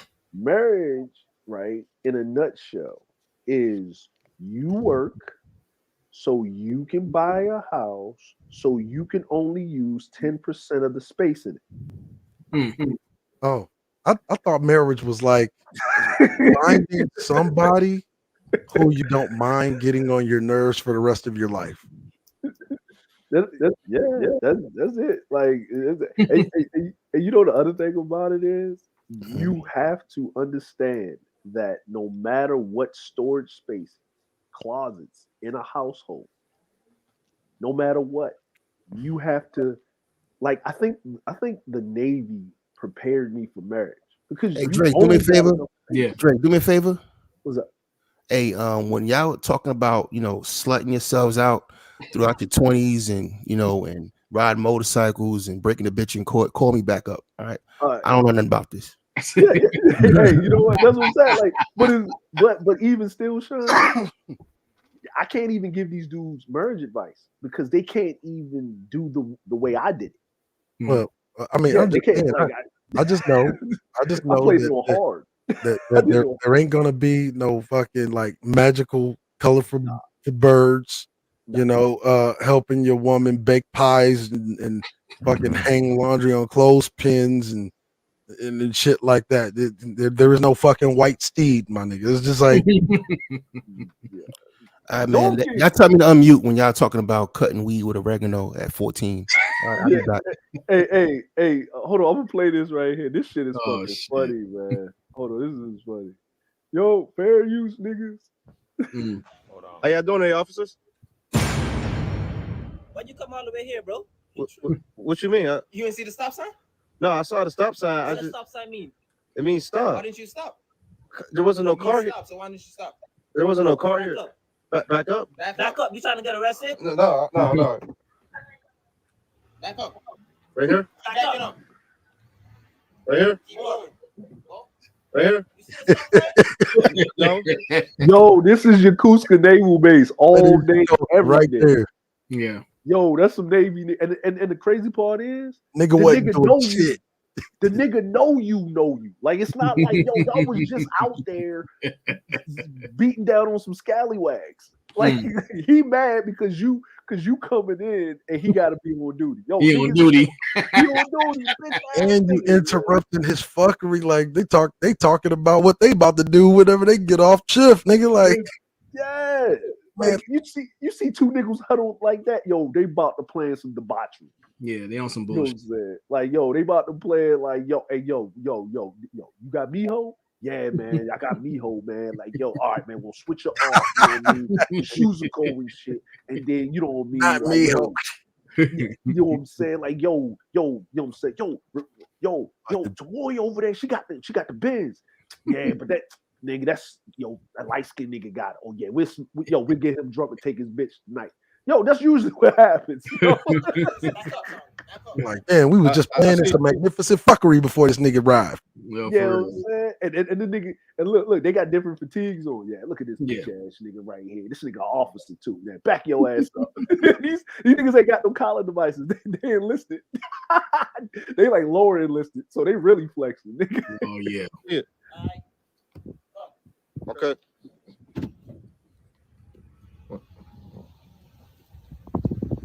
Next time you wait.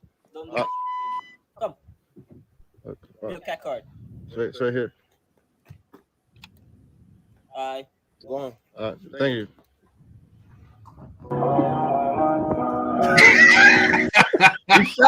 Hey, you know what I'm saying? About to Yo, you roll gotta up let us in know the if this Fort Hood accurate. right here. You gotta let us know if this is accurate, Shad.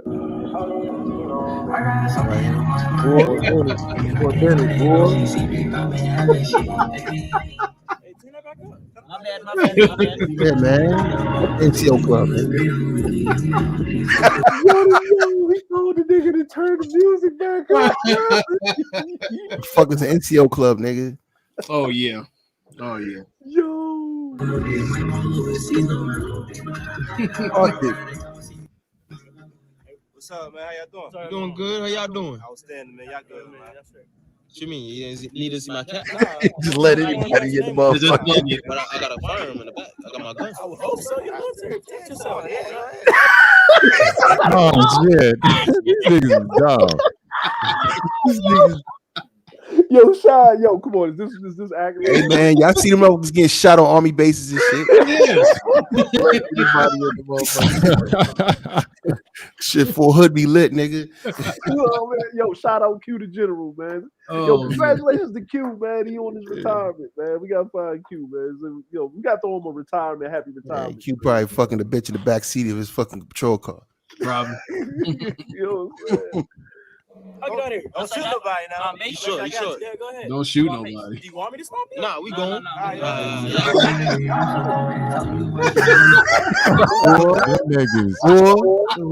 Yeah.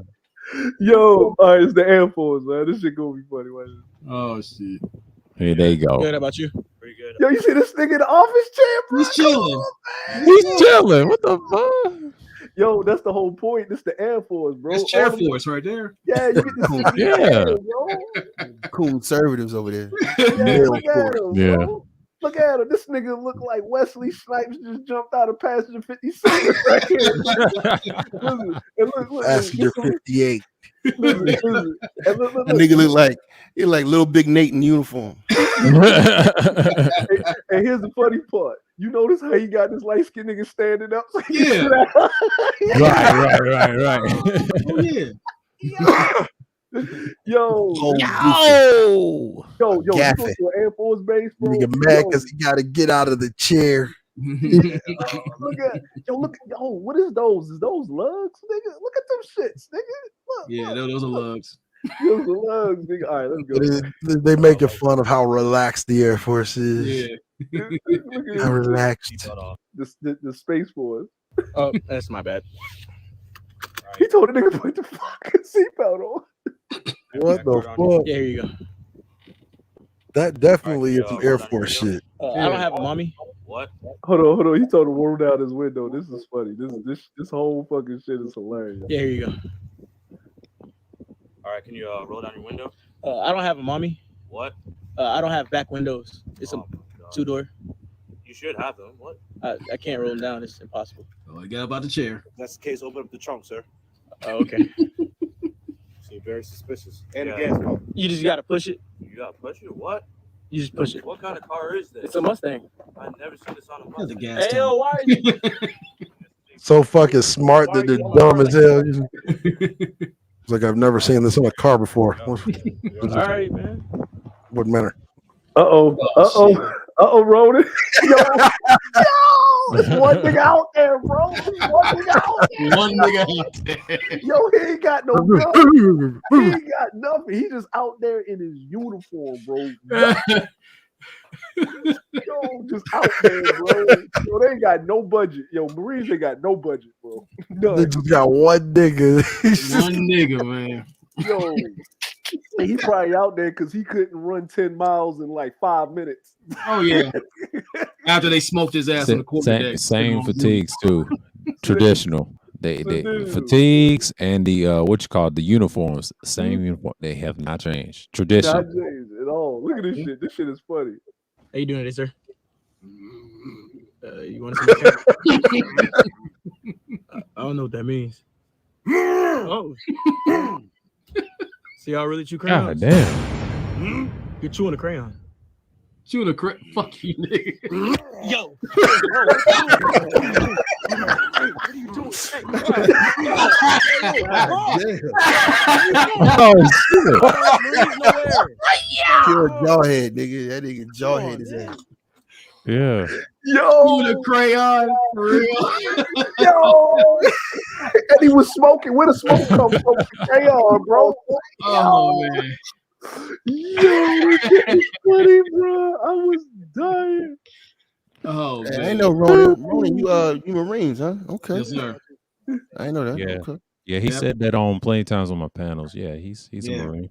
Oh, yeah, we also got someone in the chat, it's a Marine, Supreme Elder. He's another one. Yeah. And I believe Joe W. Yeah.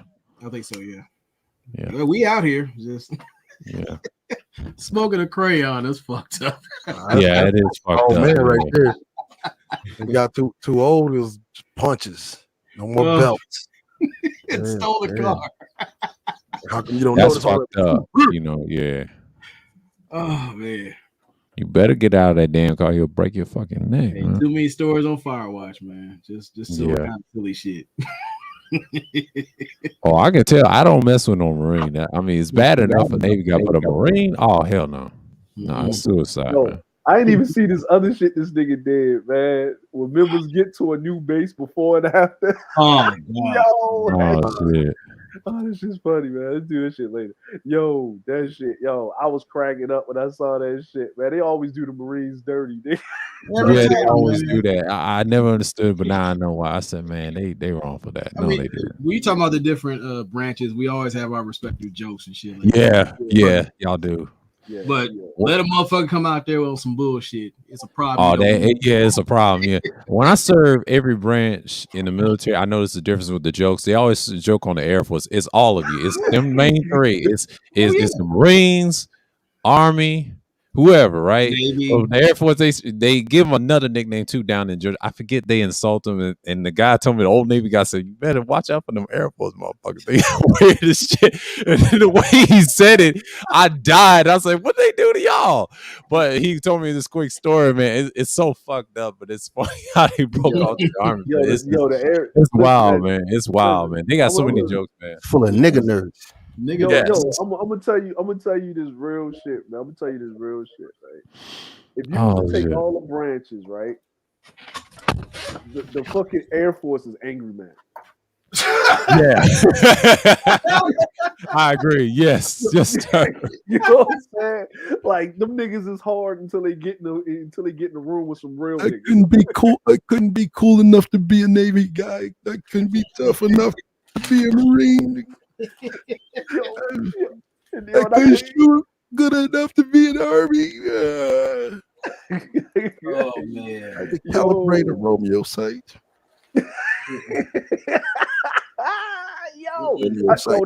No, Ronan, I do got a question. Calibrate a Romeo. What's up?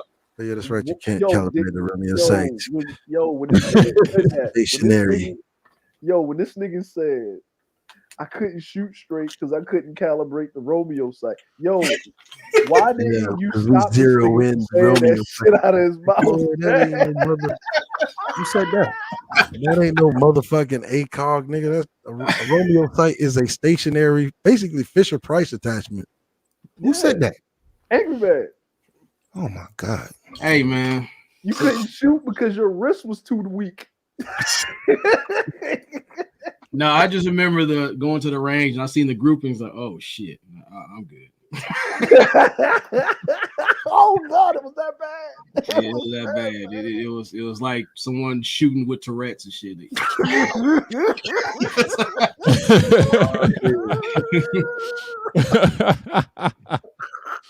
was probably holding it sideways. I was 2 shots away from sharpshooter. I got the pizza box. At least that shit. Man. Yeah, but was he? Here's the thing. Like, how bad was the groupings? Like, how bad was it? Oh damn! All around. So he would have been just better off buying a shotgun. He was making a pizza. Yeah. So basically, he was. Oh, anchovies on there. So he was using it. So I got a question though, right? Yeah. Right. Because I remember when we was on the gun range, and like one hour, the guns, we got gunners mates, we call them gunners mates. They kicked the dude off the guns range, and I heard him say, dude, how you shooting with a motherfucking 9mm? And your groupings look like you got bird shot in a pump action shotgun. It's either you're anticipating the shot too much, no trigger control, you just all over the place. It all depends. And plus, with me like doing the shots with the AR-15s, we're talking about 500 yards. Yeah, but just in there trying to 9mm. Yeah, I'm doing decent. Yeah. No, but not you. I'm talking about like it's a Sig Sauer. That's what he had. Oh yeah. Right? Yeah. But hey, to give him the benefit of the doubt, the Sig Sauer is a little sensitive, if you know what I mean. Yeah, it is, but I'm like at the same time, I do like if your shit very is bouncing soft all trigger over the place, pull. Yeah, like if it's no, what it is like a lot of the niggas that don't know about guns, they think that having that soft trigger pull is a thing. That shit is actually a detriment. Yeah, it is. It throws you way off. Yeah, throws you way off. Yeah. No, that's why you should just had. That's why. Plus, plus how you hold it. I mean, like it could be all number of shit. Could be. Now, if you're trying to do that Hollywood shit, you're gonna be fucking off. You already know. But even for you to hold it sideways and shoot it to get through 3 rounds, you got to have a strong wrist. Mm-hmm. I know where you're going. Oh yeah, you gotta have a strong wrist. Yeah.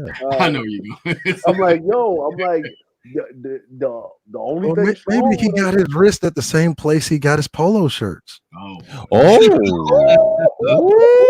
we know. You know what I'm saying?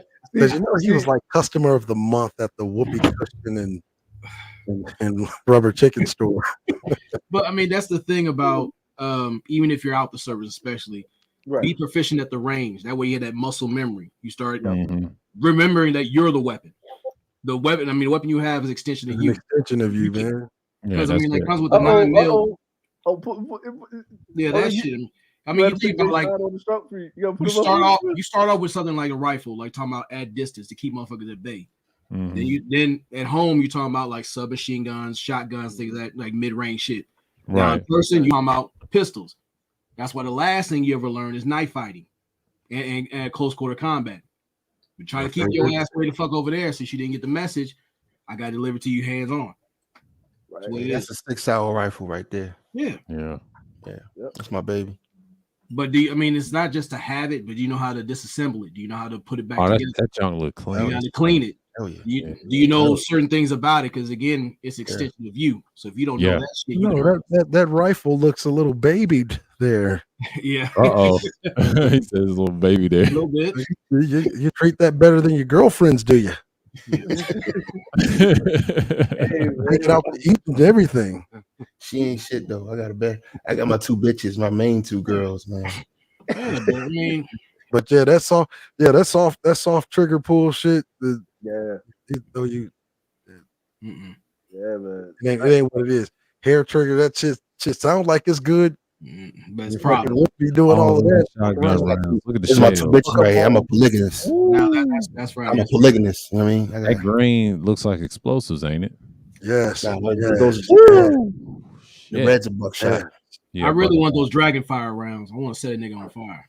Yeah. Incendiary style. Yeah. I don't blame you, man.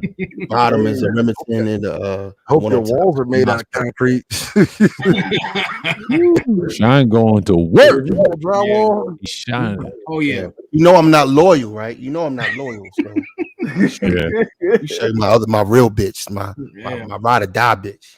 Yeah. You know, this is shit that Ronan was talking about. Let me show you this. Hold on. Ronan gonna like this. I showed this to the guys before. This is my baby right here. This is my baby. I want to see Ronan. You know, if you know what this is, Ronan. All right, here we go. Yeah. Woo! Yeah, you showed me. Yeah. That's shining. My Right baby. there. Gun right there. My baby. I don't have to spit her. I can just slap you with the bitch. Hey. Close enough. Like that one right there, man. That's you know how much fucking 357 rounds cost, nigga? I'm gonna pop you in your fucking mouth. So I'm gonna make it work. I'm gonna make it work, nigga. Hell yeah. A revolver, the most reliable pistol you can own. Yeah, that shit don't jam. That's a firm decision right there. They don't That's jam. a firm decision. Yeah. That right there he got. Yeah, they don't jam. All of them damn near. Yeah, That's once you pull that, you done talking. Oh yeah, you done talking. Yeah, you get a raging bull. God damn it, that's that goddamn it right there. That guy. There you go. Yeah. Put it on the back of his neck. He's like, drop it. Oh shit. You know that was? Yeah. Like the last words very well may be the words that fuck you in the end. Like Clint Eastwood. Make my day, nigga. And you know what that was? Hey, remember when old dude was out there taking them pictures and that little grizzly rolled up on him? Old dude pulled that bitch out, nigga, that buffalo, like, get on now. Don't make me go now. Yes, sir. Yes, sir. That Utah. Utah? Oh yeah. That'll blow you all the way back to Utah. Yeah, all the way to Utah to Montana. Little bitch hold 7 of those too, man. 7, 350. Yeah, if you survive that motherfucker, you will definitely have come to your senses. Oh yeah, that will come to the meal. If you have an sinus infection, folks, well, you definitely need a 357 on the dial. See what Jay Sean got right there is what you call a pistol. Yeah, pistol. You know what I mean? Because you either piss or you stool on your ass. That's right. Pistol, Utah. You know what I'm saying? Let me stop. I had to do something because Ronan got shit behind him. This motherfucker violent as fuck. He all ties. He got blazing. And I sleep with this at night. Look at that. Time. It's playtime with this shit. He makes it personal. Personal with Ronan. Hey, you know what that is, man? You know what that is, right? You kill a motherfucker, right? Like one of those. Look at that. Right? See? He sleep by everybody's bed, Jay Sean. He sleep by his bed. That's what he told me, man. Yeah, personal with that nigga, man. That nigga need to talk to somebody. There's a lot of pillow talk with this one. Hey, Ronan, let me see the back of that. He real personal with niggas, man. You see the bridges? Look, that's my speed right there, man. Look, you see that? Woo! Listen, y'all don't understand, right? Yeah. See, when you go in with that motherfucker and you twist and you come back out, you pulling shit with it, and you cut the intestines and everything. They ain't even a clean cut, man. They ain't clean cut. It's them guts. It's them guts of Utah. Yeah, you would rather someone shoot you than that. Yeah, that. I'd rather get shot than get hit with that. Yeah, because that shit gonna tear up all kind of shit. Now this one's in the bed near the drawer. That one. You gonna bleed out. Fucking with them. That shit. You gonna be leaked out. Yeah. And this is that little right here. I'm cold. I'm cold, Johnny. Bleeding out. The fuck is that? Oh, hey y'all, the new terms of service came out. Deleting your content will not remove a strike. We may also issue a community guidelines, a strike on deleted content. You can learn more about this. New terms of service. Well, there it is. Let there be death. There will be blood. There will be blood. Y'all gonna actually have to do. There will be That was a good movie, man. Nasty Movie Thief. was off the hook. Yeah. You seen that shit, Ronan? What's that? What's up? That movie called There Will Be Blood. Not a good minute. It was about some oil men, these white boys fighting over oil in the old west. Oh yeah. Oh yeah. It's one of those grimy old movies that a lot of people didn't catch. There Will Be Blood. Oh, let me see if I I can mean, find the a fucking- lot of people like to catch everything that's at the theaters, but some of the best ones when they had Blockbuster. I don't know. I'm kind of a fan of old movies, man. Like I like the old like Cool Hand Luke. You know, what we have here is a failure to communicate. He got in his own grave. Man, Cool Hand Luke, man, listen, bro.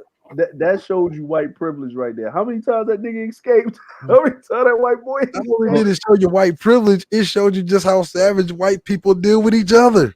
Yeah, I will say though, it's like if you really want to get personal, and I gave them to somebody, you get those push daggers about an inch or two. Oh yeah, hit them niggas like in the legs, tenderize them legs. Man, if you want to get personal, get in the ribs. Oh yeah, that's probably why Obsidian wore somebody else's legs to the Manosphere meetup. Shit, he had loner legs. Talking about he fucked his leg up in a blue collar accident. Share my screen real quick. Like nigga. Hold on, man. No, man. He's really. Yeah. Oh yeah. Oh yeah. This movie is off the fucking hook, nigga. Yeah. God Oh, yeah. damn, man. This movie was like, God damn, these white boys are crazy. Yeah. Yeah. Yeah, I need to check that shit out. Plus that thing with guys, everybody talking about catch a fly, come outside. You don't know what that motherfucker's temperament is. You don't know what kind of toys that motherfucker gonna bring. And shit, you out of place. Hell yeah. So they can do anything. You be an unsolved mystery and nobody give a fuck. Hell yeah. Hey, y'all want to see the Manosphere meetup? Oh shit. Oh man. And Obsidian talking at the Manosphere meetup. I want to see it. Yeah. I watched some of those. I watched some of those videos, man. The funniest thing Obsidian said was that when he first Share the started. screen. There you go.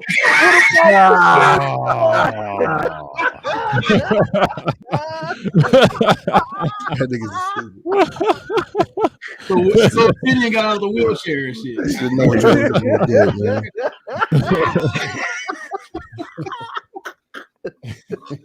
Hey, yo, that motherfucker sitting up there. Yo, King of the Hill. Y'all don't understand. King of the Hill is the Manosphere, man. Yo, you go back and watch King of the Hill, it explains the Manosphere, right? You got these old ass dude right here running around giving these niggas instructions, right? You know what I'm saying? You got this dude like, God damn it, Bobby.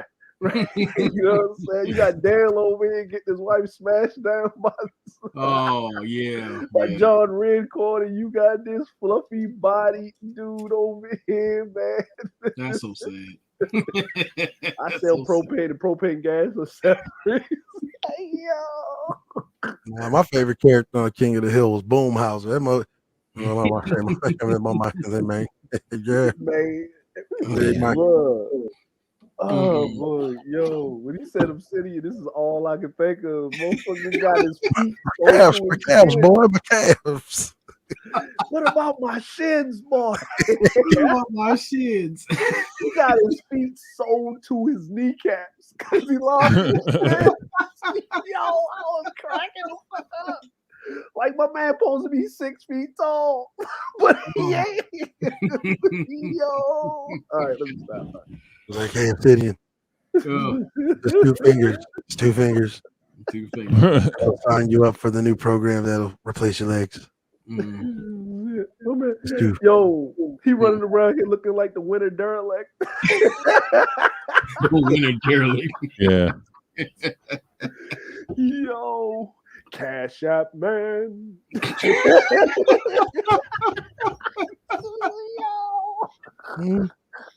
Fucking terrible. Yo, my man running around instead of Iron Man, my nigga aluminum full leg, man. Oh, Sergeant Saran Wrap. Lieutenant Diane. Lieutenant Diane. He's like, oh man, what was that movie?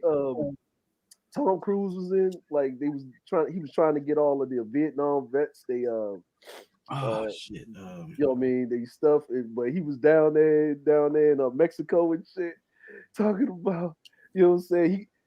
He was paralyzed from the waist down, and chick's like, "What are we gonna do?" He said, "My mouth still work." Wow. He was waiting on his government check for the 30 foot. The whole house. He nigga got his heart hurt. She said, I need a man with some equipment. My mouth still works. Oh. Hey man, you hear how these niggas was talking, man? Passport bros going down there to put their mouth on some dirty foot muff. Oh my god, bro! Shout out to Stove Coin. Stove. Oh. You know what I'm saying? Oh my god, man. Oh my god, man. Yo. Oh, bro, this is I can't, bro. I can't, man. Yeah, man, that nigga there, man, you could tell that nigga ain't got no bones in his wrists. Yeah. That nigga be talking. Hey, you know what? You know what? It's Cerulean's fault because he the one that made this nigga feel comfortable enough to share all of that information that we didn't ask for. Oh man, yeah. He acted like he was doing a public service. Like, you know, I decided to stay longer and I build her earth stove. I had some little chick in a third world country. A sterno is not an accomplishment, man. Just cut that shit out. Yo, it wasn't even a Coleman camping stove because you got to buy propane for that. Yeah. like, hold on. Even helped to cut down firewood. Damn. You know what I'm saying? Like, he was out there, shucking all of that, that coconut husk, making it, drying it out. Coconut husk. Yo, he even went down there to the quarry to get some flint. Dirty, man. He showed them how to tie a proper knot so they can no longer walk around. And just their feet, they can use the banana leaves as soles. Nigga, I can't with these niggas, bro. I can't, you know what I'm saying? This nigga down there, like he over there discovering a new tribe and shit.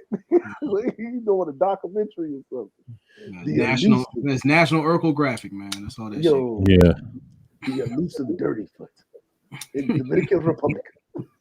Yeah. Elusive. You know what I'm saying? It's a noble creature. Yeah. The box takes a little gamey, but I can get used to it. On this episode of National Negro Graphic. Yeah. Folks, it's been 4 hours. Woo. Hey, about to man. shut this down, man. Pull that motherfucking plug. All right. All right. Shouts out to everyone that came through, man. Like, appreciate y'all for stopping by, man. Like, man, it's been real. Been real, man. Like everybody, man. Woo! Like I said, ACS and HYON. Hold your own nuts, ladies and gentlemen. And then, by the way, stop pretending that we don't know that Stove Changer bought that stove for a boy.